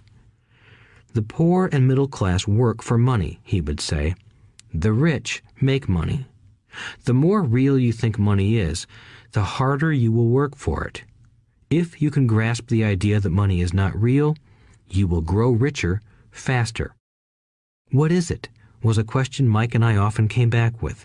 What is money if it is not real? What we agree it is, was all Rich Dad would say. The single most powerful asset we all have is our mind. If it is trained well, it can create enormous wealth seemingly instantaneously. An untrained mind can also create extreme poverty that can crush a family for generations. In the information age, money is increasing exponentially. A few individuals are getting ridiculously rich from nothing, just ideas and agreements. If you ask many people who trade stocks or other investments for a living, they see it done all the time. Often, millions can be made instantaneously from nothing. And by nothing, I mean no money was exchanged. It is done via agreement, a hand signal in a trading pit, a blip on a trader's screen in Lisbon from a trader's screen in Toronto and back to Lisbon, a call to my broker to buy and a moment later to sell. Money did not change hands. Agreements did. So why develop your financial genius? Only you can answer that. I can tell you why I have been developing this area of my intelligence. I do it because I want to make money fast. Not because I need to, but because I want to. It is a fascinating learning process. I develop my financial IQ because I want to participate in the fastest game and biggest game in the world. And, in my own small way, I would like to be part of this unprecedented evolution of humanity, the era where humans work purely with their minds and not with their bodies. Besides, it is where the action is. It is what is happening. It's hip, it's scary, and it's fun. That is why I invest in my financial intelligence, developing the most powerful asset I have. I want to be with people moving boldly forward. I do not want to be with those left behind. I will give you a simple example of creating money. In the early 1990s, the economy of Phoenix, Arizona was horrible. I was watching a TV show when a financial planner came on and began forecasting doom and gloom. His advice was to save money. Put $100 away every month, he said. In 40 years, you will be a multimillionaire. Well, putting money away every month is a sound idea. It is one option, the option most people subscribe to. The problem is this. It blinds the person to what is really going on. It causes them to miss major opportunities for much more significant growth of their money. The world is passing them by. As I said, the economy was terrible at that time. For investors, this is the perfect market condition. A chunk of my money was in the stock market and in apartment houses. I was short of cash. Because people were giving properties away, I was buying. I was not saving money. I was investing. Kim and I had more than $1 million in cash working in a market that was rising fast. It was the best opportunity to invest. The economy was terrible.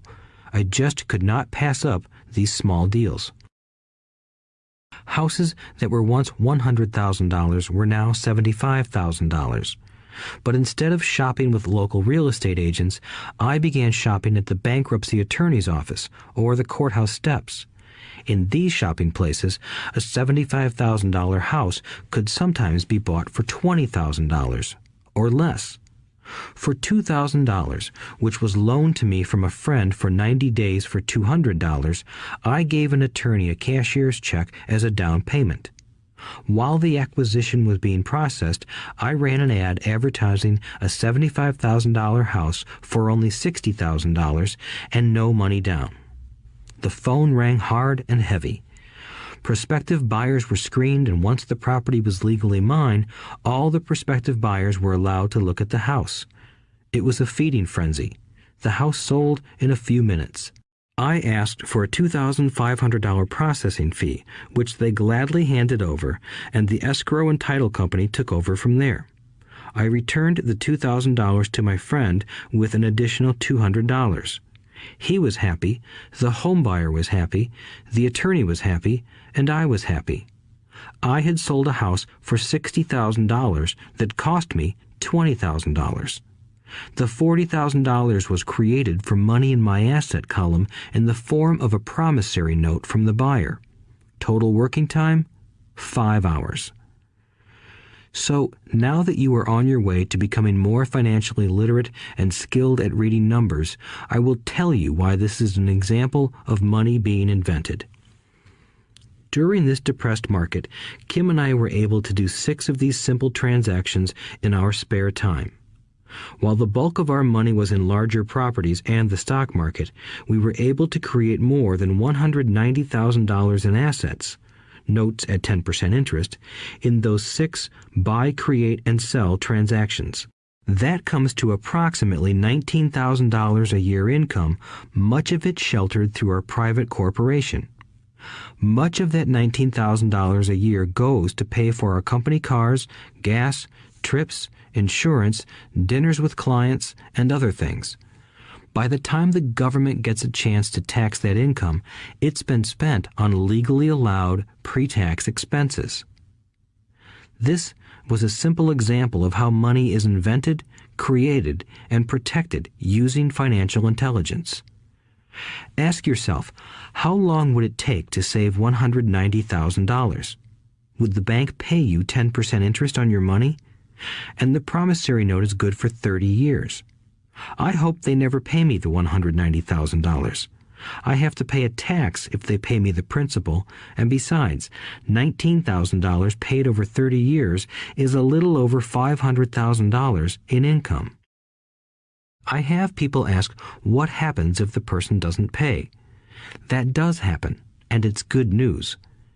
That $60,000 home could be taken back and resold for $70,000 and another $2,500 collected as a loan processing fee. It would still be a zero-down transaction in the mind of the new buyer, and the process would go on. The first time I sold the house, I paid back the $2,000, so technically I have no money in the transaction. My return on investment, ROI, is infinity. It's an example of no money making a lot of money. In the second transaction, when resold, I would have put $2,000 in my pocket and re-extended the loan to 30 years. What would my ROI be if I got paid money to make money? I do not know, but it sure beats saving $100 a month, which actually starts out as $150 because it's after-tax income for 40 years earning low interest. And again, you're taxed on the interest. That is not too intelligent. It may be safe, but it's not smart. A few years later, as the Phoenix real estate market strengthened, those houses we sold for $60,000 became worth $110,000. Foreclosure opportunities were still available, but became rare. It cost a valuable asset, my time, to go out looking for them. Thousands of buyers were looking for the few available deals. The market had changed. It was time to move on and look for other opportunities to put in the asset column. You cannot do that here. That is against the law. You're lying. I hear those comments much more often than, "Can you show me how to do that?" The math is simple. You do not need algebra or calculus, and the escrow company handles the legal transaction and the servicing of the payments. I have no roofs to fix or toilets to unplug because the owners do that. It's their house. Occasionally, someone does not pay, and that is wonderful because there are late fees, or they move out and the property is sold again. The court system handles that. And it may not work in your area. The market conditions may be different, but the example illustrates how a simple financial process can create hundreds of thousands of dollars with little money and low risk. It is an example of money being only an agreement. Anyone with a high school education can do it. Yet most people won't. Most people listen to the standard advice of work hard and save money. For about 30 hours of work, approximately $190,000 was created in the asset column, and no taxes were paid. Which one sounds harder to you? 1. Work hard, pay 50% in taxes, save what is left, your savings, then earn 5%, which is also taxed. Or 2. Take the time to develop your financial intelligence, harness the power of your brain and the asset column. If you use option number 1, be sure to factor in how much time it takes you to save $190,000. Time is one of your greatest assets. Now, you may understand why I silently shake my head when I hear parents say, "My child is doing well in school and receiving a good education." It may be good, but is it adequate? I know the above investment strategy is a small one. It is used to illustrate how small can grow into big. Again, my success reflects the importance of a strong financial foundation, which starts with a strong financial education. I have said it before, but it's worth repeating.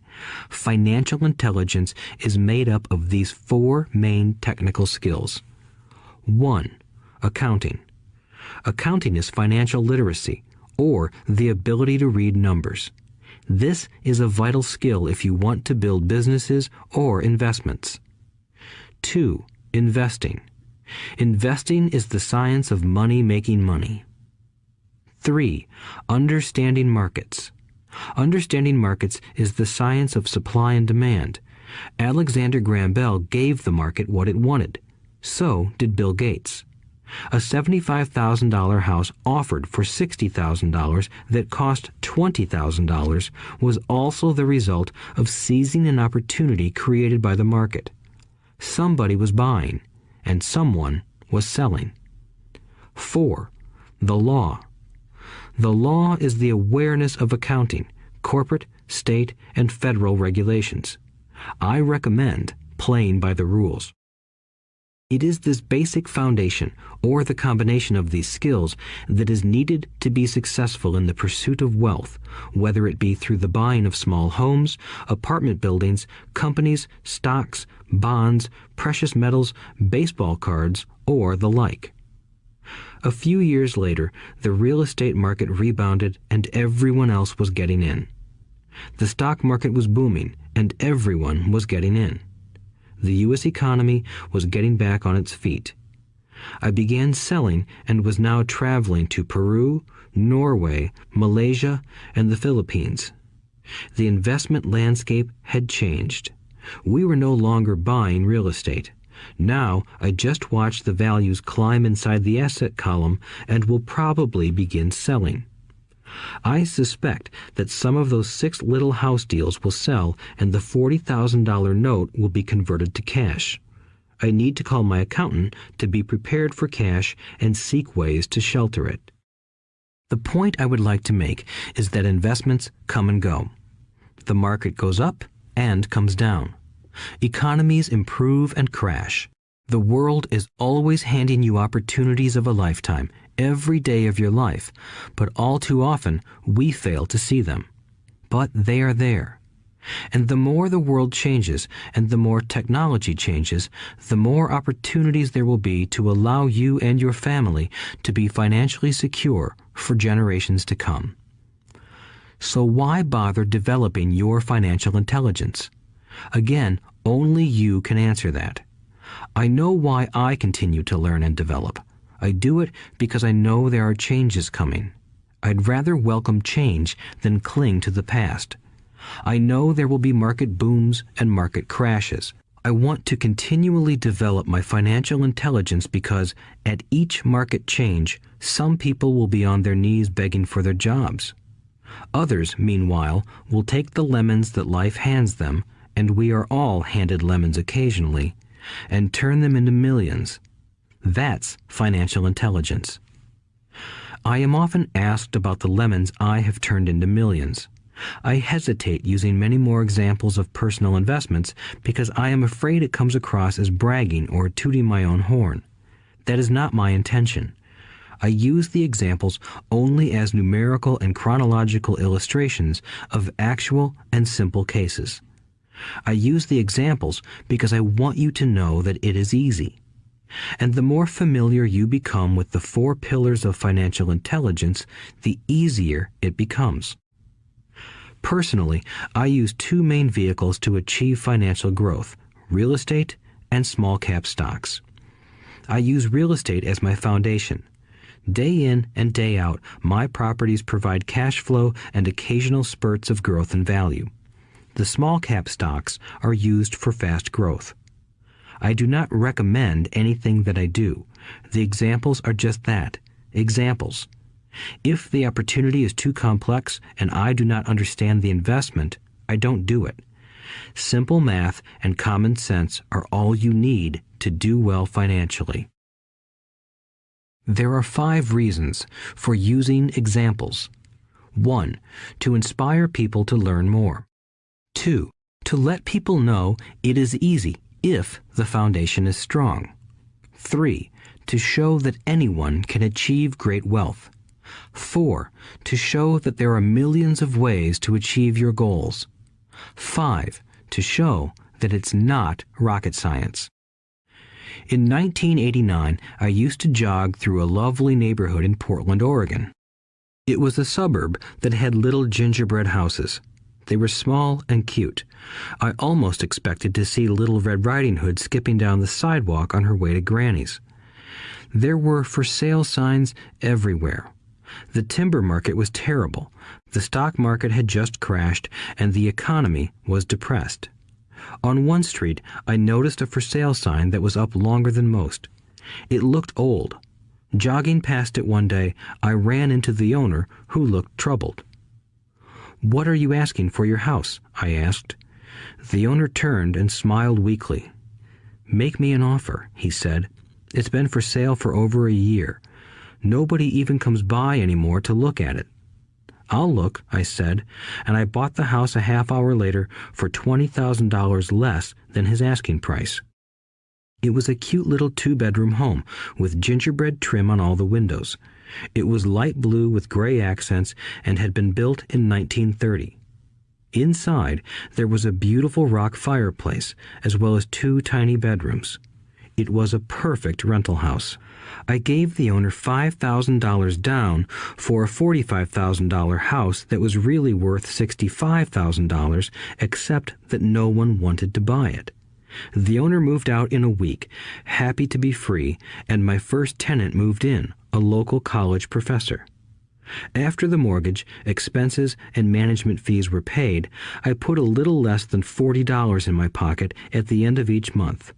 Hardly exciting. A year later, the depressed Oregon real estate market had begun to pick up. California investors, flush with money from their still booming real estate market, were moving north and buying up Oregon and Washington. I sold that little house for $95,000 to a young couple from California who thought it was a bargain. My capital gains of approximately $40,000 were placed into a 1031 tax-deferred exchange, and I went shopping for a place to put my money. In about a month, I found a 12-unit apartment house right next to the Intel plant in Beaverton, Oregon. The owners lived in Germany, had no idea what the place was worth, and again, just wanted to get out of it. I offered $275,000 for a $450,000 building. They agreed to $300,000. I bought it and held it for 2 years. Utilizing the same 1031 exchange process, we sold the building for $495,000 and bought a 30-unit apartment building in Phoenix, Arizona. We had moved to Phoenix by then to get out of the rain and needed to sell anyway. Like the former Oregon market, the real estate market in Phoenix was depressed. The price of the 30-unit apartment building in Phoenix was $875,000, with $225,000 down. The cash flow from the 30 units was a little over $5,000 a month. The Arizona market began moving up, and a few years later, a Colorado investor offered us $1.2 million for the property. The point of this example is how a small amount can grow into a large amount. Again, it is a matter of understanding financial statements, investment strategies, a sense of the market, and the laws. If people are not versed in these subjects, then obviously they must follow standard dogma, which is to play it safe, diversify, and only invest in secure investments. The problem with secure investments is that they are often sanitized, that is, made so safe that the gains are less. Most large brokerage houses will not touch speculative transactions in order to protect themselves and their clients, and that is a wise policy. The really hot deals are not offered to people who are novices. Often, the best deals that make the rich even richer are reserved for those who understand the game. It is technically illegal to offer speculative deals to someone who is considered not sophisticated, but of course, it happens. The more sophisticated I get, the more opportunities come my way. Another case for developing your financial intelligence over a lifetime is simply that more opportunities are presented to you. And the greater your financial intelligence, the easier it is to tell whether a deal is good. It's your intelligence that can spot a bad deal or make a bad deal good. The more I learn, and there is a lot to learn, the more money I make simply because I gain experience and wisdom as the years go on. I have friends who are playing it safe, working hard at their profession and failing to gain financial wisdom, which does take time to develop. My overall philosophy is to plant seeds inside my asset column. That is my formula. I start small and plant seeds. Some grow, some don't. Inside our real estate corporation, we have property worth several $1 million. It is our own right, or real estate investment trust. The point I'm making is that most of those millions started out as little $5,000 to $10,000 investments. All of those down payments were fortunate to catch a fast-rising market and increase tax-free. We traded in and out several times over a number of years. We also own a stock portfolio, surrounded by a corporation that Kim and I call our personal mutual fund. We have friends who deal specifically with investors like us who have extra money each month to invest. We buy high-risk, speculative private companies that are just about to go public on a stock exchange in the United States or Canada. An example of how fast gains can be made are 100,000 shares purchased for 25 cents each before the company goes public. 6 months later, the company is listed, and the 100,000 shares now are worth $2 each. If the company is well managed, the price keeps going up, and the stock may go to $20 or more per share. There are years when our $25,000 has gone to $1 million in less than a year.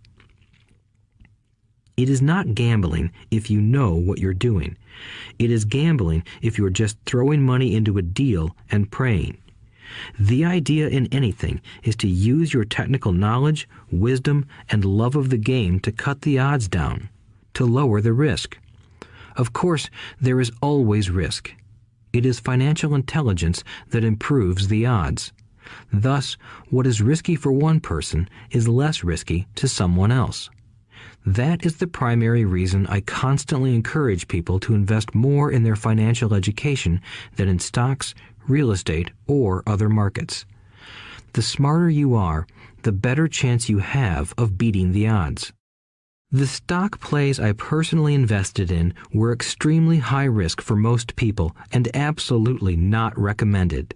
I have been playing that game since 1979 and have paid more than my share in dues. But if you will review why investments such as these are high risk for most people, you may be able to set your life up differently, so that the ability to take $25,000 and turn it into $1 million in a year is low risk for you. As stated earlier, nothing I have written is a recommendation. It is only used as an example of what is simple and possible. What I do is small potatoes in the grand scheme of things. Yet, for the average individual, a passive income of more than $100,000 a year is nice and not hard to achieve. Depending on the market and how smart you are, it could be done in 5 to 10 years. If you keep your living expenses modest, $100,000 coming in as additional income is pleasant, regardless of whether you work. You can work if you like or take time off if you choose and use the government tax system in your favor rather than against you. My personal basis is real estate. I love real estate because it's stable and slow-moving. I keep the base solid. The cash flow is fairly steady and, if properly managed, has a good chance of increasing in value. The beauty of a solid base of real estate is that it allows me to take greater risks, as I do with speculative stocks. If I make great profits in the stock market, I pay my capital gains tax on the gain and then reinvest what's left in real estate, again further securing my asset foundation. A last word on real estate. I have traveled all over the world and taught investing. In every city, I hear people say you cannot buy real estate cheap. That is not my experience. Even in New York or Tokyo, or just on the outskirts of the city, prime bargains are overlooked by most people. In Singapore, with their high real estate prices, there are still bargains to be found within a short driving distance. So whenever I hear someone say, "You can't do that here," pointing at me, I remind them that maybe the real statement is, "I don't know how to do that here. Yet." Great opportunities are not seen with your eyes. They are seen with your mind. Most people never get wealthy simply because they are not trained financially to recognize opportunities right in front of them. I am often asked, how do I start? In the final chapter of this audiobook, I offer 10 steps that I followed on the road to my financial freedom. But always remember to have fun. When you learn the rules and the vocabulary of investing and begin to build your asset column, I think you'll find that it's as fun a game as you've ever played. Sometimes you win, and sometimes you learn. But have fun. Most people never win because they're more afraid of losing. That is why I found school so silly. In school, we learn that mistakes are bad, and we are punished for making them. Yet if you look at the way humans are designed to learn, we learn by making mistakes. We learn to walk by falling down. If we never fell down, we would never walk. The same is true for learning to ride a bike. I still have scars on my knees, but today I can ride a bike without thinking. The same is true for getting rich. Unfortunately, the main reason most people are not rich is because they are terrified of losing. Winners are not afraid of losing, but losers are. Failure is part of the process of success. People who avoid failure also avoid success. I look at money much like my game of tennis.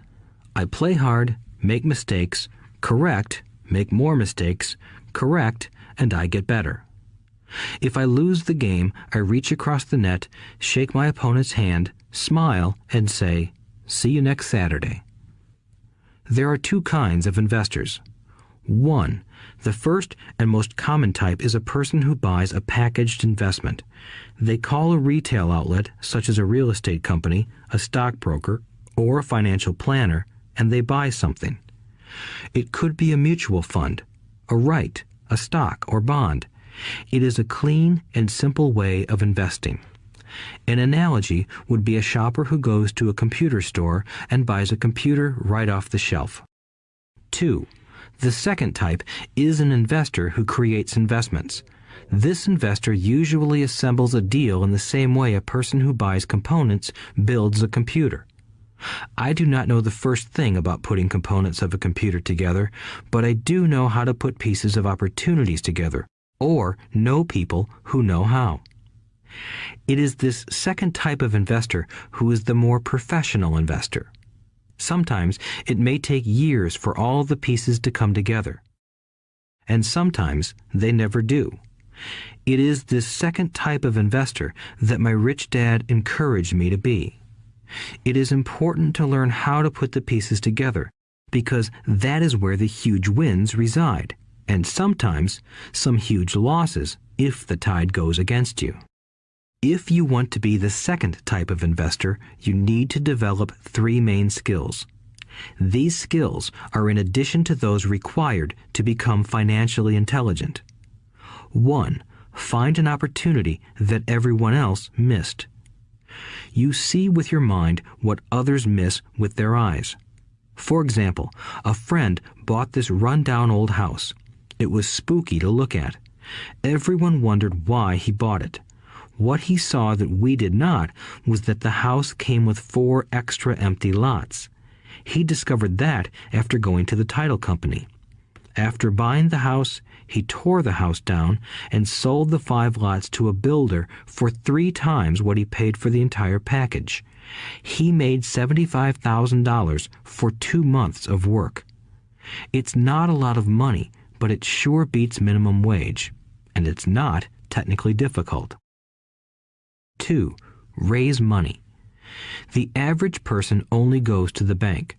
This second type of investor needs to know how to raise capital, and there are many ways that don't require a bank. To get started, I learned how to buy houses without a bank. It was the learned skill of raising money more than the houses themselves that was priceless. All too often, I hear people say, "The bank won't lend me money," or "I don't have the money to buy it." If you want to be a Type 2 investor, you need to learn how to do that which stops most people.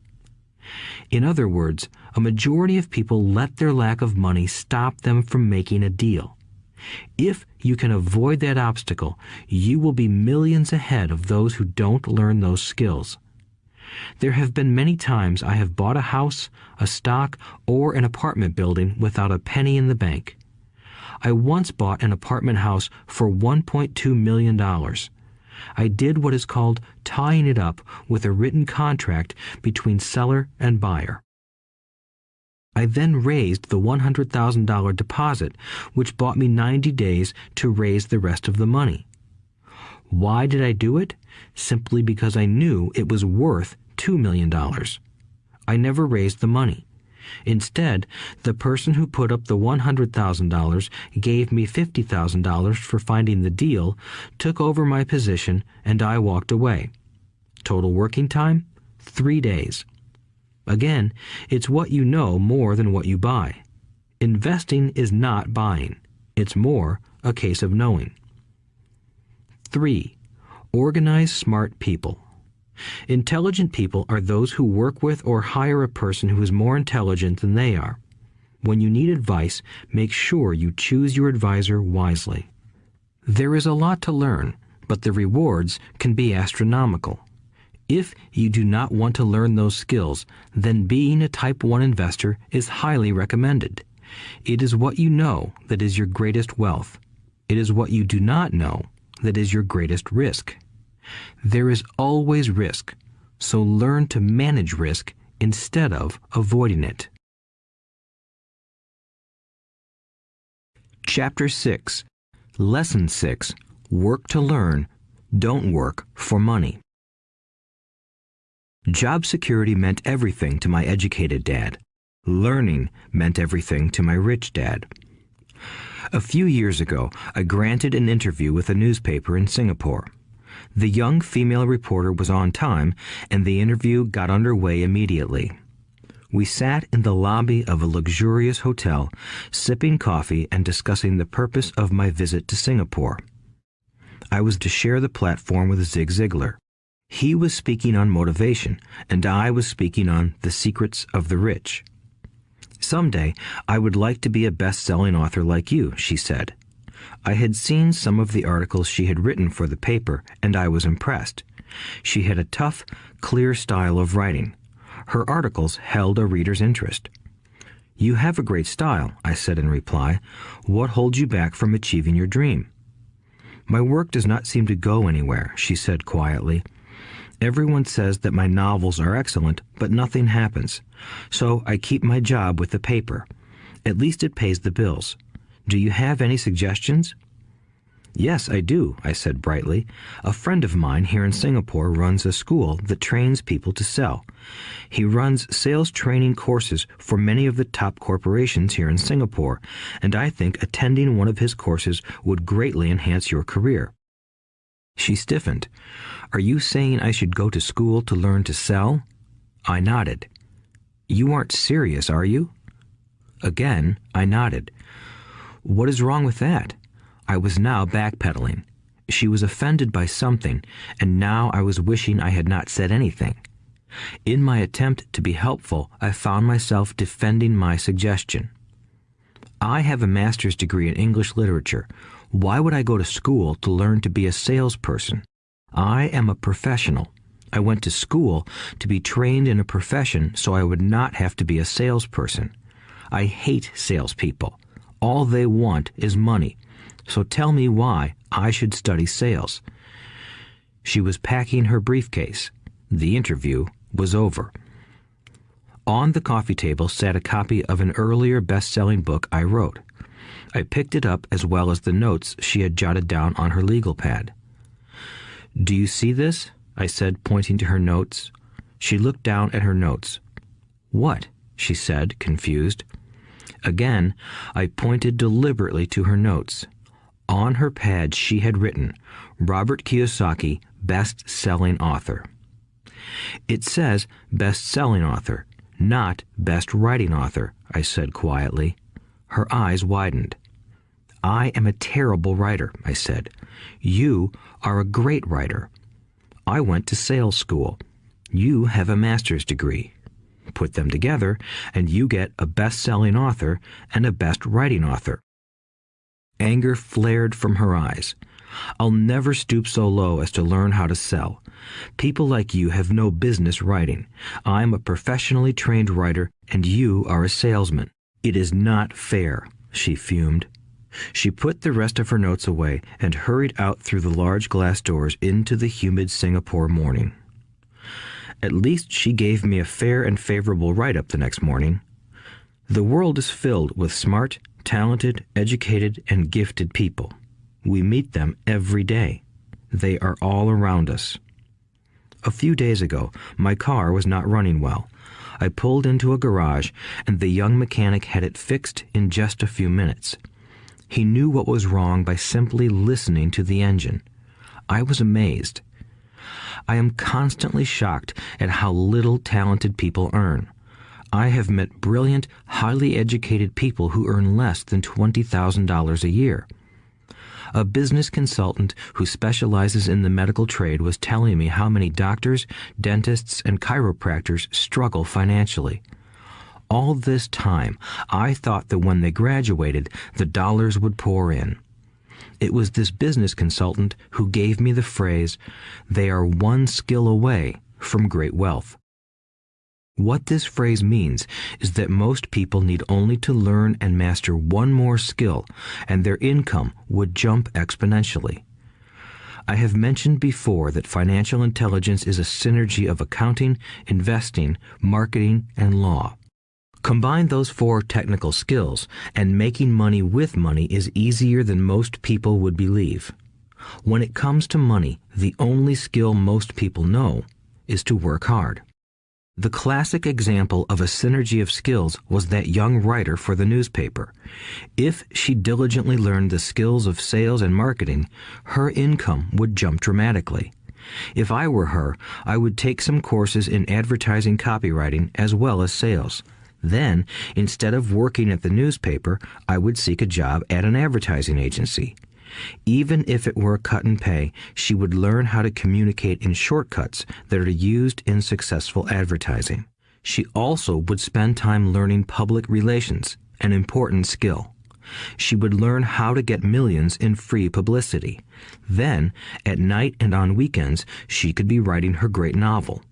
When it was finished, she would be better able to sell her book. Then, in a short while, she could be a best-selling author. When I came out with my first book, If You Want to Be Rich and Happy, Don't Go to School, a publisher suggested I change the title to The Economics of Education. I told the publisher that, with a title like that, I would sell 2 books, one to my family and one to my best friend. The problem is that they would expect it for free. The obnoxious title, If You Want to Be Rich and Happy, Don't Go to School, was chosen because we knew it would get tons of publicity. I am pro-education and believe in education reform. If I were not pro-education, why would I continue to press for changing our antiquated educational system?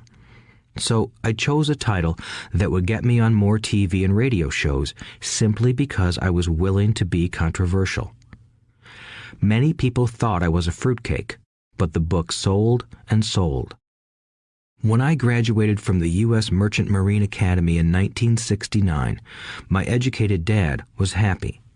Standard Oil of California had hired me for its oil tanker fleet as a third mate. The pay was low compared with my classmates, but it was okay for a first real job after college. My starting pay was about $42,000 a year, including overtime, and I only had to work for 7 months. I had 5 months of vacation. If I had wanted to, I could have taken the run to Vietnam with a subsidiary shipping company and easily doubled my pay instead of taking 5 months of vacation. I had a great career ahead of me, yet I resigned after 6 months with the company and joined the Marine Corps to learn how to fly. My educated dad was devastated. Rich Dad congratulated me. In school and in the workplace, the popular opinion is the idea of specialization. That is, in order to make more money or get promoted, you need to specialize. That is why medical doctors immediately begin to seek a specialty such as orthopedics or pediatrics. The same is true for accountants, architects, lawyers, pilots, and others. My educated dad believed in the same dogma. That is why he was thrilled when he eventually achieved his doctorate. He often admitted that schools reward people who study more and more about less and less. Rich Dad encouraged me to do exactly the opposite. You want to know a little about a lot, was his suggestion. That is why for years I worked in different areas of his companies. For a while, I worked in his accounting department. Although I would probably never have been an accountant, he wanted me to learn via osmosis. Rich Dad knew I would pick up jargon and a sense of what is important and what is not. I also worked as a busboy and construction worker as well as in sales, reservations, and marketing. He was grooming Mike and me. That is why he insisted we sit in on the meetings with his bankers, lawyers, accountants, and brokers. He wanted us to know a little about every aspect of his empire. When I quit my high-paying job with Standard Oil, my educated dad had a heart-to-heart talk with me. He was bewildered. He could not understand my decision to resign from a career that offered high pay, great benefits, lots of time off, and opportunity for promotion. When he asked me one evening, "Why did you quit?" I could not explain it to him, though I tried hard to. My logic did not fit his logic. The big problem was that my logic was my rich dad's logic. Job security meant everything to my educated dad. Learning meant everything to my rich dad. Educated dad thought I went to school to learn to be a ship's officer. Rich dad knew that I went to school to study international trade. So as a student, I made cargo runs, navigating large freighters, oil tankers, and passenger ships to the Far East and the South Pacific. Rich Dad emphasized that I should stay in the Pacific instead of taking ships to Europe because he knew that the emerging nations were in Asia, not Europe. While most of my classmates, including Mike, were partying at their fraternity houses, I was studying trade, people, business styles, and cultures in Japan, Taiwan, Thailand, Singapore, Hong Kong, Vietnam, Korea, Tahiti, Samoa, and the Philippines. I was partying also, but it was not in any frat house. I grew up rapidly. Educated Dad just could not understand why I decided to quit and join the Marine Corps. I told him I wanted to learn to fly, but really I wanted to learn to lead troops. Rich Dad explained to me that the hardest part of running a company is managing people. He had spent 3 years in the Army. My educated dad was draft exempt. Rich Dad valued learning to lead men into dangerous situations. Leadership is what you need to learn next, he said. If you are not a good leader, you'll get shot in the back, just like they do in business. Returning from Vietnam in 1973, I resigned my commission, even though I loved flying. I found a job with Xerox Corporation. I joined it for one reason, and it was not for the benefits. I was a shy person, and the thought of selling was the most frightening subject in the world. Xerox has one of the best sales trainings programs in America. Rich Dad was proud of me. My educated dad was ashamed. Being an intellectual, he thought that salespeople were below him. I worked with Xerox for 4 years until I overcame my fear of knocking on doors and being rejected. Once I could consistently be in the top 5 in sales, I again resigned and moved on, leaving behind another great career with an excellent company. In 1977, I formed my first company. Rich Dad had groomed Mike and me to take over companies, so I now had to learn to form them and put them together.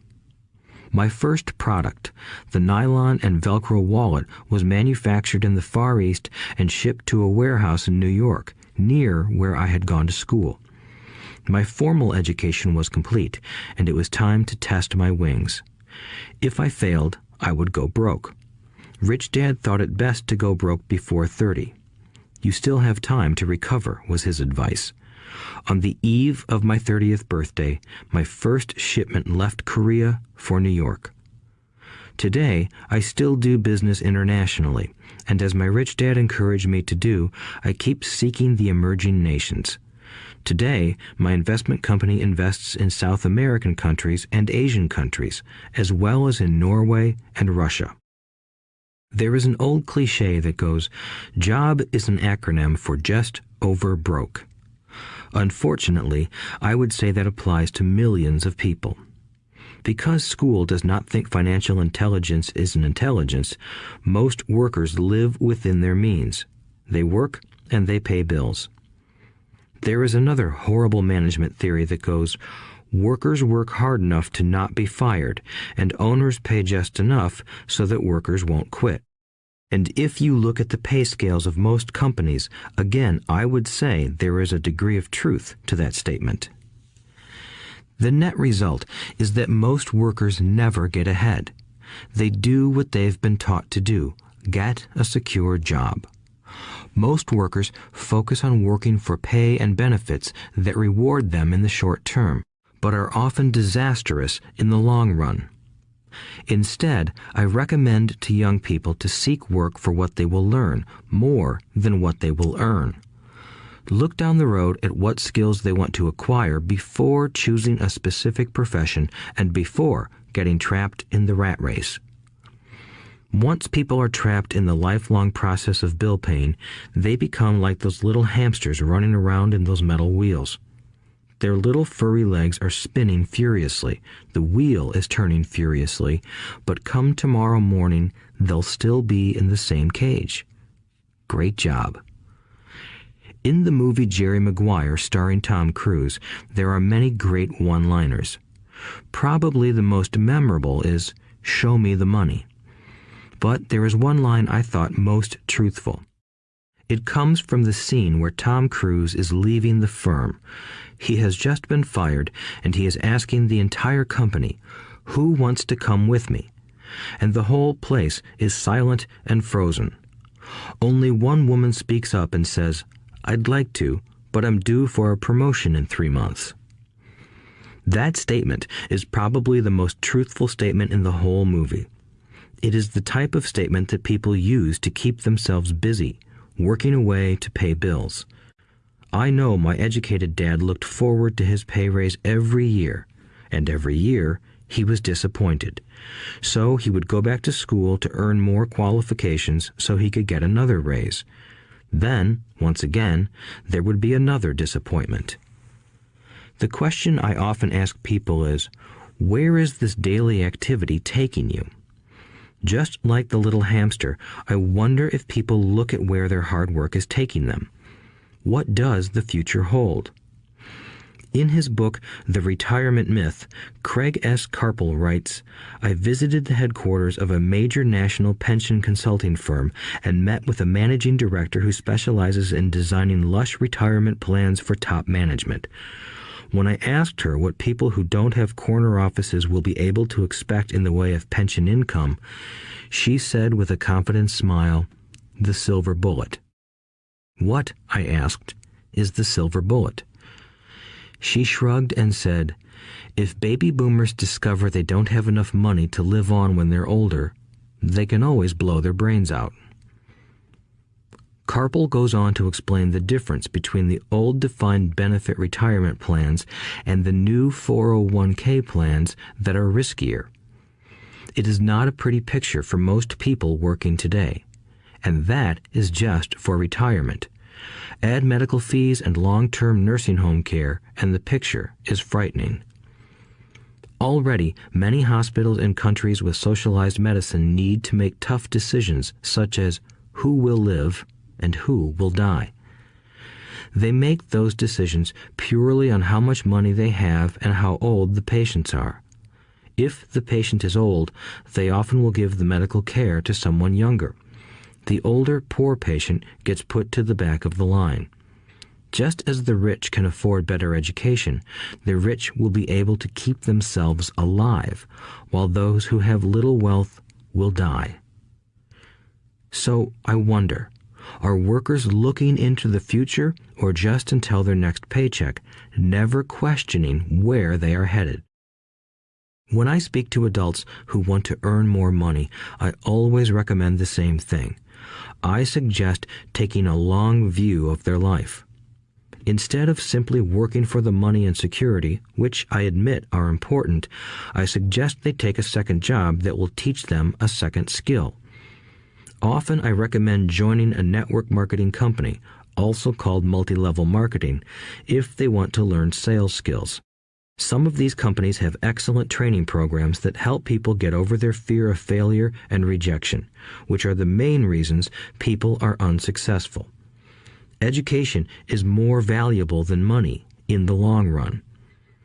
When I offer this suggestion, I often hear in response, "Oh, that is too much hassle," or "I only want to do what I am interested in." If they say it's too much of a hassle, I ask, so you would rather work all your life giving 50% of what you earn to the government? If they tell me, I only do what I am interested in, I say, I'm not interested in going to the gym, but I go because I want to feel better and live longer. Unfortunately, there is some truth to the old statement, you can't teach an old dog new tricks. Unless a person is used to changing, it's hard to change. But for those of you who might be on the fence when it comes to the idea of working to learn something new, I offer this word of encouragement. Life is much like going to the gym. The most painful part is deciding to go. Once you get past that, it's easy. There have been many days I have dreaded going to the gym, but once I am there and in motion, it is a pleasure. After the workout is over, I am always glad I talked myself into going. If you are unwilling to work to learn something new and instead insist on becoming highly specialized within your field, make sure the company you work for is unionized. Labor unions are designed to protect specialists. My educated dad, after falling from grace with the governor, became the head of the teachers' union in Hawaii. He told me that it was the hardest job he ever held. My rich dad, on the other hand, spent his life doing his best to keep his companies from becoming unionized. He was successful. Although the unions came close, Rich Dad was always able to fight them off. Personally, I take no sides because I can see the need for and the benefits of both sides. If you do as school recommends, become highly specialized, then seek union protection. For example, had I continued with my flying career, I would have sought a company that had a strong pilots union. Why? Because my life would be dedicated to learning a skill that was valuable in only one industry. If I were pushed out of that industry, my life's skills would not be as valuable to another industry. A displaced senior pilot with 100,000 hours of heavy airline transport time, earning $150,000 a year, would have a hard time finding an equivalent high-paying job teaching in school. Skills do not necessarily transfer from industry to industry. Skills the pilots are paid for in the airline industry are not as important in, say, the school system. The same is true even for doctors today. With all the changes in medicine, many medical specialists are needing to conform to medical organizations such as HMOs. School teachers definitely need to be union members. Today in America, the teachers' union is the largest and the richest labor union of all. The NEA, the National Education Association, has tremendous political clout. Teachers need the protection of their union because their skills are also of limited value to an industry outside of education. So the rule of thumb is highly specialized, then unionize. It's the smart thing to do. When I ask the classes I teach, how many of you can cook a better hamburger than McDonald's, almost all the students raise their hands.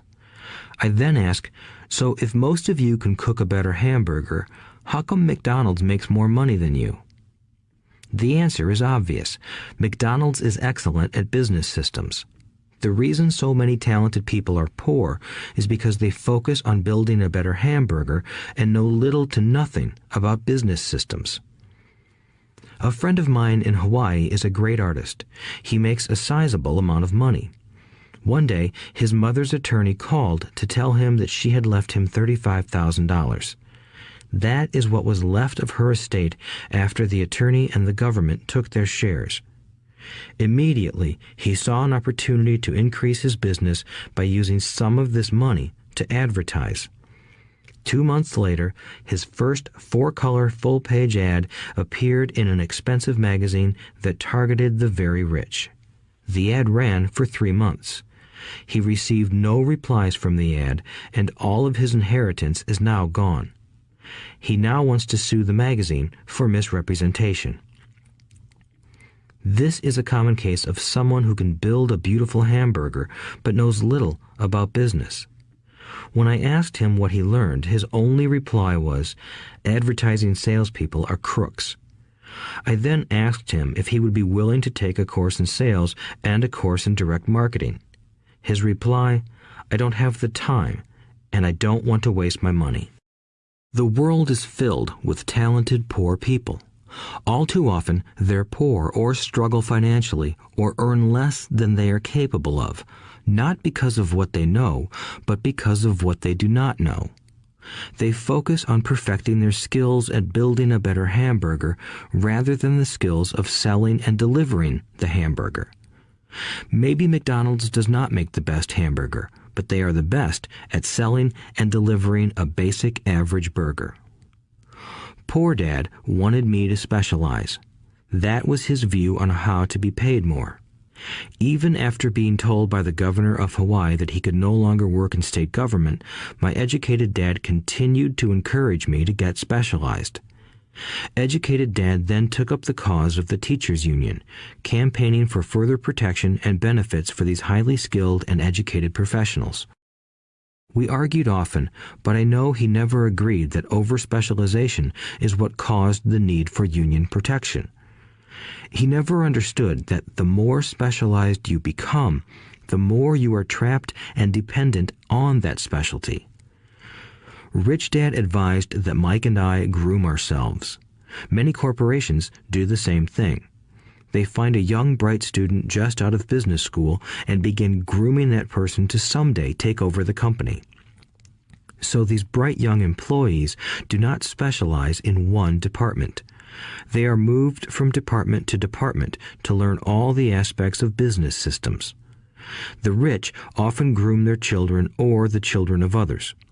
By doing so, their children gain an overall knowledge of the operations of the business and how the various departments interrelate. For the World War II generation, it was considered bad to skip from company to company. Today, it is considered smart. Since people will skip from company to company rather than seek greater specialization in skills, why not seek to learn more than to earn? In the short term, it may earn you less, but it will pay dividends in the long term. The main management skills needed for success are 1. Management of cash flow, 2. Management of systems, 3. Management of people. The most important specialized skills are sales and marketing. The ability to sell, to communicate to another human being, be it a customer, employee, boss, spouse, or child, is the base skill of personal success. Communication skills such as writing, speaking, and negotiating are crucial to a life of success.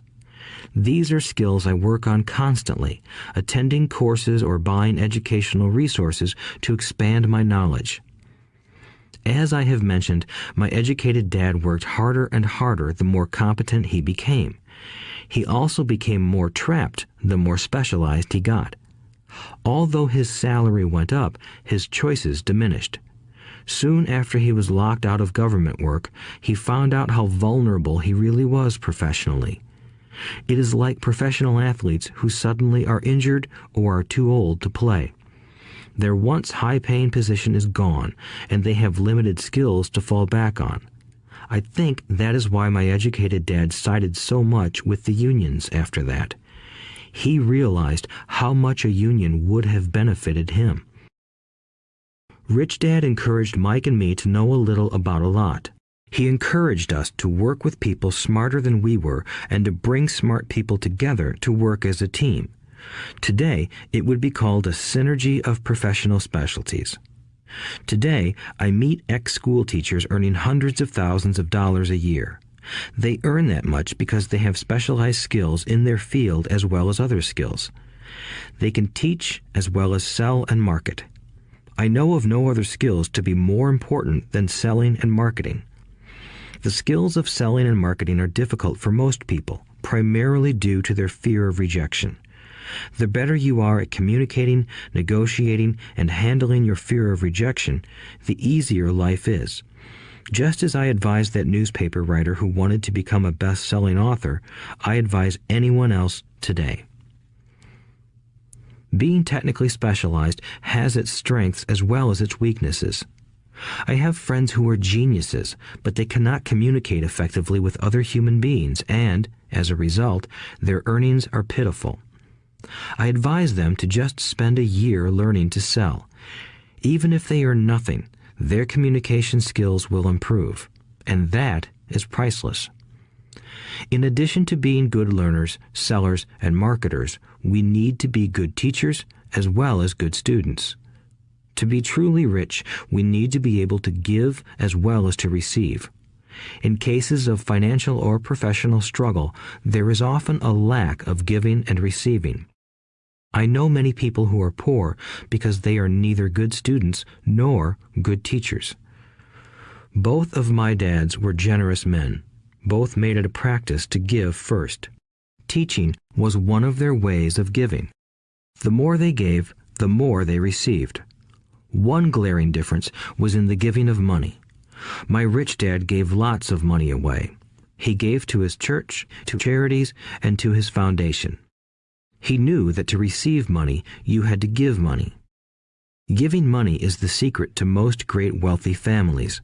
That is why there are organizations like the Rockefeller Foundation and the Ford Foundation. These are organizations designed to take their wealth and increase it, as well as give it away in perpetuity. My educated dad always said, "When I have some extra money, I'll give it." The problem was that there was never any extra. So he worked harder to draw more money in rather than focus on the most important law of money. Give and you shall receive. Instead, he believed in receive and then you give. In conclusion, I became both dads. One part of me is a hardcore capitalist who loves the game of money making money. The other part is a socially responsible teacher who is deeply concerned with this ever-widening gap between the haves and have-nots. I personally hold the archaic educational system primarily responsible for this growing gap. Chapter 7. Overcoming Obstacles. The primary difference between a rich person and a poor person is how they manage fear. Once people have studied and become financially literate, they may still face roadblocks to becoming financially independent. There are 5 main reasons why financially literate people may still not develop abundant asset columns that could produce a large cash flow. The 5 reasons are: 1. Fear. 2. Cynicism. 3. Laziness. 4. Bad habits. 5. Arrogance. Overcoming fear. I have never met anyone who really likes losing money. And in all my years, I have never met a rich person who has never lost money. But I have met a lot of poor people who have never lost a dime. Investing, that is. The fear of losing money is real. Everyone has it, even the rich. But it's not having fear that is the problem. It's how you handle fear. It's how you handle losing. It's how you handle failure that makes the difference in one's life. The primary difference between a rich person and a poor person is how they manage that fear. It's okay to be fearful. It's okay to be a coward when it comes to money. You can still be rich. We're all heroes at something and cowards at something else. My friend's wife is an emergency room nurse. When she sees blood, she flies into action. When I mention investing, she runs away. When I see blood, I don't run. I pass out. My rich dad understood phobias about money. Some people are terrified of snakes. Some people are terrified about losing money. Both are phobias, he would say. So his solution to the phobia of losing money was this little rhyme. If you hate risk and worry, start early. If you start young, it's easier to be rich.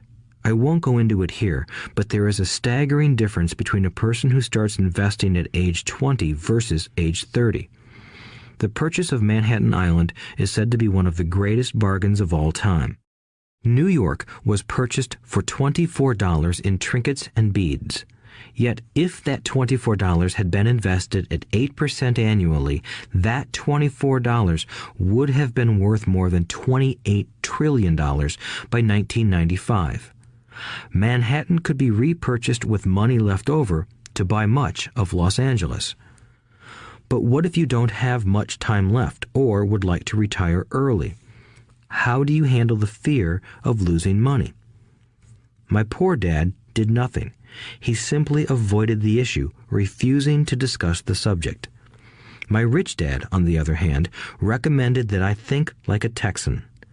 I like Texas and Texans, he used to say. In Texas, everything is bigger. When Texans win, they win big. And when they lose, it's spectacular. They like losing? I asked. That's not what I'm saying. Nobody likes losing.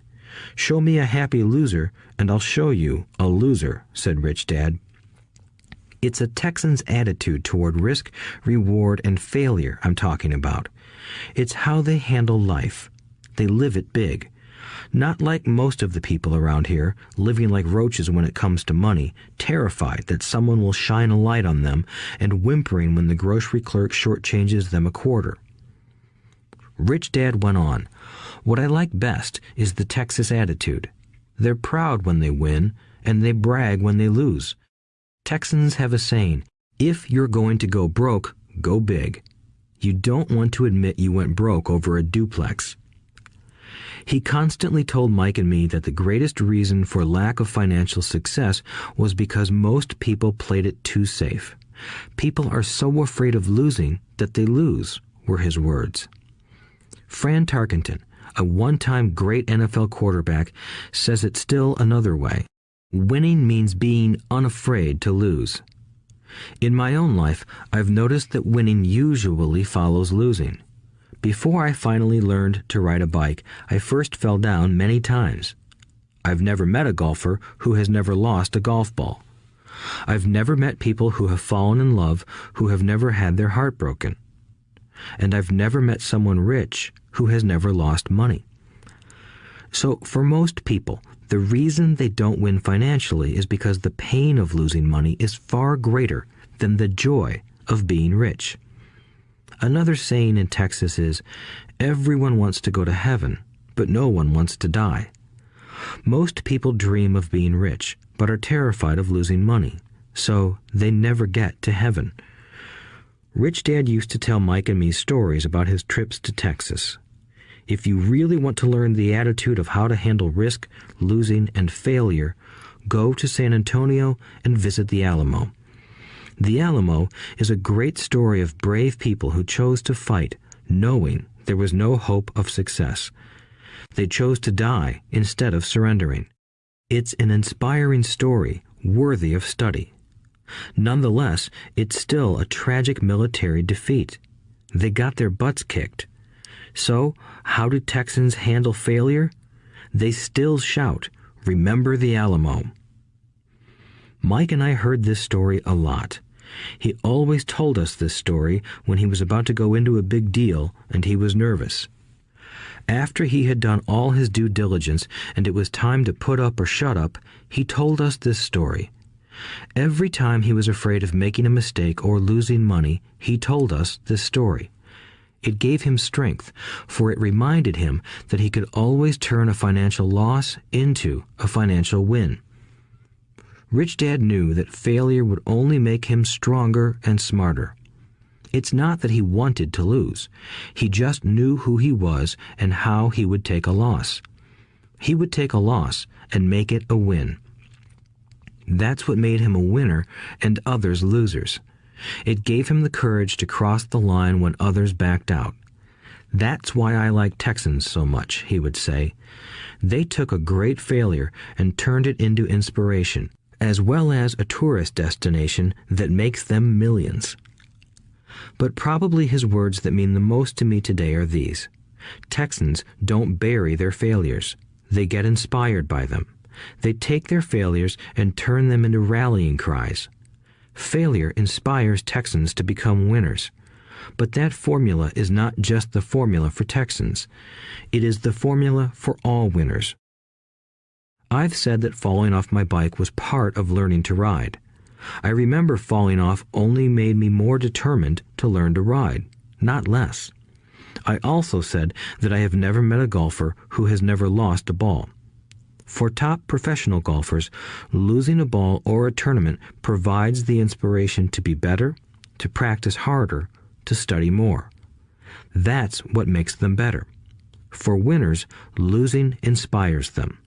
For losers, losing defeats them. I like to quote John D. Rockefeller, who said, "I always tried to turn every disaster into an opportunity." And being Japanese American, I can say this. Many people say that Pearl Harbor was an American mistake. I say it was a Japanese mistake. From the movie Tora, Tora, Tora, a somber Japanese admiral says to his cheering subordinates, "I am afraid we have awakened a sleeping giant." Remember Pearl Harbor became a rallying cry. It turned one of America's greatest losses into the reason to win. This great defeat gave America strength, and America soon emerged as a world power. Failure inspires winners, and failure defeats losers. It is the biggest secret of winners. It's the secret that losers do not know. The greatest secret of winners is that failure inspires winning. Thus, they're not afraid of losing. Repeating Fran Tarkenton's quote, "Winning means being unafraid to lose." People like Fran Tarkenton are not afraid of losing because they know who they are. They hate losing, so they know that losing will only inspire them to become better. There is a big difference between hating losing and being afraid to lose. Most people are so afraid of losing money that they lose. They go broke over a duplex.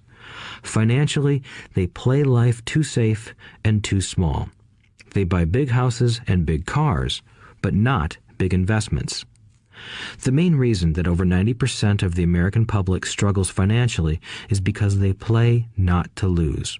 They don't play to win.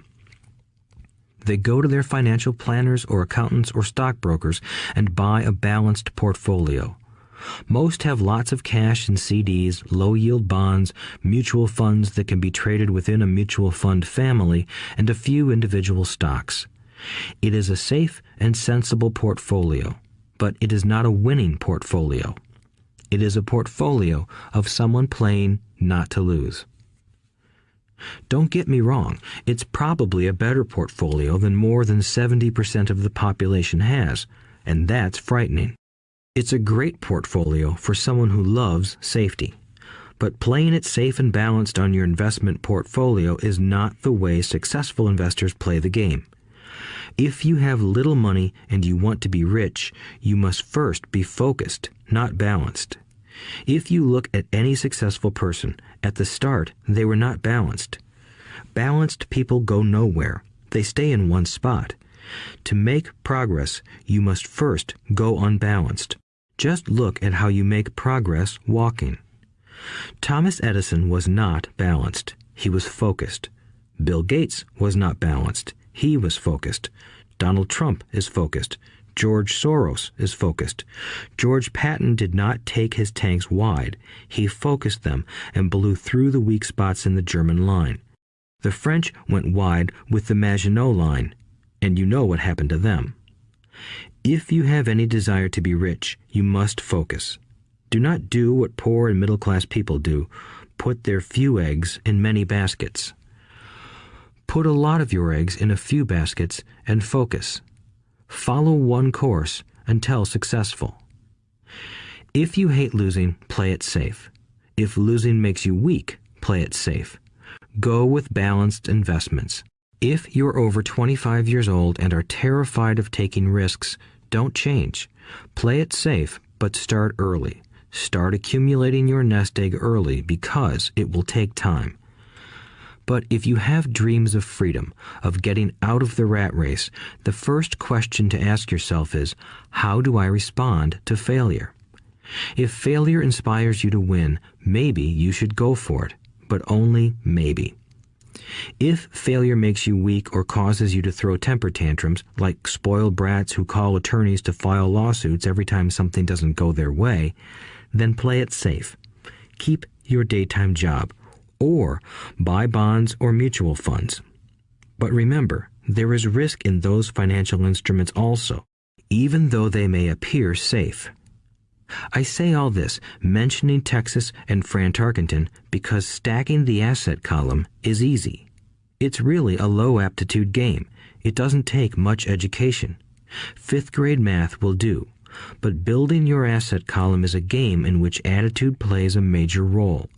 It takes guts, patience, and a great attitude toward failure. Losers avoid failing, and failure turns losers into winners. Just remember the Alamo. Overcoming cynicism. The sky is falling. The sky is falling. Most of us know the story of Chicken Little, who ran around warning the barnyard of impending doom. We all know people who are that way. There's a Chicken Little inside each of us. As I stated earlier, the cynic is really a little chicken. We all get a little chicken when fear and doubt cloud our thoughts. All of us have doubts. I'm not smart. I'm not good enough. So-and-so is better than me. Our doubts often paralyze us. We play the what-if game. What if the economy crashes right after I invest? What if I lose control and I can't pay the money back? What if things don't go as I planned? Or we have friends or loved ones who will remind us of our shortcomings. They often say, "What makes you think you can do that? If it's such a good idea, how come someone else hasn't done it? That will never work. You don't know what you're talking about." These words of doubt often get so loud that we fail to act. A horrible feeling builds in our stomach. Sometimes we can't sleep. We fail to move forward. So we stay with what is safe, and opportunities pass us by. We watch life passing by as we sit immobilized with a cold knot in our body. We have all felt this at one time in our lives, some more than others. Peter Lynch of Fidelity Magellan Mutual Fund fame refers to warnings about the sky falling as noise, and we all hear it. Noise is either created inside our heads or comes from outside, often from friends, family, co-workers, and the media. Lynch recalls the time during the 1950s when the threat of nuclear war was so prevalent in the news that people began building fallout shelters and storing food and water. If they had invested that money wisely in the market, instead of building a fallout shelter, they'd probably be financially independent today. When violence breaks out in a city, gun sales go up all over the country. A person dies from rare hamburger meat in the state of Washington, and the Arizona Health Department orders restaurants to have all beef cooked well done. A drug company runs a TV commercial in February showing people catching the flu. Colds go up as well as sales of cold medicine. Most people are poor because when it comes to investing, the world is filled with Chicken Littles running around yelling, "The sky is falling, the sky is falling." And Chicken Littles are effective because every one of us is a little chicken. It often takes great courage to not let rumors and talk of doom and gloom affect your doubts and fears. But a savvy investor knows that the seemingly worst of times is actually the best of times to make money. When everyone else is too afraid to act, they pull the trigger and are rewarded. Some time ago, a friend named Richard came from Boston to visit Kim and me in Phoenix. He was impressed with what we had done through stocks and real estate. The Phoenix real estate prices were depressed. We spent 2 days showing him what we thought were excellent opportunities for cash flow and capital appreciation. Kim and I are not real estate agents. We are strictly investors. After identifying a unit in a resort community, we called an agent who sold it to him that afternoon. The price was a mere $42,000 for a 2-bedroom townhome. Similar units were going for $65,000. He had found a bargain. Excited, he bought it and returned to Boston. 2 weeks later, the agent called to say that our friend had backed out. I called immediately to find out why. All he said was that he talked to his neighbor, and his neighbor told him it was a bad deal. He was paying too much. I asked Richard if his neighbor was an investor. Richard said he was not. When I asked why he listened to him, Richard got defensive and simply said he wanted to keep looking. The real estate market in Phoenix turned, and a few years later, that little unit was renting for $1,000 a month, $2,500 in the peak winter months. The unit was worth $95,000. All Richard had to put down was $5,000, and he would have had a start at getting out of the rat race. Today, he still has done nothing. Richard's backing out did not surprise me. It's called buyer's remorse, and it affects all of us. The little chicken won, and a chance at freedom was lost. In another example, I hold a small portion of my assets in tax lien certificates instead of CDs. I earn 16% per year on my money, which certainly beats the interest rates banks offer on CDs. The certificates are secured by real estate and enforced by state law, which is also better than most banks. The formula they're bought on makes them safe. They just lack liquidity. So I look at them as 2 to 7 year CDs. Almost every time I tell someone that I hold my money this way, especially if they have money in CDs, they will tell me it's risky. They tell me why I should not do it. When I ask them where they get their information, they say from a friend or an investment magazine. They've never done it, and they're telling someone who's doing it why they shouldn't. The lowest yield I look for is 16%, but people who are filled with doubt are willing to accept a far lower return. Doubt is expensive. My point is that it's those doubts and cynicism that keep most people poor and playing it safe. The real world is simply waiting for you to get rich. Only a person's doubts keep them poor. As I said, getting out of the rat race is technically easy. It doesn't take much education, but those doubts are cripplers for most people. Cynics never win, said Rich Dad. Unchecked doubt and fear creates a cynic. Cynics criticize and winners analyze was another of his favorite sayings. Rich Dad explained that criticism blinded while analysis opened eyes.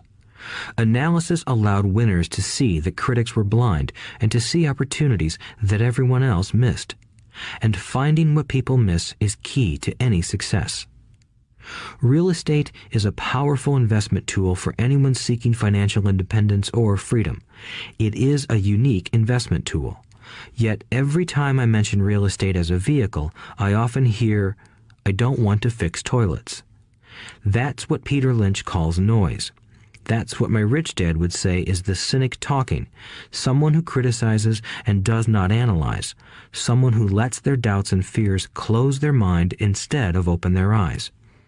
So when someone says, "I don't want to fix toilets, I want to fire back," what makes you think I want to? They're saying a toilet is more important than what they want. I talk about freedom from the rat race, and they focus on toilets. That is the thought pattern that keeps most people poor. They criticize instead of analyze. I don't once hold the key to your success, Rich Dad would say, because I too do not want to fix toilets. I shop hard for a property manager who does fix toilets. And by finding a great property manager who runs houses or apartments, well, my cash flow goes up. But more importantly, a great property manager allows me to buy a lot more real estate since I don't have to fix toilets. A great property manager is key to success in real estate. Finding a good manager is more important to me than the real estate. A great property manager often hears of great deals before real estate agents do, which makes them even more valuable. That is what Rich Dad meant by, I don't once hold the key to your success. Because I do not want to fix toilets either, I figured out how to buy more real estate and expedite my getting out of the rat race. The people who continue to say, I don't want to fix toilets, often deny themselves the use of this powerful investment vehicle. Toilets are more important than their freedom. In the stock market, I often hear people say, I don't want to lose money. Well, what makes them think I or anyone else likes losing money? They don't make money because they choose to not lose money. Instead of analyzing, they close their minds to another powerful investment vehicle, the stock market. I was riding with a friend past our neighborhood gas station. He looked up and saw that the price of gas was going up and thus the price of oil. My friend is a worrywart, or a Chicken Little. To him, the sky is always going to fall, and it usually does, on him. When we got home, he showed me all the stats as to why the price of oil was going to go up over the next few years, statistics I had never seen before, even though I already owned substantial shares of an existing oil company. With that information, I immediately began looking for and found a new undervalued oil company that was about to find some oil deposits. My broker was excited about this new company, and I bought 15,000 shares for 65 cents per share. 3 months later, this same friend and I drove by the same gas station, and sure enough, the price per gallon had gone up nearly 15%. Again, the Chicken Little worried and complained. I smiled, because a month earlier, that little oil company hit oil, and those 15,000 shares went up to more than $3 per share since he had first given me the tip. And the price of gas will continue to go up if what my friend says is true. If most people understood how a stop worked in stock market investing, there would be more people investing to win instead of investing not to lose. A stop is simply a computer command that sells your stock automatically if the price begins to drop, helping to minimize your losses and maximize some gains. It's a great tool for those who are terrified of losing. So whenever I hear people focusing on their I don't wants rather than what they do want, I know the noise in their head must be loud. Chicken Little has taken over their brain and is yelling, the sky is falling and toilets are breaking. So they avoid their don't wants, but they pay a huge price. They may never get what they want in life. Instead of analyzing, their inner Chicken Little closes their mind. Rich Dad gave me a way of looking at Chicken Little. Just do what Colonel Sanders did. At the age of 66, he lost his business and began to live on his Social Security check. It wasn't enough. He went around the country selling his recipe for fried chicken. He was turned down 1,009 times before someone said yes, and he went on to become a multimillionaire at an age when most people are quitting. He was a brave and tenacious man, Rich Dad said of Harlan Sanders. So when you're in doubt and feeling a little afraid, just do what Colonel Sanders did to his little chicken. He fried it. Overcoming laziness. Busy people are often the most lazy. We have all heard stories of a businessman who works hard to earn money. He works hard to be a good provider for his wife and children. He spends long hours at the office and brings work home on weekends. One day he comes home to an empty house. His wife has left with the kids. He knew he and his wife had problems, but rather than work to make the relationship strong, he stayed busy at work. Dismayed, his performance at work slips and he loses his job. Today, I often meet people who are too busy to take care of their wealth, and there are people too busy to take care of their health. The cause is the same. They're busy, and they stay busy as a way of avoiding something they do not want to face. Nobody has to tell them. Deep down, they know. In fact, if you remind them, they often respond with anger or irritation. If they aren't busy at work or with the kids, they're often busy watching TV, fishing, playing golf, or shopping. Yet deep down, they know they are avoiding something important. That's the most common form of laziness. Laziness by staying busy. So, what is the cure for laziness? The answer is a little greed. For many of us, we were raised thinking of greed or desire as bad. Greedy people are bad people, my mom used to say, yet we all have inside of us this yearning to have nice, new, or exciting things. So to keep that emotion of desire under control, often parents find ways of suppressing that desire with guilt. You only think about yourself. Don't you know you have brothers and sisters? Was one of my mom's favorites. You want me to buy you what? Was a favorite of my dad. Do you think we're made of money? Do you think money grows on trees? We're not rich people, you know. It wasn't so much the words, but the angry guilt trip that went with the words that got to me. Or the reverse guilt trip was the I'm sacrificing my life to buy this for you. I'm buying this for you because I never had this advantage when I was a kid.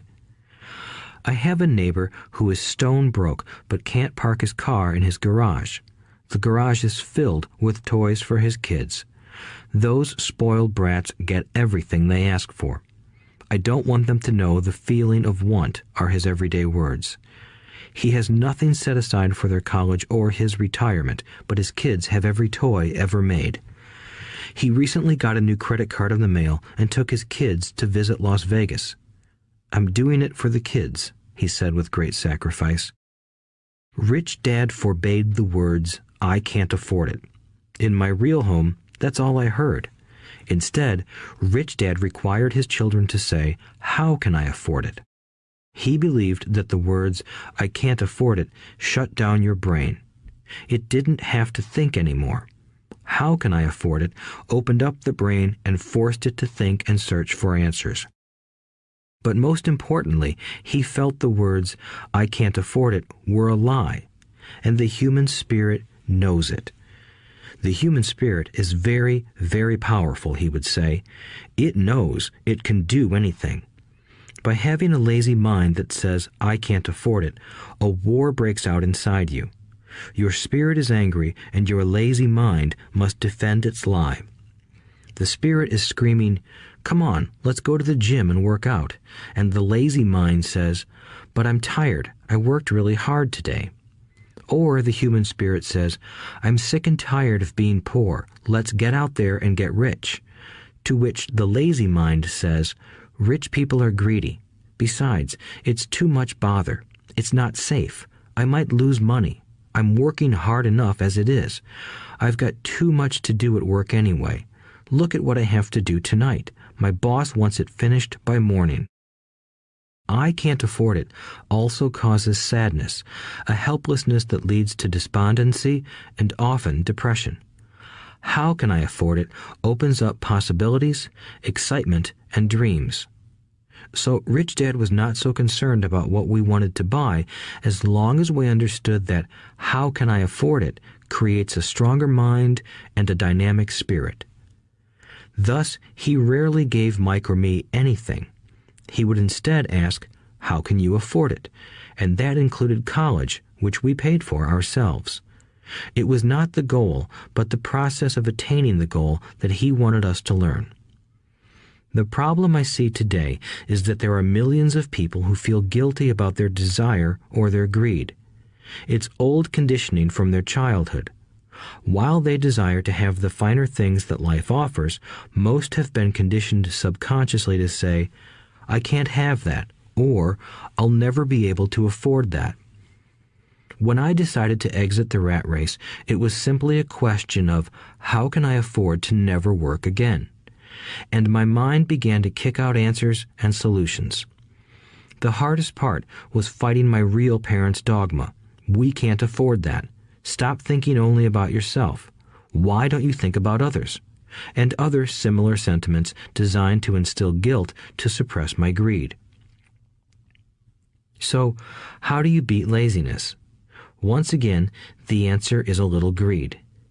It's that radio station WIIFM, which stands for What's in it for me?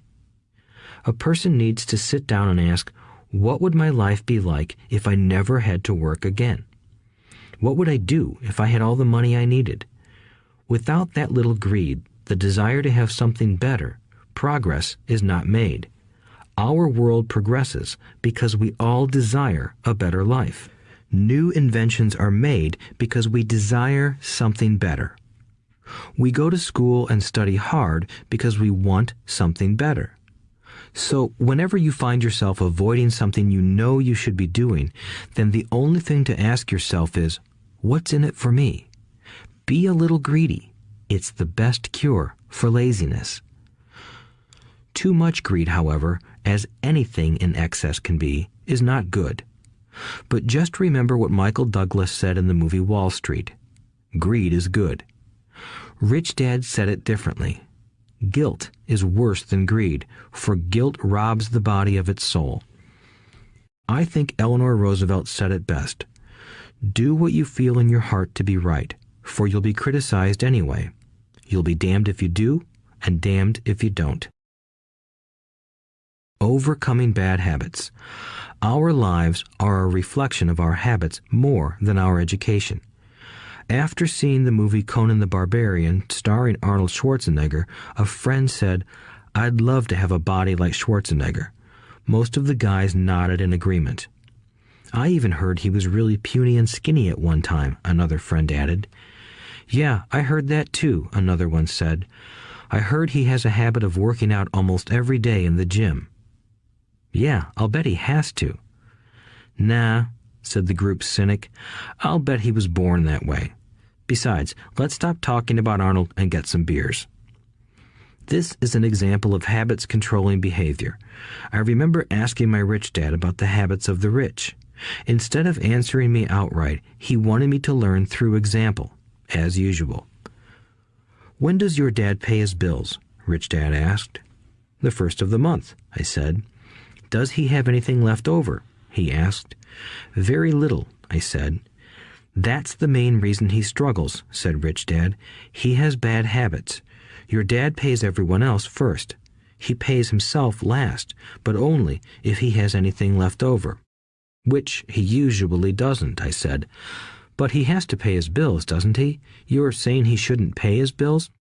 "Of course not," said Rich Dad. "I firmly believe in paying my bills on time. I just pay myself first, before I pay even the government." "But what happens if you don't have enough money?" I asked. "What do you do then?" "The same," said Rich Dad. "I still pay myself first, even if I'm short of money. My asset column is far more important to me than the government." "But," I said, "don't they come after you?" "Yes, if you don't pay," said Rich Dad. "Look, I did not say not to pay. I just said I pay myself first, even if I'm short of money." "But," I replied, "how do you do that?" "It's not how. The question is why," Rich Dad said. "Okay, why?" "Motivation," said Rich Dad. "Who do you think will complain louder if I don't pay them? Me or my creditors?" "Your creditors will definitely scream louder than you," I said, responding to the obvious. "You wouldn't say anything if you didn't pay yourself."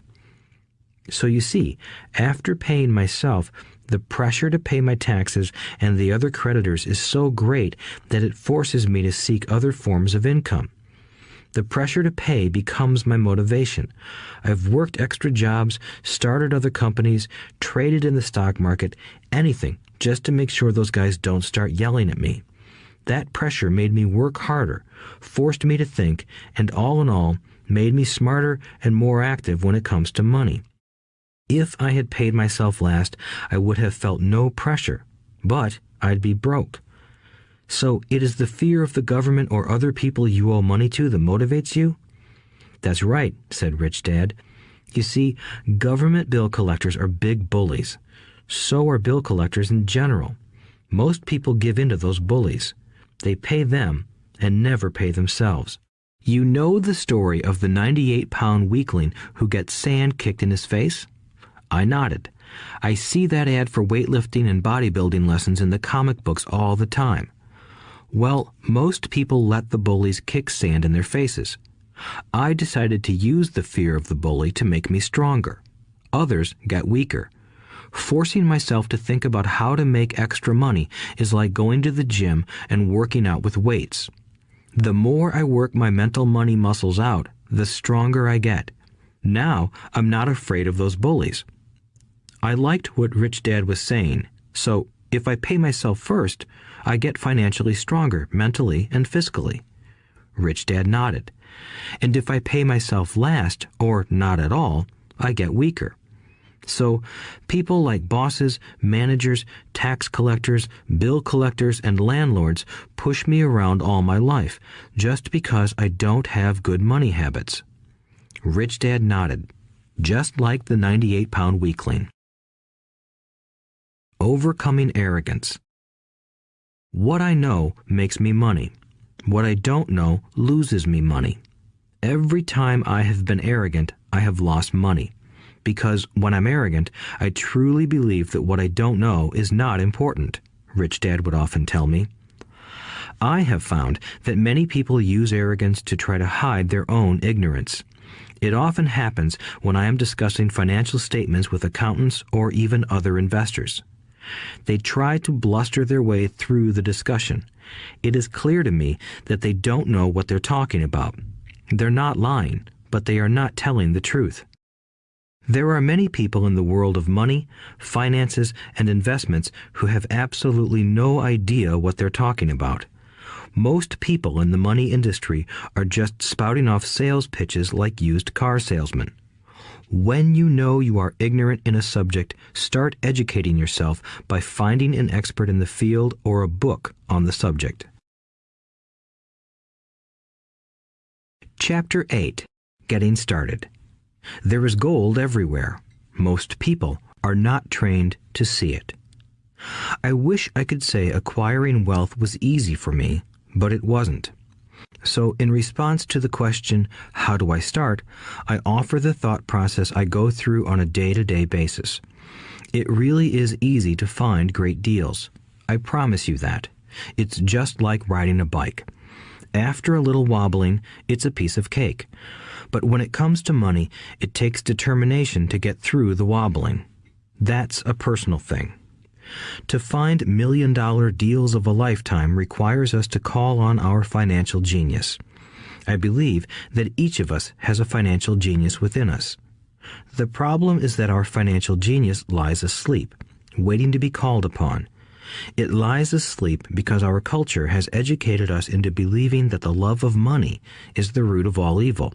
It has encouraged us to learn a profession so we can work for money, but failed to teach us how to have money work for us.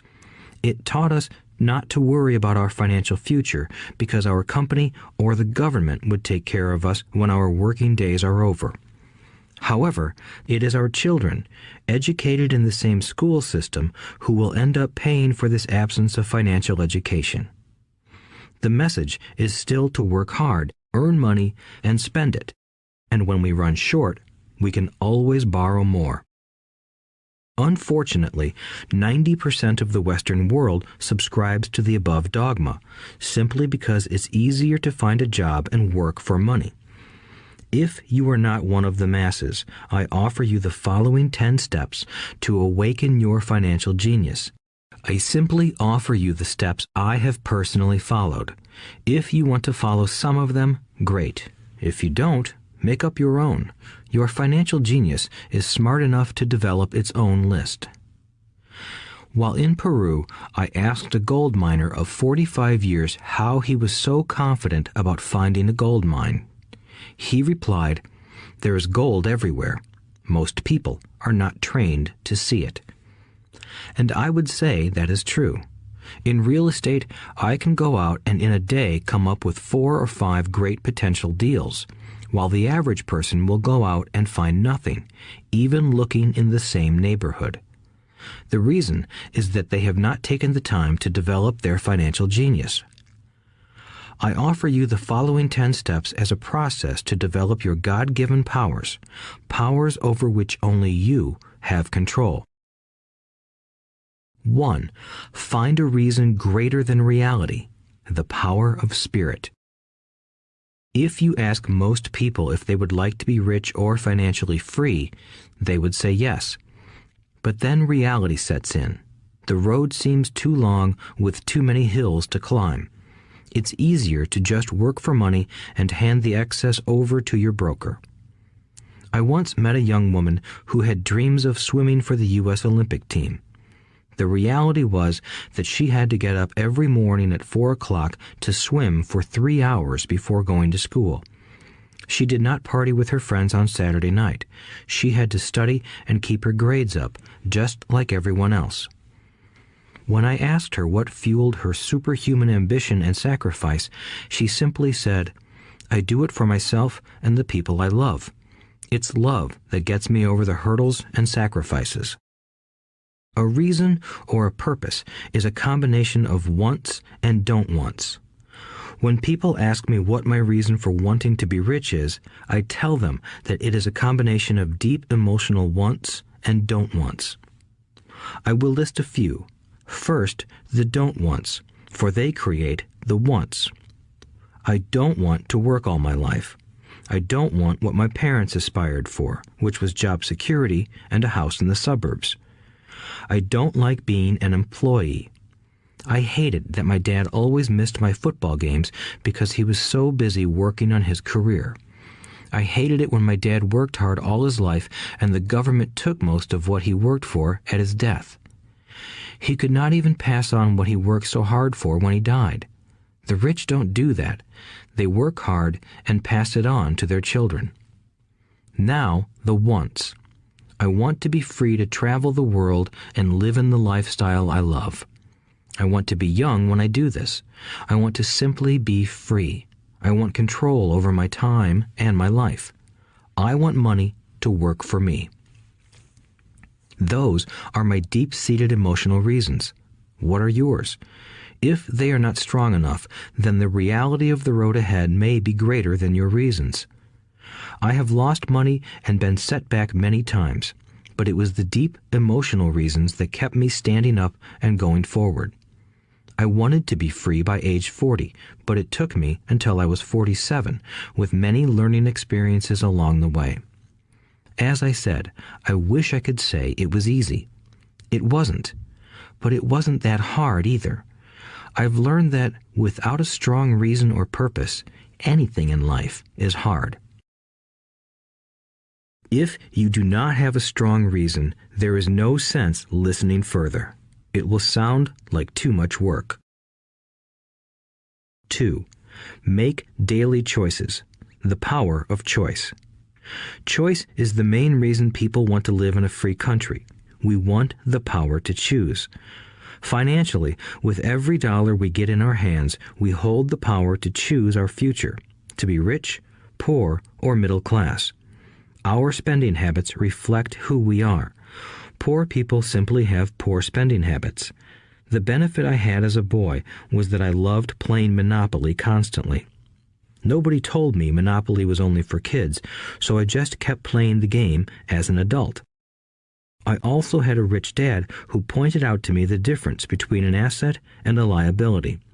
So a long time ago, as a little boy, I chose to be rich, and I knew that all I had to do was learn to acquire assets, real assets. My best friend, Mike, had an asset column handed to him, but he still had to choose to learn to keep it. Many rich families lose their assets in the next generation simply because there was no one trained to be a good steward over their assets. Most people choose not to be rich. For 90% of the population, being rich is too much of a hassle. So they invent sayings that go, "I'm not interested in money. I'll never be rich. I don't have to worry. I'm still young. When I make some money, then I'll think about my future." My husband or wife handles the finances. The problem with those statements is that they rob the person who chooses to think such thoughts of two things. One is time, which is your most precious asset. The second is learning. Having no money should not be an excuse to not learn, but that is a choice we all make daily. The choice of what we do with our time, our money, and what we put in our heads. That is the power of choice. All of us have choice. I just choose to be rich, and I make that choice every day. Invest first in education. In reality, the only real asset you have is your mind, the most powerful tool we have dominion over. Each of us has the choice of what we put in our brain once we're old enough. You can watch TV, read golf magazines, or go to ceramics class or a class on financial planning. You choose. Most people simply buy investments rather than first investing in learning about investing. A friend of mine recently had her apartment burglarized. The thieves took her electronics and left all the books. And we all have that same choice. 90% of the population buys TV sets, and only about 10% buy business books. So what do? I go to seminars. I like it when they are at least 2 days long because I like to immerse myself in a subject. In 1973, I was watching this guy on TV who was advertising a 3-day seminar on how to buy real estate for nothing down. I spent $385, and that course has made me at least $2 million, if not more. But more importantly, it bought me life. I don't have to work for the rest of my life because of that one course. I go to at least 2 such courses every year. I love CDs and audiobooks. The reason? I can easily review what I just heard. I was listening to an investor say something I completely disagreed with. Instead of becoming arrogant and critical, I simply listened to that 5-minute stretch at least 20 times, maybe more. But suddenly, by keeping my mind open, I understood why he said what he said. It was like magic. I felt like I had a window into the mind of one of the greatest investors of our time. I gained tremendous insight into the vast resources of his education and experience. The net result? I still have the old way I used to think, and I now have a new way of looking at the same problem or situation. I have 2 ways to analyze a problem or trend, and that is priceless. Today, I often say, how would Donald Trump do this, or Warren Buffett, or George Soros? The only way I can access their vast mental power is to be humble enough to read or listen to what they have to say. Arrogant or critical people are often people with low self-esteem who are afraid of taking risks. That's because if you learn something new, you are then required to make mistakes in order to fully understand what you have learned. If you have listened this far, arrogance is not one of your problems. Arrogant people rarely read or listen to experts. Why should they? They are the center of the universe. There are so many intelligent people who argue or defend when a new idea clashes with the way they think. In this case, their so-called intelligence combined with arrogance equals ignorance. Each of us knows people who are highly educated or believe they are smart, but their balance sheet paints a different picture. A truly intelligent person welcomes new ideas, for new ideas can add to the synergy of other accumulated ideas. Listening is more important than talking. If that were not true, God would not have given us 2 ears and only 1 mouth. Too many people think with their mouth instead of listening in order to absorb new ideas and possibilities. They argue instead of asking questions. I take a long view on my wealth. I do not subscribe to the get-rich-quick mentality most lottery players or casino gamblers have. I may go in and out of stocks, but I am long on education. If you want to fly an airplane, I advise taking lessons first. I am always shocked at people who buy stocks or real estate but never invest in their greatest asset, their mind. Just because you bought a house or two does not make you an expert at real estate. 3. Choose friends carefully. The power of association. First of all, I do not choose my friends by their financial statements. I have friends who have actually taken a vow of poverty, as well as friends who earn millions every year. The point is that I learn from all of them. Now, I will admit that there are people I have actually sought out because they had money. But I was not after their money. I was seeking their knowledge. In some cases, these people who had money have become dear friends. I've noticed that my friends with money talk about money. They don't do it to brag. They're interested in the subject. So I learn from them, and they learn from me. My friends who are in dire financial straits do not like talking about money, business, or investing. They often think it rude or unintellectual. So I also learn from my friends who struggle financially. I find out what not to do. I have several friends who have generated over $1 billion in their short lifetimes. The 3 of them report the same phenomenon. Their friends who have no money have never come to them to ask them how they did it, but they do come asking for one of 2 things, or both, a loan or a job. Warning: don't listen to poor or frightened people. I have such friends, and while I love them dearly, they are the Chicken Littles of life. To them, when it comes to money, especially investments, it's always the sky is falling, the sky is falling. They can always tell you why something won't work. The problem is that people listen to them. But people who blindly accept doom and gloom information are also Chicken Littles. As that old saying goes, birds of a feather flock together. If you watch business channels on TV, they often have a panel of so-called experts. One expert will say the market is going to crash, and the other will say it's going to boom. If you're smart, you listen to both. Keep your mind open, because both have valid points. Unfortunately, most poor people listen to Chicken Little. I have had many close friends try to talk me out of a deal or an investment. Not long ago, a friend told me he was excited because he found a 6% certificate of deposit. I told him I earned 16% from the state government. The next day, he sent me an article about why my investment was dangerous. I have received 16% for years now, and he still receives 6%. I would say that one of the hardest things about wealth building is to be true to yourself and to be willing to not go along with the crowd. This is because, in the market, it is usually the crowd that shows up late that is slaughtered. If a great deal is on the front page, it's too late in most instances. Look for a new deal. As we used to say as surfers, there is always another wave. People who hurry and catch a wave late usually are the ones who wipe out. Smart investors don't time the markets. If they miss a wave, they search for the next one and get themselves in position. This is hard for most investors because buying what is not popular is frightening. Timid investors are like sheep going along with the crowd. Or their greed gets them in when wise investors have already taken their profits and moved on.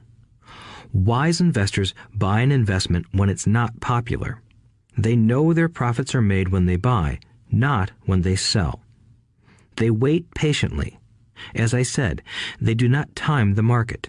Just like a surfer, they get in position for the next big swell. It's all insider trading. There are forms of insider trading that are illegal, and there are forms of insider trading that are legal. But either way, it's insider trading. The only distinction is, how far away from the inside are you? The reason you want to have rich friends is because that is where the money is made. It's made on information. You want to hear about the next boom, get in and get out before the next bust. I'm not saying do it illegally, but the sooner you know, the better your chances are for profits with minimal risk. That is what friends are for, and that is financial intelligence. 4. Master a formula and then learn a new one. The power of learning quickly. In order to make bread, every baker follows a recipe, even if it's only held in their head. The same is true for making money. Most of us have heard the saying, "You are what you eat." I have a different slant. I say, "You become what you study." In other words, be careful what you learn, because your mind is so powerful that you become what you put in your head. For example, if you study cooking, you then tend to cook. If you don't want to be a cook anymore, then you need to study something else. When it comes to money, the masses generally have one basic formula they learned in school, and it's this: work for money. The predominant formula I see in the world is that every day millions of people get up, go to work, earn money, pay bills, balance checkbooks, buy some mutual funds, and go back to work. That is the basic formula, or recipe. If you're tired of what you're doing, or you're not making enough, it's simply a case of changing the formula via which you make money. Years ago, when I was 26, I took a weekend class called How to Buy Real Estate Foreclosures. I learned a formula. The next trick was to have the discipline to actually put into action what I had learned. That is where most people stop. For 3 years, while working for Xerox, I spent my spare time learning to master the art of buying foreclosures. I've made several $1,000,000 using that formula. So, after I mastered that formula, I went in search of other formulas. For many of the classes, I did not directly use the information I learned, but I always learned something new. I have attended classes designed for derivative traders, commodity option traders, and chaologists. I was way out of my league, being in a room full of people with doctorates in nuclear physics and space science. Yet, I learned a lot that made my stock and real estate investing more meaningful and lucrative. Most junior colleges and community colleges have classes on financial planning and buying traditional investments. They are good places to start, but I always search for a faster formula. That is why, on a fairly regular basis, I make more in a day than many people will make in their lifetime.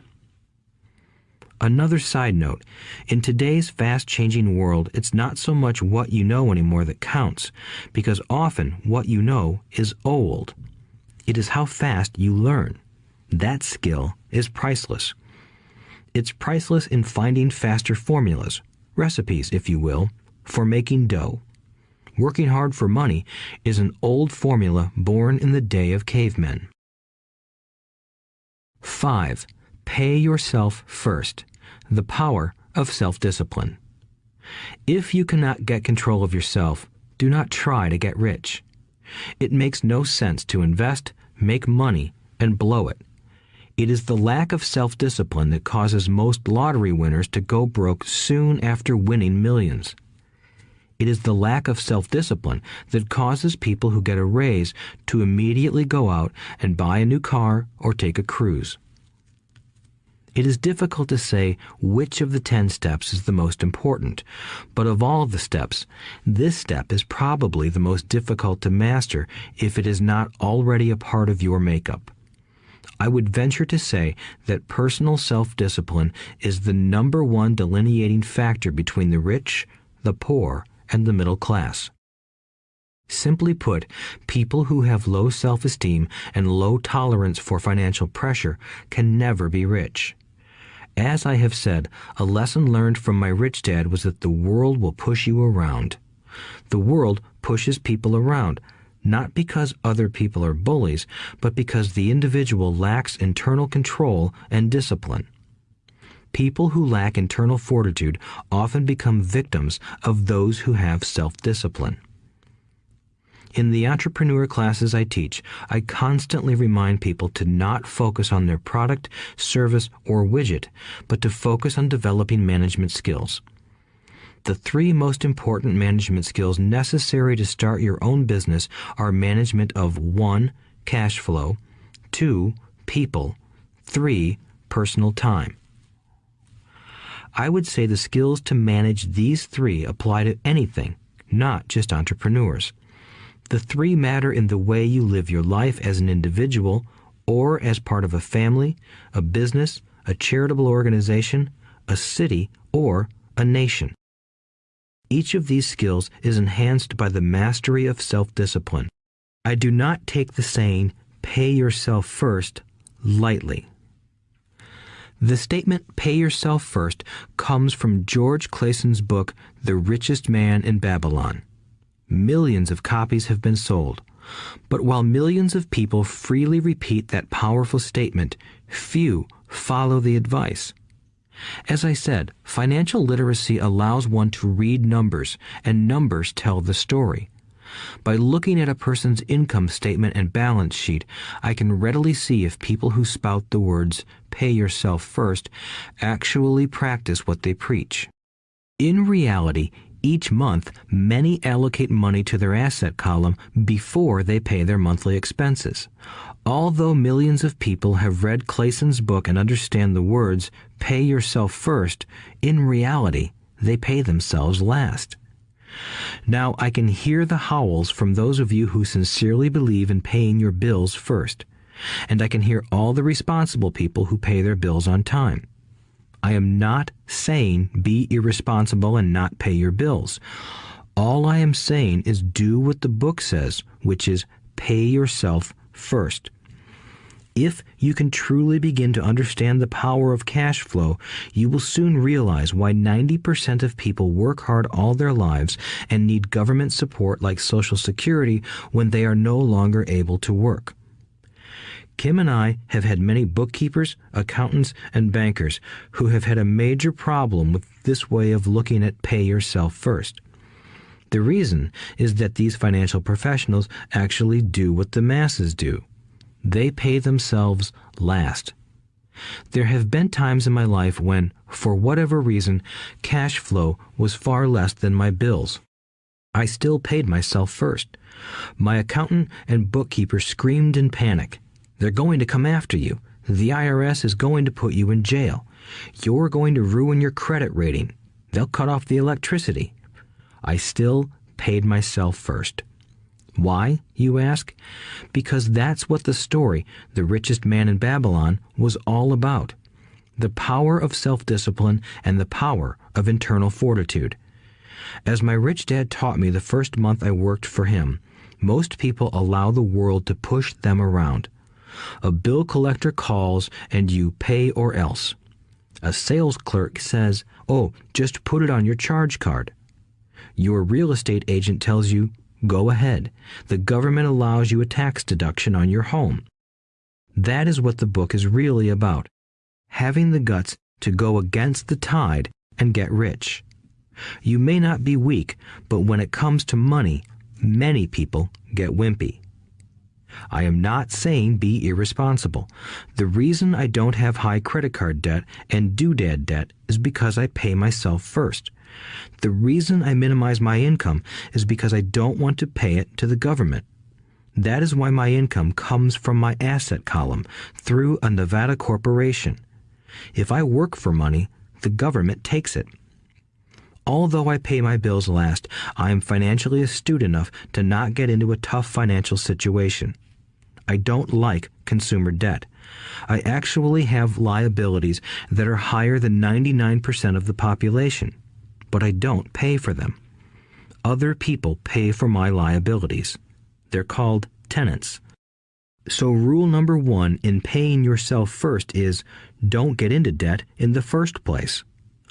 Although I pay my bills last, I set it up to have only small, unimportant bills that are due. When I occasionally come up short, I still pay myself first. I let the creditors and even the government scream. I like it when they get tough. Why? Because those guys do me a favor. They inspire me to go out and create more money. So I pay myself first, invest the money, and let the creditors yell. I generally pay them right away anyway. Kim and I have excellent credit. We just don't cave into pressure and spend our savings or liquidate stocks to pay for consumer debt. That is not too financially intelligent. To successfully pay yourself first, keep the following in mind. 1. Don't get into large debt positions that you have to pay for. Keep your expenses low. Build up assets first. Then buy the big house or nice car. Being stuck in the rat race is not intelligent. 2. When you come up short, let the pressure build and don't dip into your savings or investments. Use the pressure to inspire your financial genius to come up with new ways of making more money and then pay your bills. You will have increased your ability to make more money as well as your financial intelligence. So many times I have gotten into financial hot water and used my brain to create more income while staunchly defending the assets in my asset column. My bookkeeper has screamed and dived for cover, but I was like a good soldier defending the fort. Fort assets. Poor people have poor habits. A common bad habit is innocently called dipping into savings. The rich know that savings are only used to create more money, not to pay bills. I know that sounds tough, but as I said, if you're not tough inside, the world will always push you around anyway. If you do not like financial pressure, then find a formula that works for you. A good one is to cut expenses, put your money in the bank, pay more than your fair share of income tax, buy safe mutual funds, and take the vow of the average. But this violates the pay yourself first rule. This rule does not encourage self-sacrifice or financial abstinence. It doesn't mean pay yourself first and starve. Life was meant to be enjoyed. If you call on your financial genius, you can have all the goodies of life, get rich, and pay bills. And that is financial intelligence. 6. Pay your brokers well. The power of good advice. Sometimes I see people posting a sign in front of their house that says, "For sale by owner." Or I see people on TV claiming to be discount brokers. My rich dad taught me to take the opposite approach. He believed in paying professionals well, and I have adopted that policy also. Today, I have expensive attorneys, accountants, real estate brokers, and stockbrokers. Why? Because if, and I do mean if, the people are professionals, their services should make you money. And the more money they make, the more money I make. We live in the information age. Information is priceless. A good broker should provide you with information as well as take the time to educate you. I have several brokers who do that for me. Some taught me when I had little or no money, and I am still with them today. What I pay a broker is tiny in comparison with what kind of money I can make because of the information they provide. I love it when my real estate broker or stockbroker makes a lot of money because that usually means I made a lot of money. A good broker saves me time in addition to making me money. Like when I bought the vacant land for $9,000 and sold it immediately for over $25,000 so I could buy my Porsche quicker. A broker is my eyes and ears in the market. They're there every day, so I do not have to be. I'd rather play golf. People who sell their house on their own must not value their time much. Why would I want to save a few bucks when I could use that time to make more money or spend it with those I love? What I find funny is that so many poor and middle-class people insist on tipping restaurant help 15 to 20%, even for bad service, but complain about paying a broker 3 to 7%. They enjoy tipping people in the expense column and stiffing people in the asset column. That is not financially intelligent. Keep in mind that not all brokers are created equal. Unfortunately, most brokers are only salespeople. They sell, but they themselves own little or no real estate. There is a tremendous difference between a broker who sells houses and a broker who sells investments. The same is true for stock, bond, mutual fund, and insurance, brokers who call themselves financial planners. When I interview any paid professional, I first find out how much property or stocks they personally own and what percentage they pay in taxes. And that applies to my tax attorney as well as my accountant. I have an accountant who minds his own business. His profession is accounting, but his business is real estate. I used to have an accountant who was a small business accountant, but he had no real estate. I switched because we did not love the same business. Find a broker who has your best interests at heart. Many brokers will spend the time educating you, and they could be the best asset you find. Just be fair, and most of them will be fair to you. If all you can think about is cutting their commissions, then why should they want to help you? It's just simple logic. As I said earlier, one of the management skills is the management of people. Many people only manage people they feel smarter than and they have power over.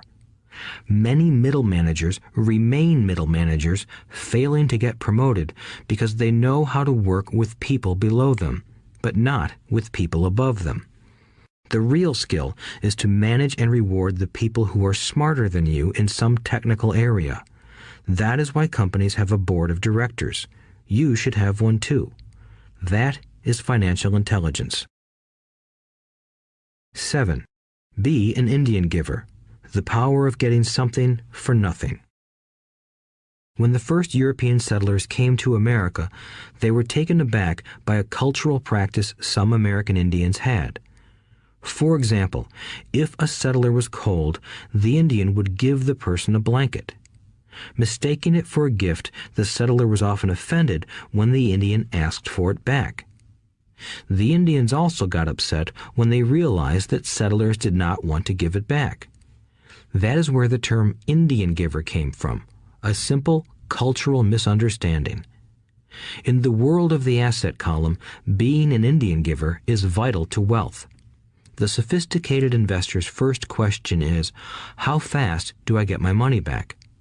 They also want to know what they get for free, also called a piece of the action. That is why the ROI, or return on investment, is so important. For example, I found a small condominium that was in foreclosure a few blocks from where I lived. The bank wanted $60,000 and I submitted a bid for $50,000, which they took simply because, along with my bid, was a cashier's check for $50,000. They realized I was serious. Most investors would say, "Aren't you tying up a lot of cash? Would it not be better to get a loan on it?" The answer is, not in this case. My investment company uses this condominium as a vacation rental in the winter months when the snowbirds come to Arizona. It rents for $2,500 a month for 4 months out of the year. For rental during the off-season, it rents for only $1,000 a month. I had my money back in about 3 years.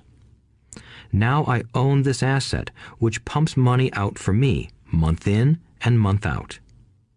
The same is done with stocks. Frequently, my broker calls and recommends I move a sizable amount of money into the stock of a company that he feels is just about to make a move that will add value to the stock, like announcing a new product.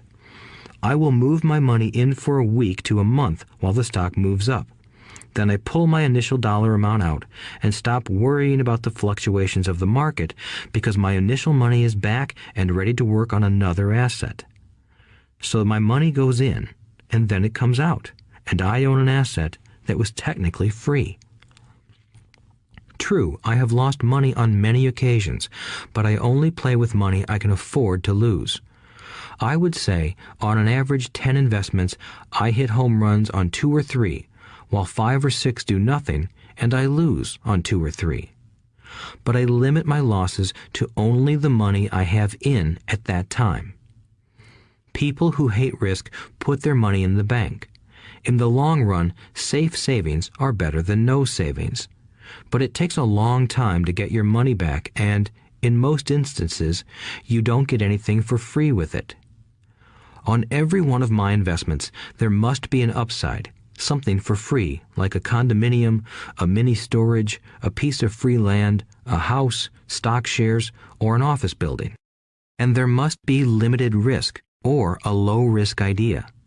There are books devoted entirely to this subject, so I will not talk about it here. Ray Kroc of McDonald's fame sold hamburger franchises, not because he loved hamburgers, but because he wanted the real estate under the franchise for free. So wise investors must look at more than ROI.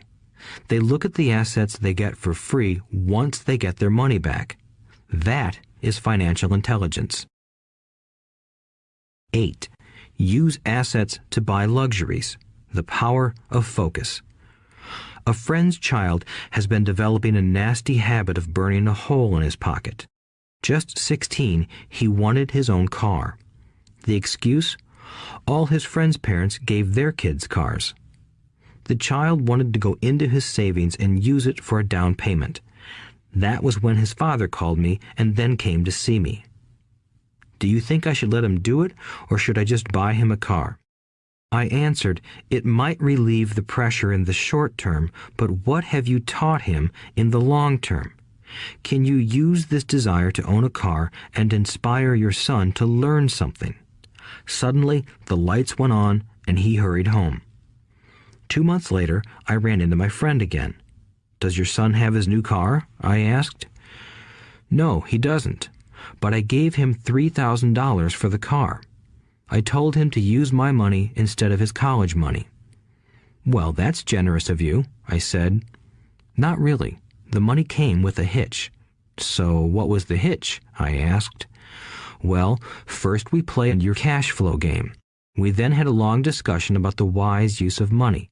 After that, I gave him a subscription to the Wall Street Journal and a few books on the stock market. Then what? I asked. What was the catch? I told him that $3,000 was his, but he could not directly buy a car with it. He could use it to find a stockbroker and buy and sell stocks. Once he had made $6,000 with the $3,000, the money would be his for the car, and the $3,000 would go into his college fund. And what are the results? I asked. Well, he got lucky early in his trading, but lost everything a few days later. Then he really got interested. Today, I would say he is down $2,000, but his interest is up. He has read all the books I bought him, and he's gone to the library to get more. He reads the Wall Street Journal voraciously, watching for indicators.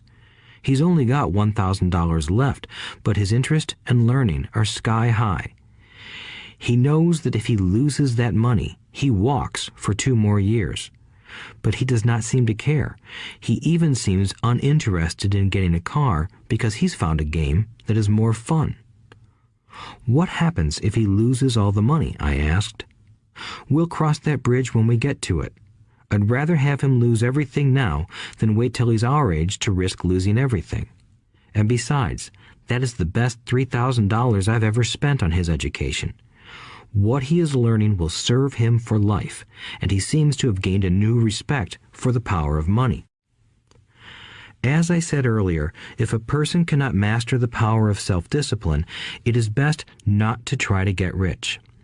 I say this because although the process of developing cash flow from an asset column is easy in theory, what's hard is the mental fortitude to direct money to the correct use. Due to external temptations, it is much easier in today's consumer world to simply blow money out the expense column. With weak mental fortitude, that money flows into the paths of least resistance. That is the cause of poverty and financial struggle. The following example illustrates the financial intelligence needed to direct money to make more money. If we give 100 people $10,000 at the start of the year, I believe that at the end of the year, 80 would have nothing left. In fact, many would have created greater debt by making a down payment on a new car, refrigerator, electronics, or a holiday. 16 would have increased that $10,000 by 5 to 10%. 4 would have increased it to $20,000 or into the millions. We go to school to learn a profession so we can work for money. It is my opinion that it's just as important to learn how to have money work for you. I love my luxuries as much as anyone else. The difference is I don't buy them on credit. It's the keep up with the Joneses trap. When I wanted to buy a Porsche, the easy road would have been to call my banker and get a loan. Instead of choosing to focus in the liability column, I chose to focus in the asset column. As a habit, I use my desire to consume to inspire and motivate my financial genius to invest. Too often today, we focus on borrowing money to get the things we want instead of focusing on creating money. One is easier in the short term, but harder in the long term. It's a bad habit that we as individuals and as a nation have gotten into. Remember, the easy road often becomes hard, and the hard road often becomes easy. The earlier you can train yourself and those you love to be masters of money, the better. Money is a powerful force. Unfortunately, people use the power of money against themselves. If your financial intelligence is low, money will run all over you. It will be smarter than you. If money is smarter than you, you will work for it all your life. To be the master of money, you need to be smarter than it. Then money will do as it is told. It will obey you. Instead of being a slave to it, you will be the master of it. That is financial intelligence. 9. Choose heroes. The power of myth. When I was a kid, I greatly admired Willie Mays, Hank Aaron, and Yogi Berra. They were my heroes, and I wanted to be just like them. I treasured their baseball cards. I knew their stats, the RBIs, the ERAs, their batting averages, how much they got paid, and how they came up from the minor leagues. As a 9-year-old kid, when I stepped up to bat or played first base or catcher, I wasn't me. I pretended I was a famous baseball player. It's one of the most powerful ways we learn, and we often lose that as adults. We lose our heroes. Today, I watch young kids playing basketball near my home. On the court, they're not little Johnny. They're pretending to be their favorite basketball hero. Copying or emulating heroes is true power learning. I have new heroes as I grow older. I have golf heroes, and I copy their swings and do my best to read everything I can about them. I also have heroes such as Donald Trump, Warren Buffett, Peter Lynch, George Soros, and Jim Rogers. I know their stats just like I knew the ERAs and RBIs of my childhood baseball heroes. I follow what Warren Buffett invests in, and I read anything I can about his point of view on the market and how he chooses stocks. And I read about Donald Trump, trying to find out how he negotiates and puts deals together.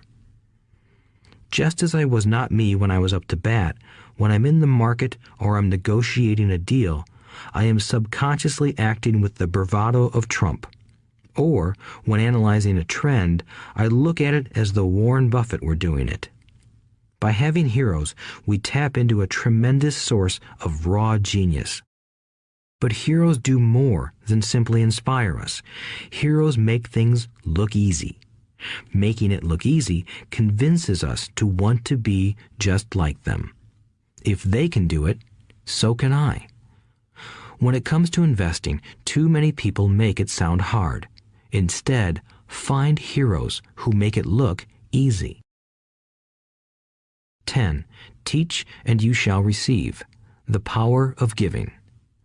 Both of my dads were teachers. My rich dad taught me a lesson I have carried all my life, the necessity of being charitable or giving. My educated dad gave a lot of his time and knowledge, but almost never gave away money. He usually said that he would give when he had some extra money, but of course, there was rarely any extra. My rich dad gave money as well as education. He believed firmly in tithing. If you want something, you first need to give, he would always say. When he was short of money, he gave money to his church or to his favorite charity. If I could leave one single idea with you, it is that idea. Whenever you feel short or in need of something, give what you want first, and it will come back in buckets. That is true for money, a smile, love, or friendship. I know it is often the last thing a person may want to do, but it has always worked for me. I trust that the principle of reciprocity is true, and I give what I want. I want money, so I give money, and it comes back in multiples.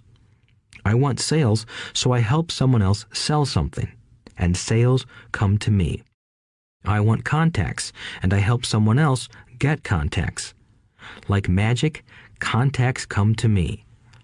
I heard a saying years ago that went, "God does not need to receive, but humans need to give." My rich dad would often say, poor people are more greedy than rich people. He would explain that if a person was rich, that person was providing something that other people wanted.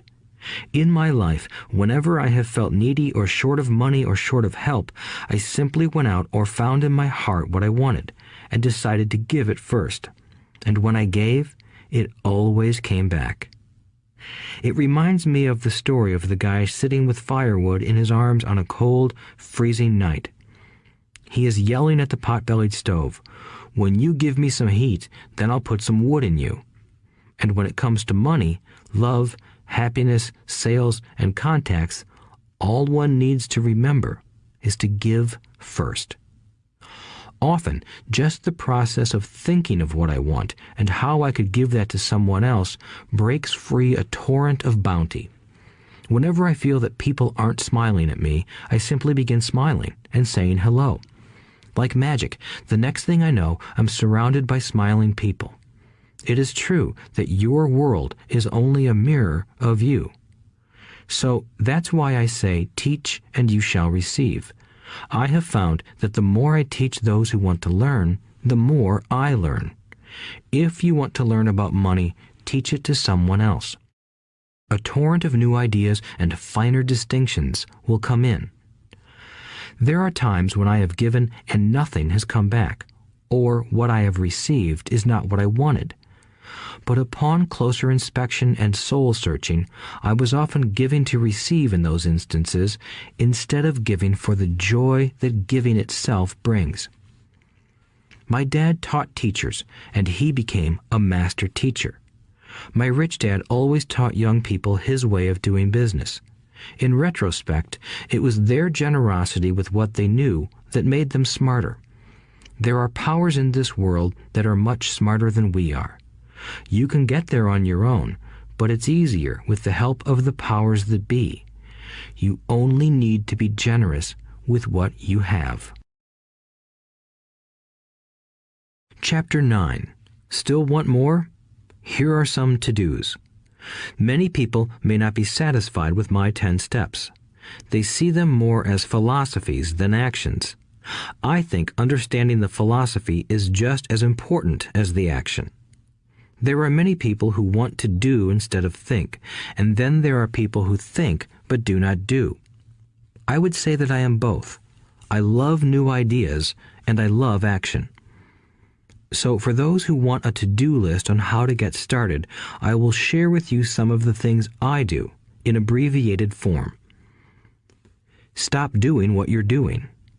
In other words, take a break and assess what is working and what is not working. The definition of insanity is doing the same thing over and over and expecting a different result. Stop doing what is not working and look for something new. Look for new ideas. For new investing ideas, I go to bookstores and search for books on different and unique subjects. I call them formulas. I buy how-to books on formulas I know nothing about.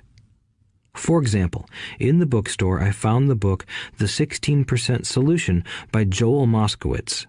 I bought the book and read it, and the next Thursday I did exactly as the book said. Most people do not take action, or they let someone talk them out of whatever new formula they are studying. My neighbor told me why 16% would not work. I did not listen to him because he's never done it. Find someone who has done what you want to do. take them to lunch, and ask them for tips and tricks of the trade. As for 16% tax lien certificates, I went to the county tax office and found the government employee who worked in that office. I found out that she, too, invested in the tax liens. Immediately, I invited her to lunch. She was thrilled to tell me everything she knew and how to do it. After lunch, she spent all afternoon showing me everything.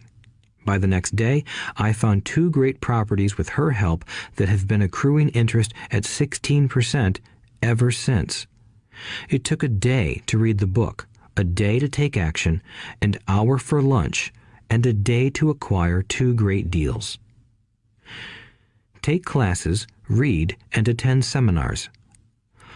I search newspapers and the internet for new and interesting classes, many of which are free or inexpensive. I also attend and pay for expensive seminars on what I want to learn. I am wealthy and free from needing a job simply because of the courses I took.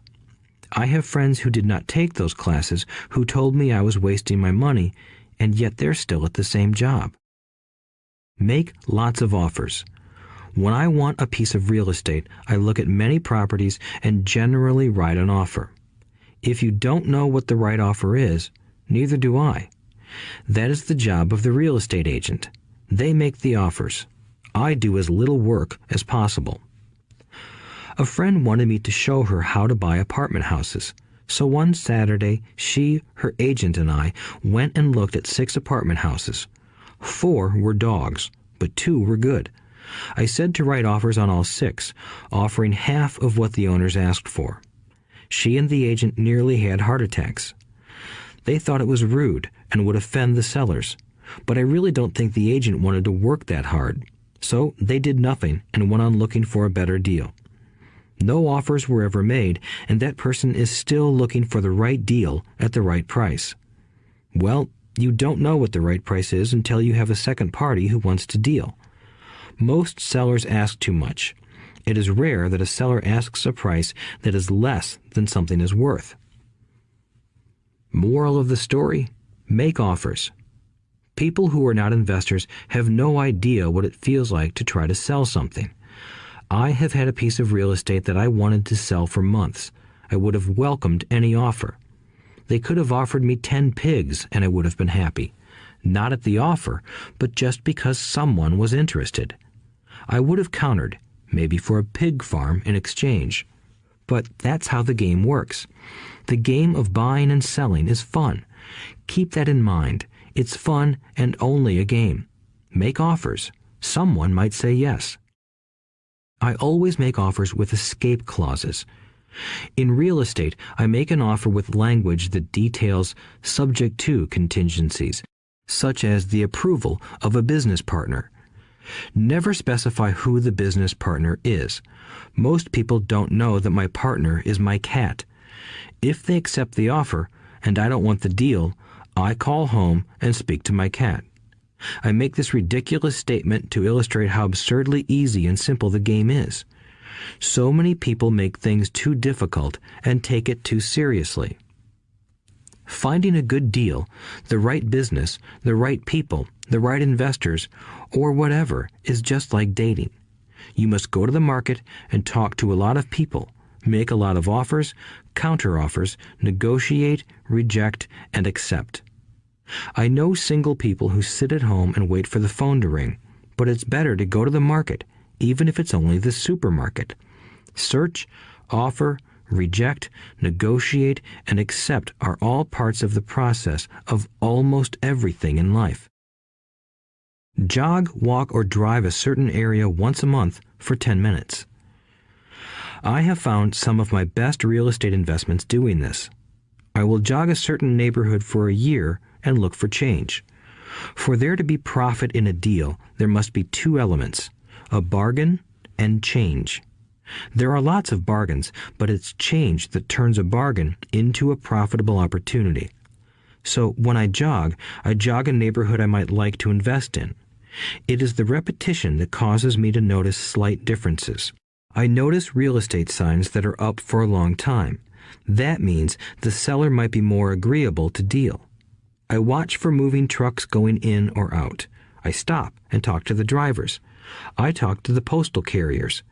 It's amazing how much information they acquire about an area. I find a bad area, especially an area that the news has scared everyone away from. I drive it for sometimes a year, waiting for signs of something changing for the better. I talk to retailers, especially new ones, and find out why they're moving in. It takes only a few minutes a month, and I do it while doing something else, like exercising or going to and from the store. Shop for bargains in all markets. Consumers will always be poor. When the supermarket has a sale, say on toilet paper, the consumer runs in and stocks up.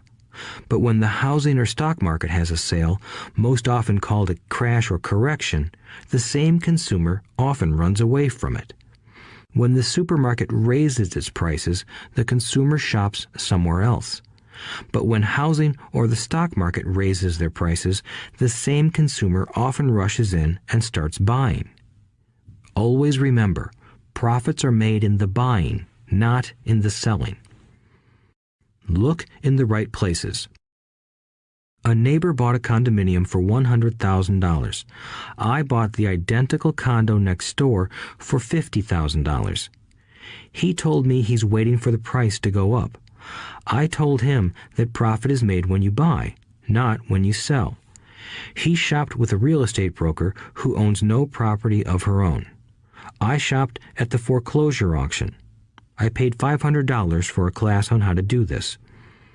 My neighbor thought that the $500 for a real estate investment class was too expensive. He said he could not afford the money or the time. So he waits for the prices to go up. Look for people who want to buy first, then look for someone who wants to sell. A friend was looking for a certain piece of land. He had the money, but did not have the time. I found a large piece of land, larger than what my friend wanted to buy, tied it up with an option, called my friend, and he said he wanted a piece of it. So I sold the piece to him and then bought the land. I kept the remaining land as mine for free. Moral of the story: buy the pie and cut it in pieces. Most people look for what they can afford, so they look too small.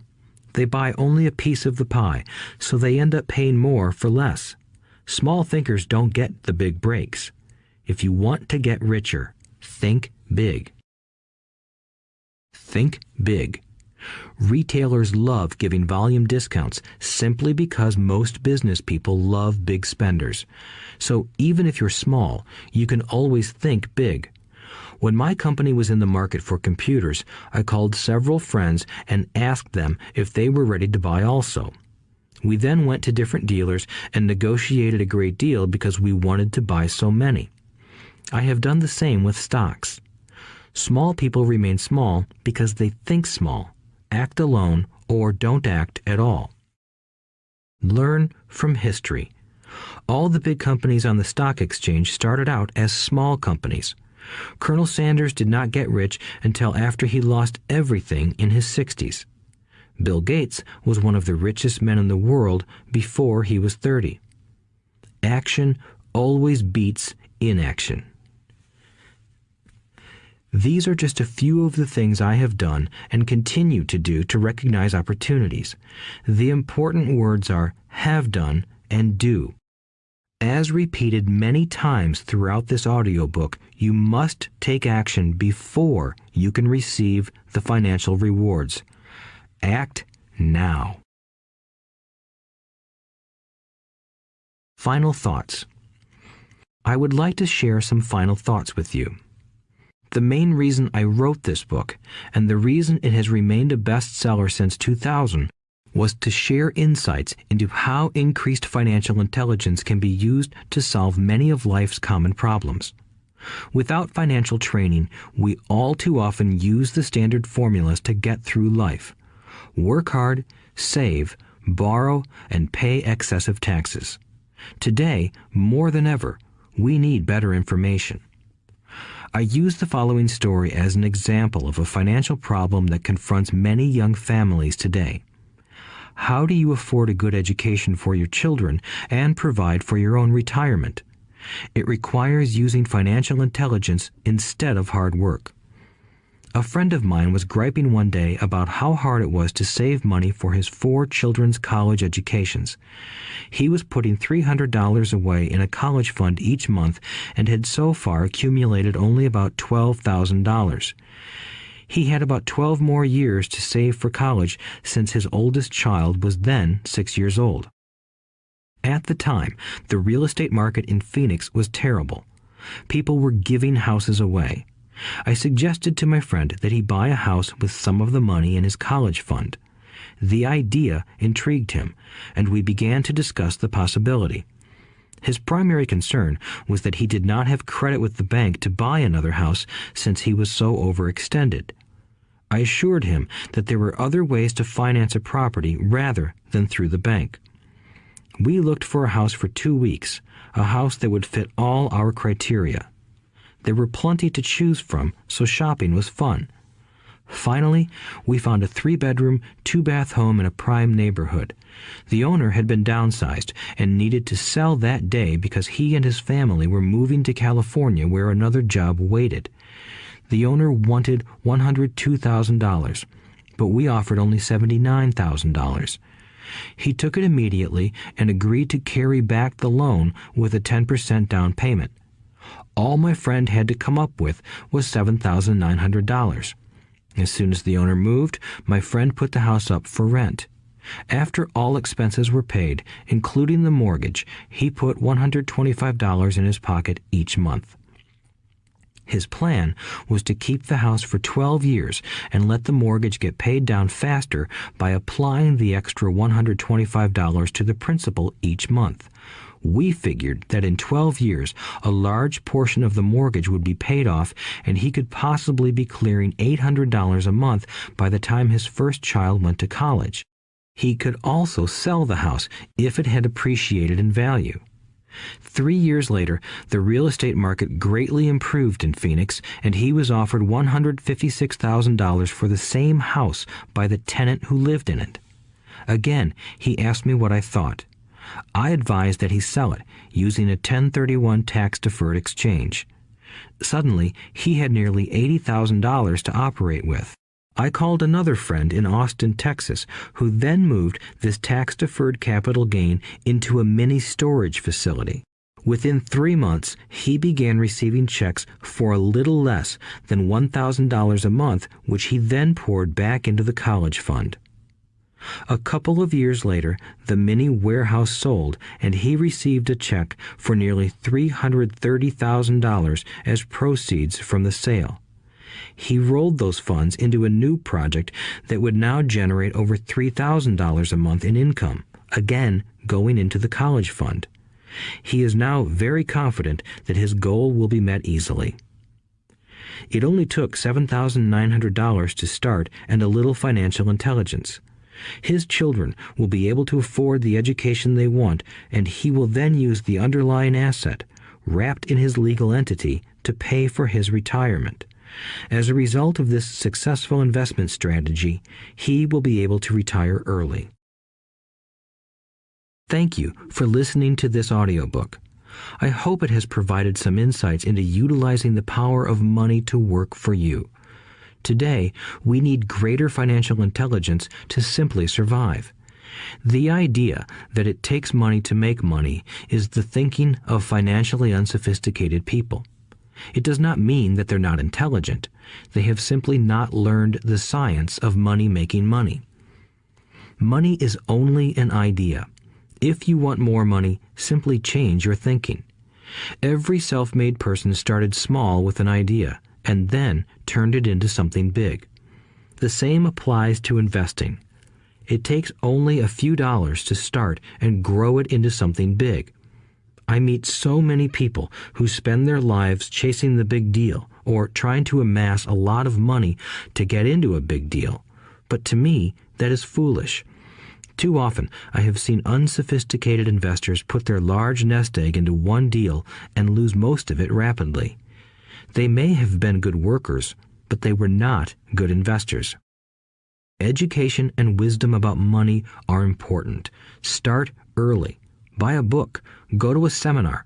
Practice. Start small. I turned $5,000 cash into a $1 million asset, producing $5,000 a month cash flow in less than 6 years. But I started learning as a kid. I encourage you to learn because it's not that hard. In fact, it's pretty easy once you get the hang of it. I think I have made my message clear. It's what is in your head that determines what is in your hands. Money is only an idea. There is a great book called Think and Grow Rich. The title is not Work Hard and Grow Rich. Learn to have money work hard for you, and your life will be easier and happier. Today, don't play it safe. Play it smart. The 3 incomes. In the world of accounting, there are 3 different types of income. 1, ordinary earned. 2, portfolio. 3, passive. When my poor dad said to me, "Go to school, get good grades, and find a safe, secure job," he was recommending I work for earned income. When my rich dad said, "The rich don't work for money, they have their money work for them," he was talking about passive income and portfolio income. Passive income, in most cases, is income derived from real estate investments. Portfolio income is income derived from paper assets such as stocks and bonds. Portfolio income is the income that makes Bill Gates the richest man in the world, not earned income. Rich Dad used to say, the key to becoming wealthy is the ability to convert earned income into passive income or portfolio income as quickly as possible. He would say, taxes are highest on earned income. The least taxed income is passive income. That is another reason why you want your money working hard for you. The government taxes the income you work hard for more than the income your money works hard for. In my second book, Rich Dad's Cash Flow Quadrant, I explain the 4 different types of people who make up the world of business. They are E, employee, S, self-employed, B, business owner, and I, investor. Most people go to school to learn to be an E or an S. The cash flow quadrant is written about the core differences of these 4 types and how people can change their quadrant. In fact, most of our products are created for people in the B and I quadrants. In Rich Dad's Guide to Investing, book number 3 in the Rich Dad series, I go into more detail on the importance of converting earned income into passive and portfolio income. Rich Dad used to say, all a real investor does is convert earned income into passive and portfolio income. If you know what you're doing, investing is not risky. It's just common sense. The key to financial freedom. The key to financial freedom and great wealth is a person's ability to convert earned income into passive and/or portfolio income. My rich dad spent a lot of time teaching Mike and me this skill. Having this ability is the reason my wife Kim and I are financially free, never needing to work again. We continue to work because we choose to. Today, we own a real estate investment company for passive income and participate in private placements and initial public offerings of stock for portfolio income. We also went back to work to build a financial education company so that we can continue to create and publish books and games. All of our educational products are created to teach the same skills my rich dad taught me, the skills of converting earned income into passive and portfolio income.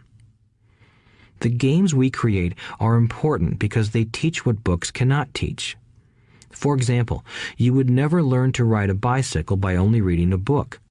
Our cash flow games for adults and cash flow for kids game are designed to teach players the basic investment skills of converting earned income into passive and portfolio income. They also teach the principles of accounting and financial literacy. These games are the only educational products in the world that teach people all of these skills simultaneously. Cash Flow 202 is the advanced version of Cash Flow 101 and requires the game board from 101 as well as a full understanding of 101 before it can be played. Cash Flow 101 and Cash Flow for Kids teach the principles of fundamental investing. Cash Flow 202 teaches the principles of technical investing. Technical investing involves advanced trading techniques such as short selling, call options, put options, and straddles. A person who understands these advanced techniques is able to make money when the market goes up, as well as when the market comes down. As my rich dad would say, a real investor makes money in an up market and a down market. That is why they make so much money. One of the reasons they make more money is simply because they have more self-confidence. Rich Dad would say they have more self-confidence because they are less afraid of losing. In other words, the average investor does not make as much money because they are so afraid of losing money.